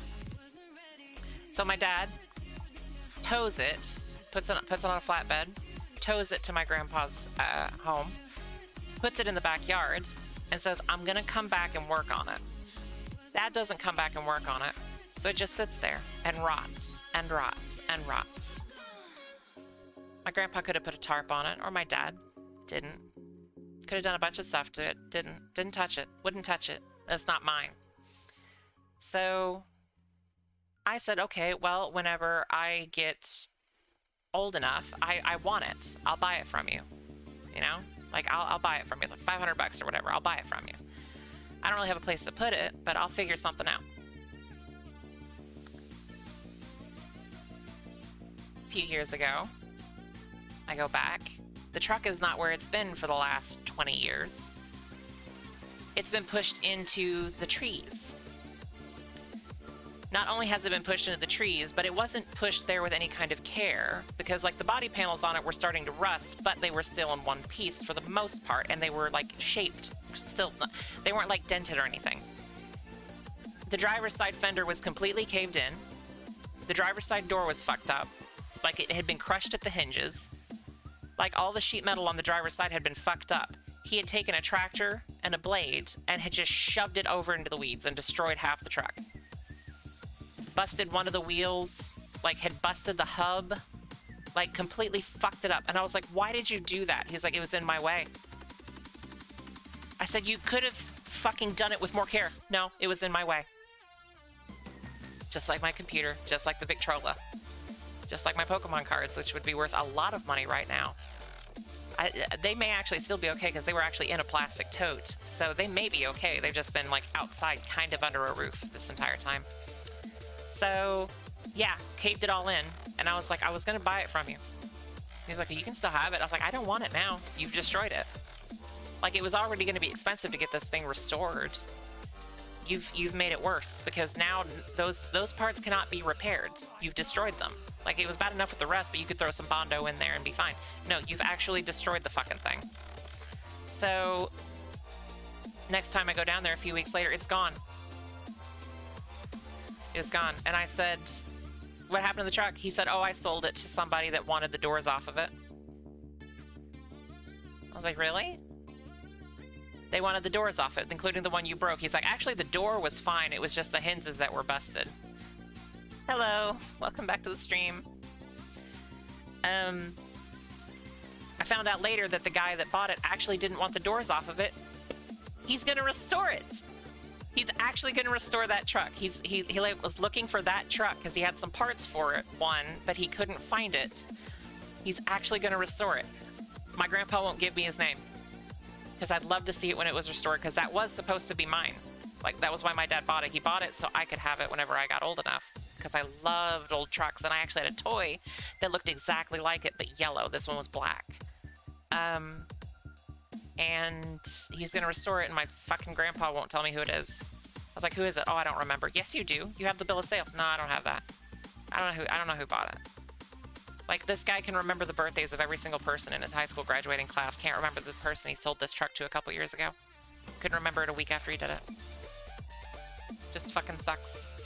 Just everything he does just... I had a friend... I had this this motorcycle that had been left on one of the farms and was an abandoned vehicle, and we recovered it, and I was going to restore it since the truck was a lot more expensive. There's this 1970s Honda, and it had been like parked there in the 70s when it was new and then left. The keys were in the ignition, the owner's manual and all of the documentation were under the seat. Some of the chrome was a little nasty, the paint was a little faded, but it was all in one piece, and it was all there, and it was all in good shape, except for the shifter. The shifter had been removed because that was the anti-theft measure. But that wasn't hard to get. That was like a $20 part.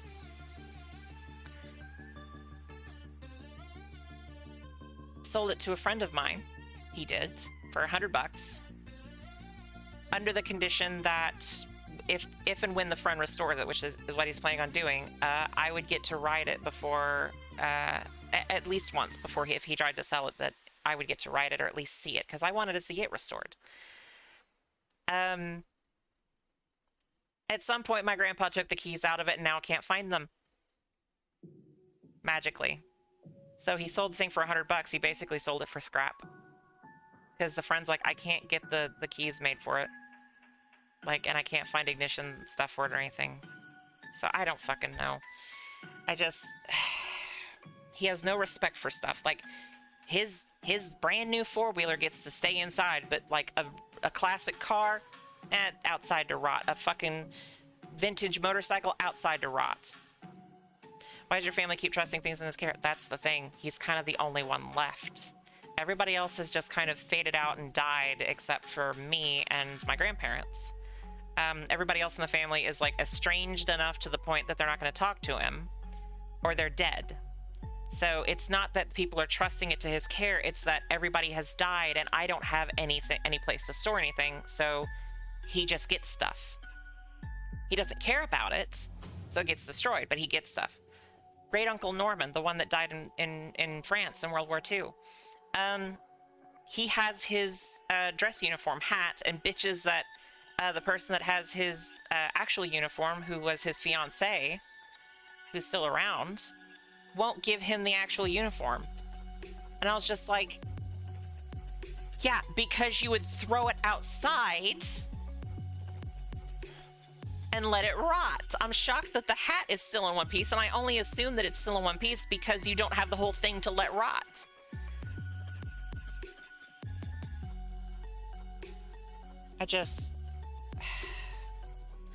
All of that stuff is just destroyed because he's a fucker.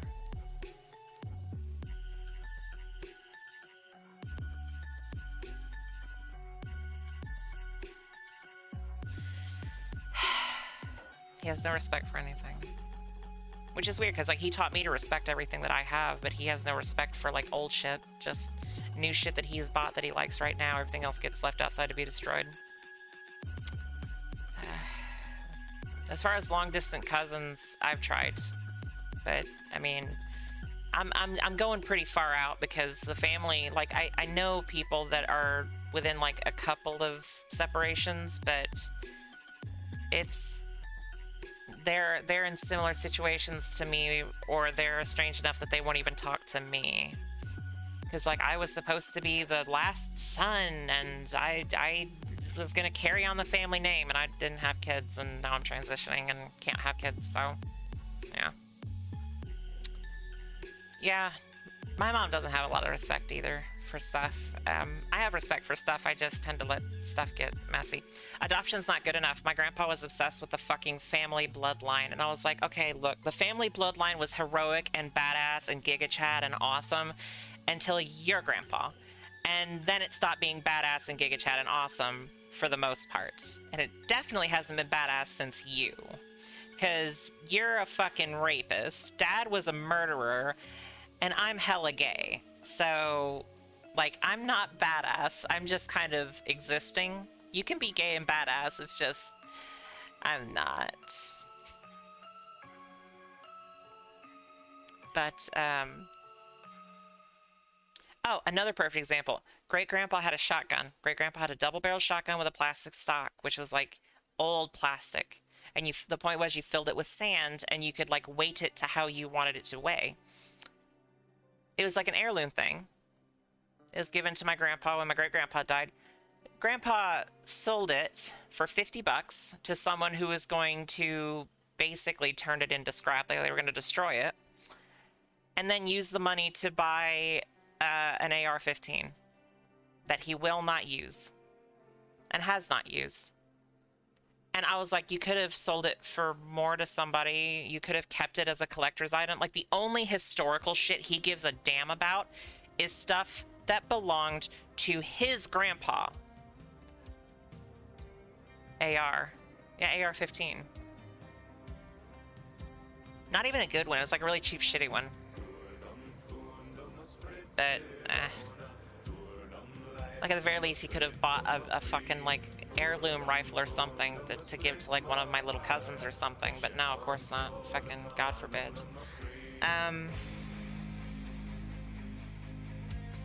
Whenever I bought my Garand, I showed it to him, and he said, wow, that's pretty. But, why? Why'd you buy it? I was like, because I wanted a piece of history, because it's nice, because even though I'm never going to have anybody to pass down shit to, I still want this. Why do you have an AR? Why do you have the shit that you have? Why do you have a, like, almost brand new black powder rifle that you don't fucking use for anything? And he was like, it just seems like a waste of money.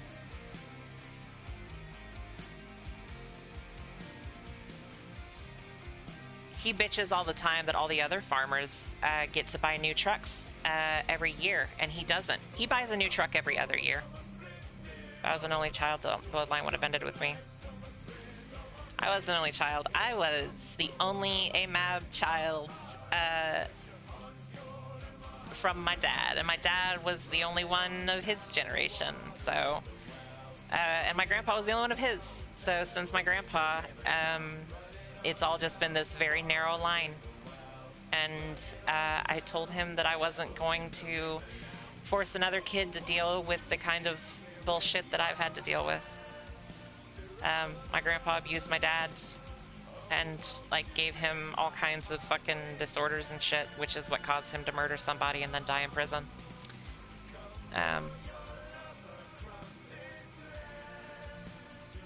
My grandpa's just a giant piece of shit. So,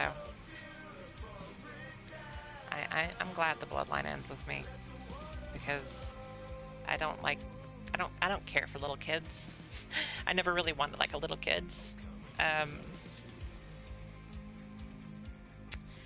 never wanted to have my own kids, anything like that, so I'm okay with it ending with me. Just fuck it.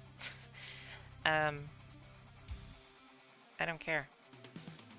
Like, I used to care about, I wanted to, like, be in the history books, and I wanted to, like, be remembered for a century or two after I died. I don't care as much anymore.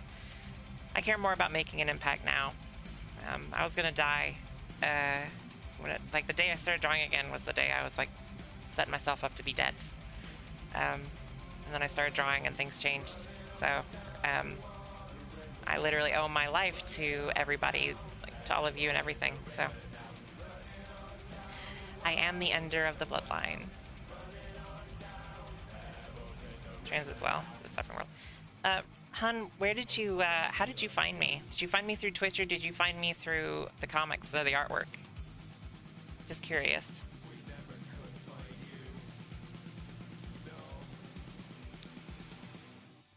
Because I know some folks find me through Twitch, and I never know where people find me.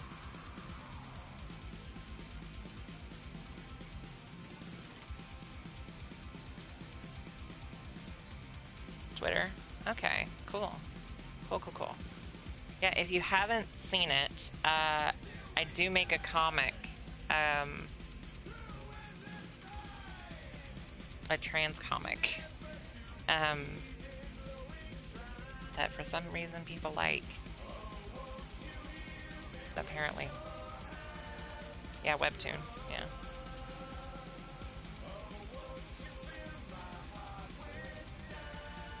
It's the only reason I like to ask is just because... And Reddit, and it's on Reddit. I always throw shit up on Reddit too. Honestly, Reddit's where most of the traffic comes from, I think. It's where the most eyes see the comics, because throw them up over there. Been doing that since February 20th. And I'm gonna keep doing it until people get sick of it and don't want me to do it anymore. Because, yeah. Yeah. I am on Reddit too much. Reddit often makes me sad because, a lot of dysphoria triggers over there. A lot of dysphoria triggers over there. 3 parts of the realization is how accurate can believe homicide. Welcome to the club. I came from Reddit after finding your comic. Thank you so much.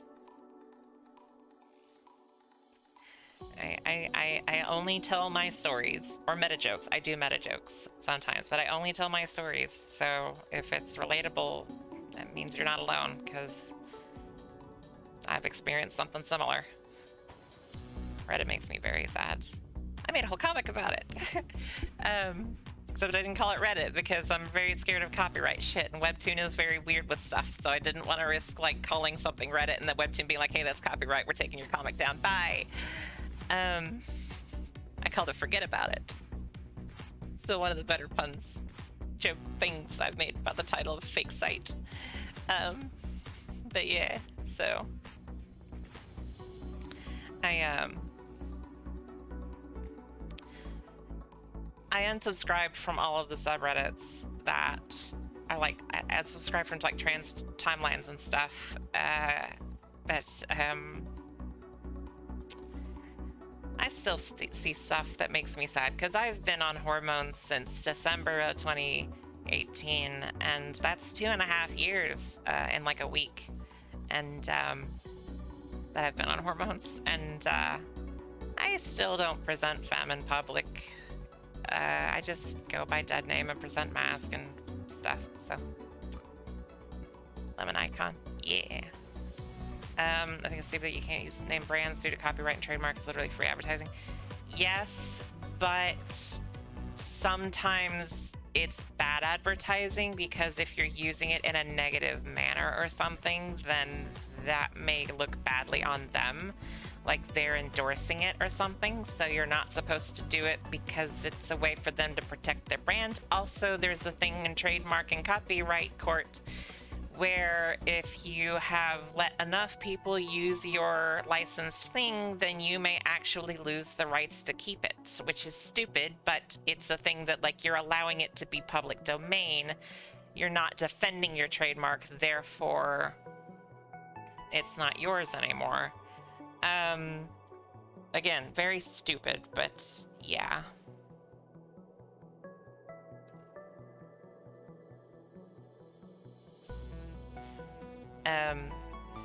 I know that's like why some other stuff goes on. I ended up getting addicted to Tron eggs, so I need help.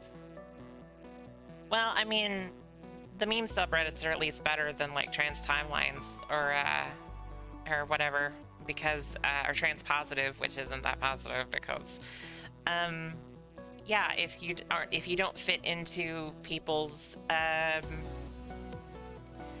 thing on the other subreddits, whenever you post a selfie, if you don't fit into what people think you should look like, then they just downvote the fuck out of you, and it sucks because have experienced, is going to be a comic at some point. Technically was a part of the comic I did before everything, but yeah. Tron, Egg IRL, and stuff aren't that bad though. I mean, I post there. I mean, hell, posting the first comic I did on Tra was like, that's why I'm here, partially. Because I woke up the next day and I had a shitload of upvotes, so. Didn't like the others. Trans gamers is fine, but it's more of a younger readership. I mean, honestly, you're gonna find that most trans subreddits have more of a younger readership just because trans folks trend young. And that's not a bad thing. It just means that older trans folks don't have as much of a space, I guess, because it's dominated by younger folks, because trans stuff has only become somewhat accessible more recently. One topic on YouTube. Not off the top of my head. Let me look that up though. Give me just a second here.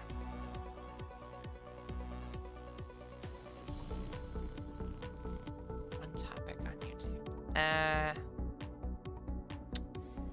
First result, it's not transgenders, featuring one topic at a time. Known for wholesome LGBTQ videos.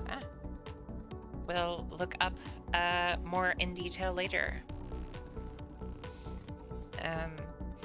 Definitely into it. I actually just lost a YouTube channel that I really liked because posted a bunch of, not even a bunch of, just like one very long video with a TERF psychologist. Not even a TERF psychologist, just a transphobe. Just a transphobe. And it was just like trying to use the talking point, oh, kids shouldn't be like forced to have sex changing surgery because that's wrong because they're kids and blah blah blah, and using that as a thing to like say, okay, all trans people are invalid kind of shit. And I was like, this is shitty. Not only did you do this, you did this in Pride Month. Fuck you. Apparently I followed him on Twitter at some point too, because earlier today, I think it was today, might have been yesterday, a tweet of his like sharing the video again popped up in my feeds. And I was like, oh, okay, I didn't know I fucking followed you, but now you're blocked and reported even for being a fucking phobe. Not that that's gonna do any good, but it made me feel better.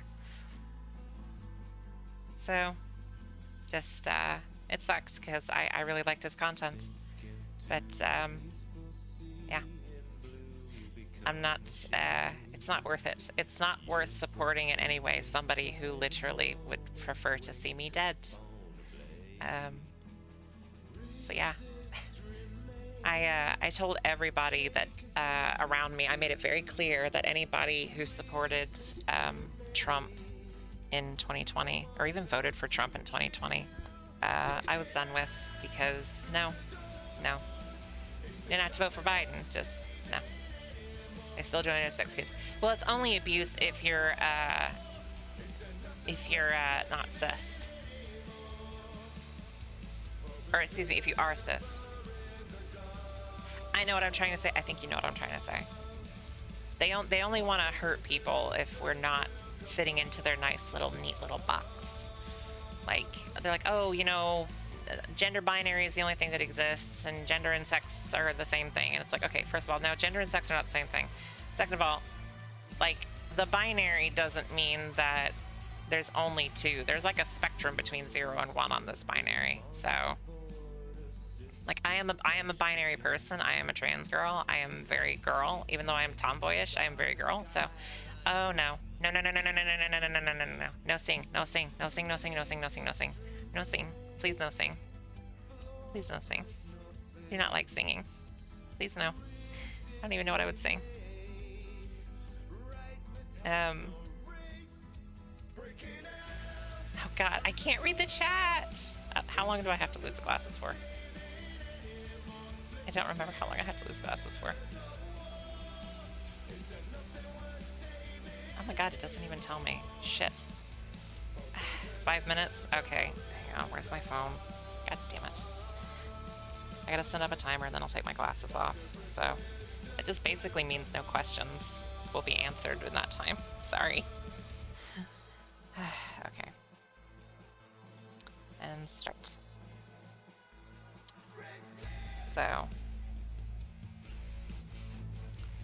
So yeah, I'm a very binary person, but like, there's a spectrum between the 0 and the 1. And gender and sex aren't the same thing. So as I've been saying lately, I hate my sex, my birth sex, if that's what we're gonna do. But unfortunately, there's aspects of it that I can't change, probably ever. So I have to do what I can. But like dysphoria is very physical for me. It's a lot more physical than it is social. So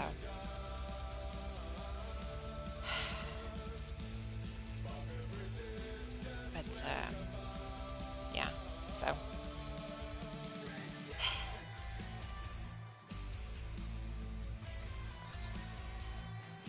least this gives me an excuse not to look at the screen for a little bit. It's something I need to do more often. I need to look away from the screen more often because it's just murdering my eyes, and my eyes aren't going to last forever anyway, so. But,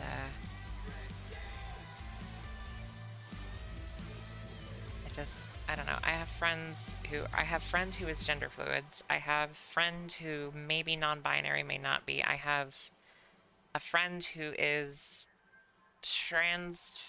I know multiple people who are trans femme but go by she, they, and trans masculine go by he, they. So, like, I'm very familiar with folks who don't fit squarely into the gender binary and fit somewhere on the spectrum or even off of it.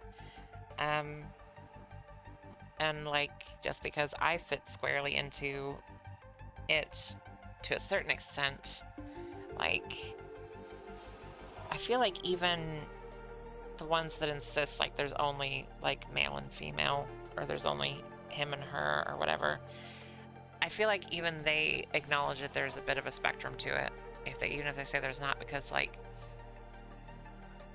you ask them like, okay, well, are tomboys still girls? And they're like, yeah. It's like, okay, and then girls who like wear super femme stuff and it's all like pink and dresses and stuff, like all the stereotypically femme stuff, and they're girls. Yeah, okay, well, you just indicated that there's a spectrum for what like femme presentation is. So you're acknowledging that there is a fucking binary of some sort. Or not binary, sorry, spectrum of some sort. I'm losing my words. So I don't know. I think it's just fucking dumb. I think people just want to hate. I think people just want to be angry. I think that's all it comes down to. People just want somebody to hate, or they don't understand, so they are afraid of it, and because they're afraid of it, they hate it, and they feel like they have to destroy it. I don't know. I would just like to not find out that yet another like person or channel or something I follow is actually transphobic. I mean, I've had some in the past where like I thought somebody was being transphobic, and then it turned out they were actually just trans and closeted, or trans egg, and then find out later that they actually are trans, and it's a pleasant surprise whenever like I come across them again. It's not always the case. It's not always the case. It's actually rarely the case, I think. But I also wonder sometimes how many phobes are actually just dealing with their own struggles, their own feelings, and they're afraid to say anything, and they don't know how to handle it, and they don't know how to deal with it. So, just I'm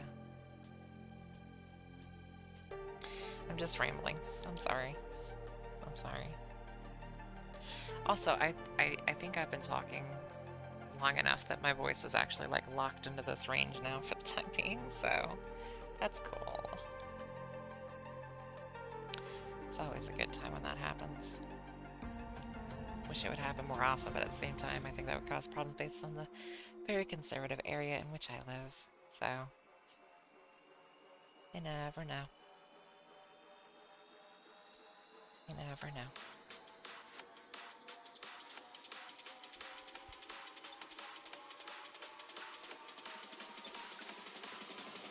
There we go. Oh goodness. I reject this mortal flesh. So I like to call it. I'm hella closeted. I'm sorry. So far in the closet, I'm practically in Narnia. Yeah. I mean, the closet is a place that you are safe until you can come out or be yourself or whatever your want or need is. So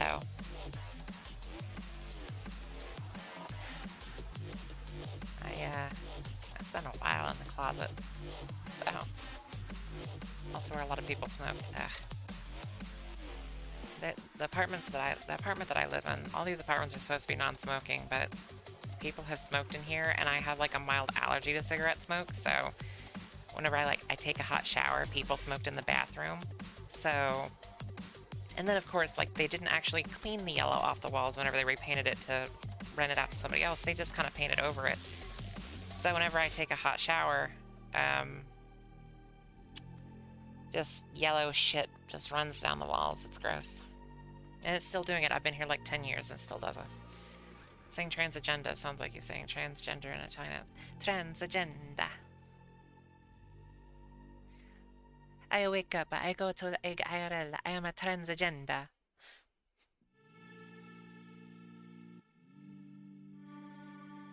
Mamma mia. Luigi is a trans.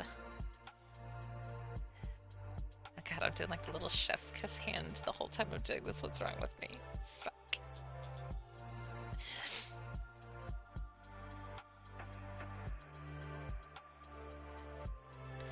I need to eat something. I'm feeling lightheaded, dizzy.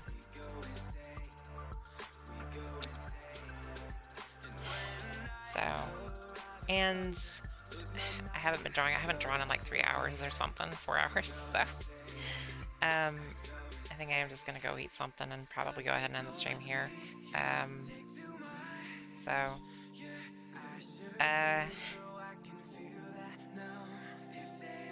Everyone wants me to go eat. I did make spaghetti before I started the stream earlier, so I have some cold spaghetti I can eat. I make decent spaghetti. Oh, it's still fine. It's still fine. I have done that plenty of times. It's fine. The spaghetti is fine.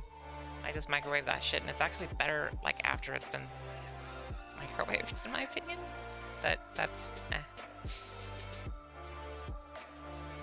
there's a surprising amount of things that I will eat that are not really like good anymore. The one thing you really don't want to like refrigerate and then reheat is rice, because as I recall, like it puts out like a toxic chemical or something whenever you do that. So I won't have mercy with the sing options. I'll have to have a song. I probably need to actually adjust that so you have to give me a song to sing to or something. Which would be difficult because of copyright stuff, actually. Shit.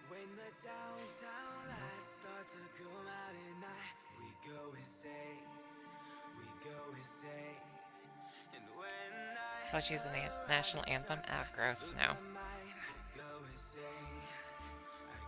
Thanks for the bits, Anavarius. Thank you for the bits.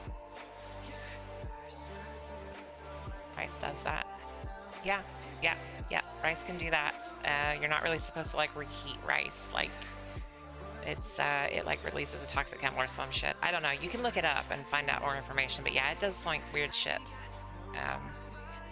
Whenever like you like refrigerate it and then reheat it and stuff. So copyright free. The problem is I'm not gonna know the copyright free song. I don't listen to normal music. I listen to Lemon Demon albums on repeat while I'm streaming, but y'all listen to Pretzel because that's what I have playing, because that's not copyrighted most of the time. So I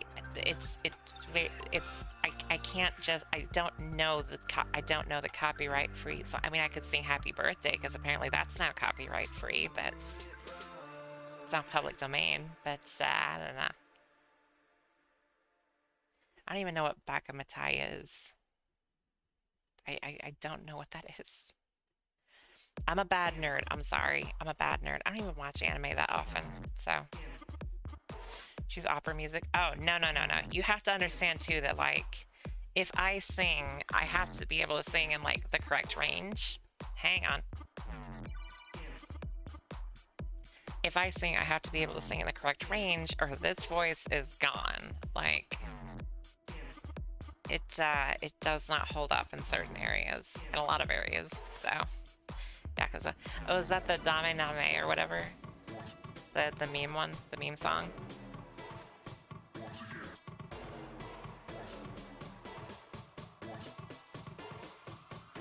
Thank you for the follow, the wonderful Astrid. Welcome to the stream.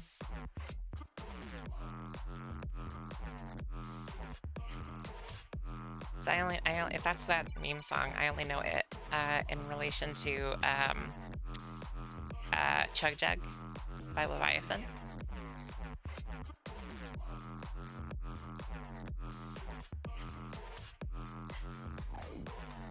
I actually, like, unironically like it. The Chug Jug song. I don't know, I like the first verse and the chorus. I don't know, it was just... I'm very weird. I like very weird things unironically. I don't like a ton of stuff ironically. I've heard like parts of, I've heard the meme parts of it, so it's fine, but like I don't, it's better if I don't sing a song that's in a language other than English, because I am not good at talk, much less sing.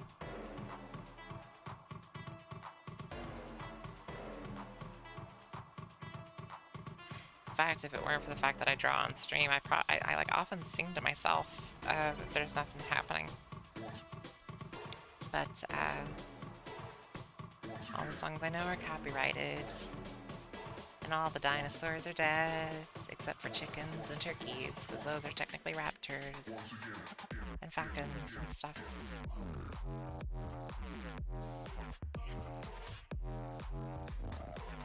It's hard to believe. Maybe you could replace it to do a one-middle doodle of the person's choice. I could. I'll take a look at it and try to figure something else out, because it was one of the recommended rewards that Twitch recommended. Because I didn't really know what to do with all the channel point stuff, but I wanted to have like very high level rewards as well as the lower level stuff. So that might not be a terrible idea. Like a 1 or 2 minute doodle.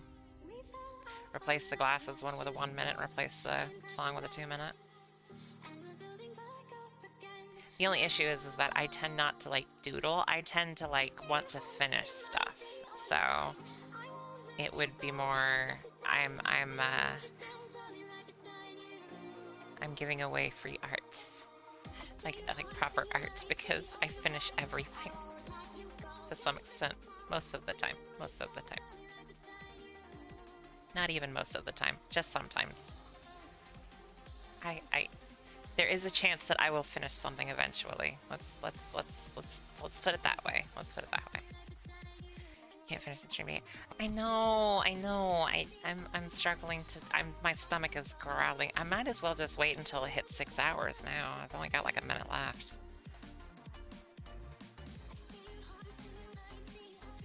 Do.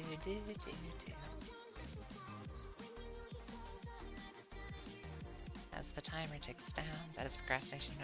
Look, it is, but I don't have to like leave here for an hour. So no. I just did lose the glasses. No, god damn it. Now I can't end the stream for the next. Where's my phone?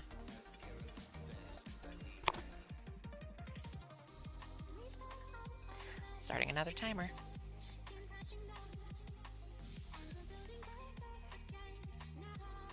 I don't think y'all realize how blind I am without my glasses. Like, I can't see anything without them. It's just fuzz. Like I can see my tablet. It's a gray blur with a white blur in the middle of it. I can see my big screen that the stream is on. There's a bunch of colors, but it's just a bunch of vague colors, and I can't see anything. The most visible things are the same thing that's on the tablet, which is a gray blur with a white blur, and then a rainbow blur in the bottom left of it, and a skin tone and hoodied color blob in the lower right, which is CC. Can't see anything. I have like 2500 vision or some shit. It's just really, really, really, really, really, really, really, really bad. Because I am blind as fuck.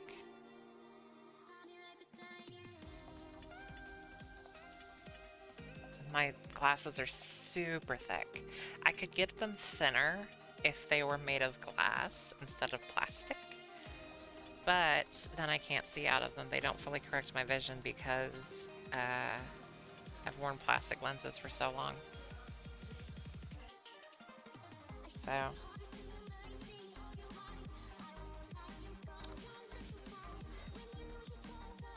but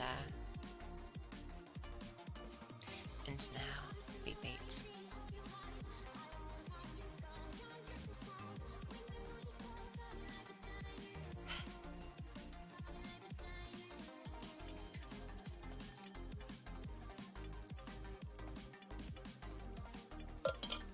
I cannot believe that they just took out Tomato Town. Wiped out Tomato Town. All those tomatoes just gone. Just gone. No more tomatoes.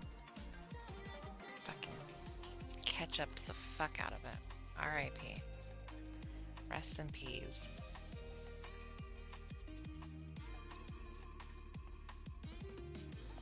Rest in peas.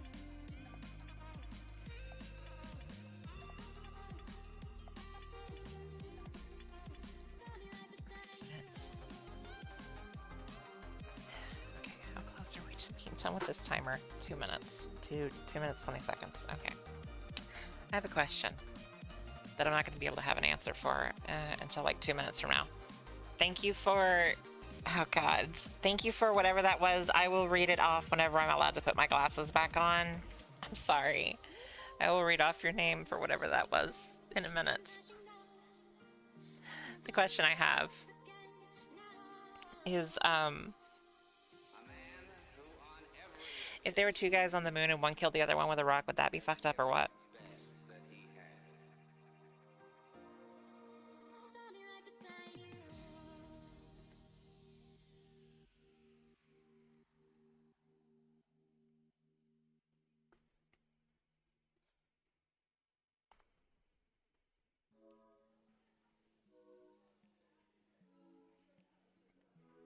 I will never know what the answer was because I'm blind as fuck. I cannot see, I cannot hear. I have no mouth and I must scream. I have no eyes and I must see. Excuse me. Oh, coffee gross today.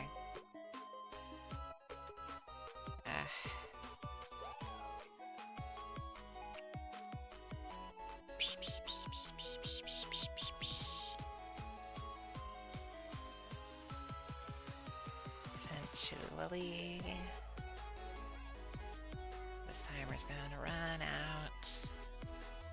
And then I can come back to the stream and end the stream so I can go get something to eat. 30 seconds. I don't know what to talk about. I'm too focused on the fact that I'm not wearing my glasses now. Shit.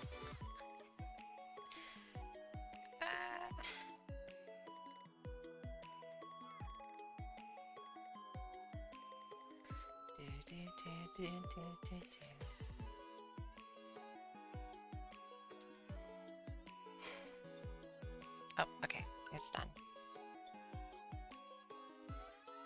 Okay, what all did y'all say while I was blind? You could use the weird phone camera trick. Yeah, I've used it before. Trying to tell her Betsy does not. Are you butzing around? Look, I'm gonna go get food now, okay? Could not get spaghetti while I'm blind. I cannot do anything while I'm blind. I can't see anything. Draw something while basically blind. That was the idea, but I'm getting the suggestion. I'm getting the redemptions whenever I'm not drawing, so. Let's make a giant block of compliments, but she can't read. Oh, thank you. amazing love here in the background. Oh, hell no. Rework some sort of plan. You don't have to apologize. Just found you through transcendental. Cut up with it. Why do I feel so? Oh, thank you. And thank you for the follow. Thank you for the follow, both of you. Thank you for the follow. I'm gonna make 2 guesses as to how to pronounce your name. So it's either Grand Mute Key or it's Grand Mute Techie. But thank you for the follow, and thank you for the follow, Flowower. Thank you for the follows. Welcome to the stream. You can announce the next stream on Twitter. Yes, I should. It should be announced on Twitter. Because I use Streamlabs OBS, and whenever I go live, it's supposed to post a tweet. Sometimes it doesn't, but it's supposed to post a tweet linking to the stream. Alternatively, you can turn notifications on for Twitch, and it's supposed to notify whenever I go live. I don't know if it always works because Amazon is a quality company and Twitch is a quality platform. I just realized that this screen has been not centered this entire time. God damn it. But yeah, so sorry to everybody that just kind of showed up just now. I'm actually wrapping the stream up. Been live for 6 hours. Gotta go get something to eat because I am freaking starving.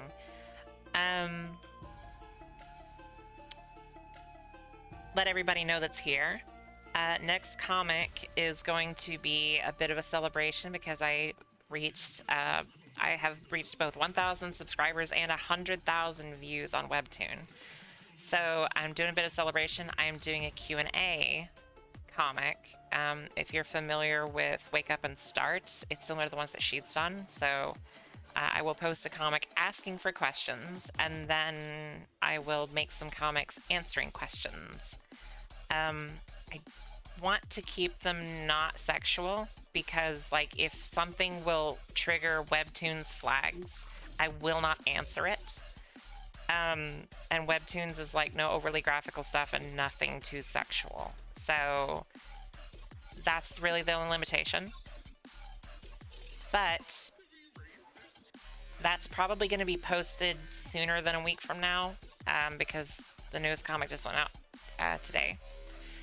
So it's probably going to go up. It might even go up tonight, but probably not. I don't know when it'll go up.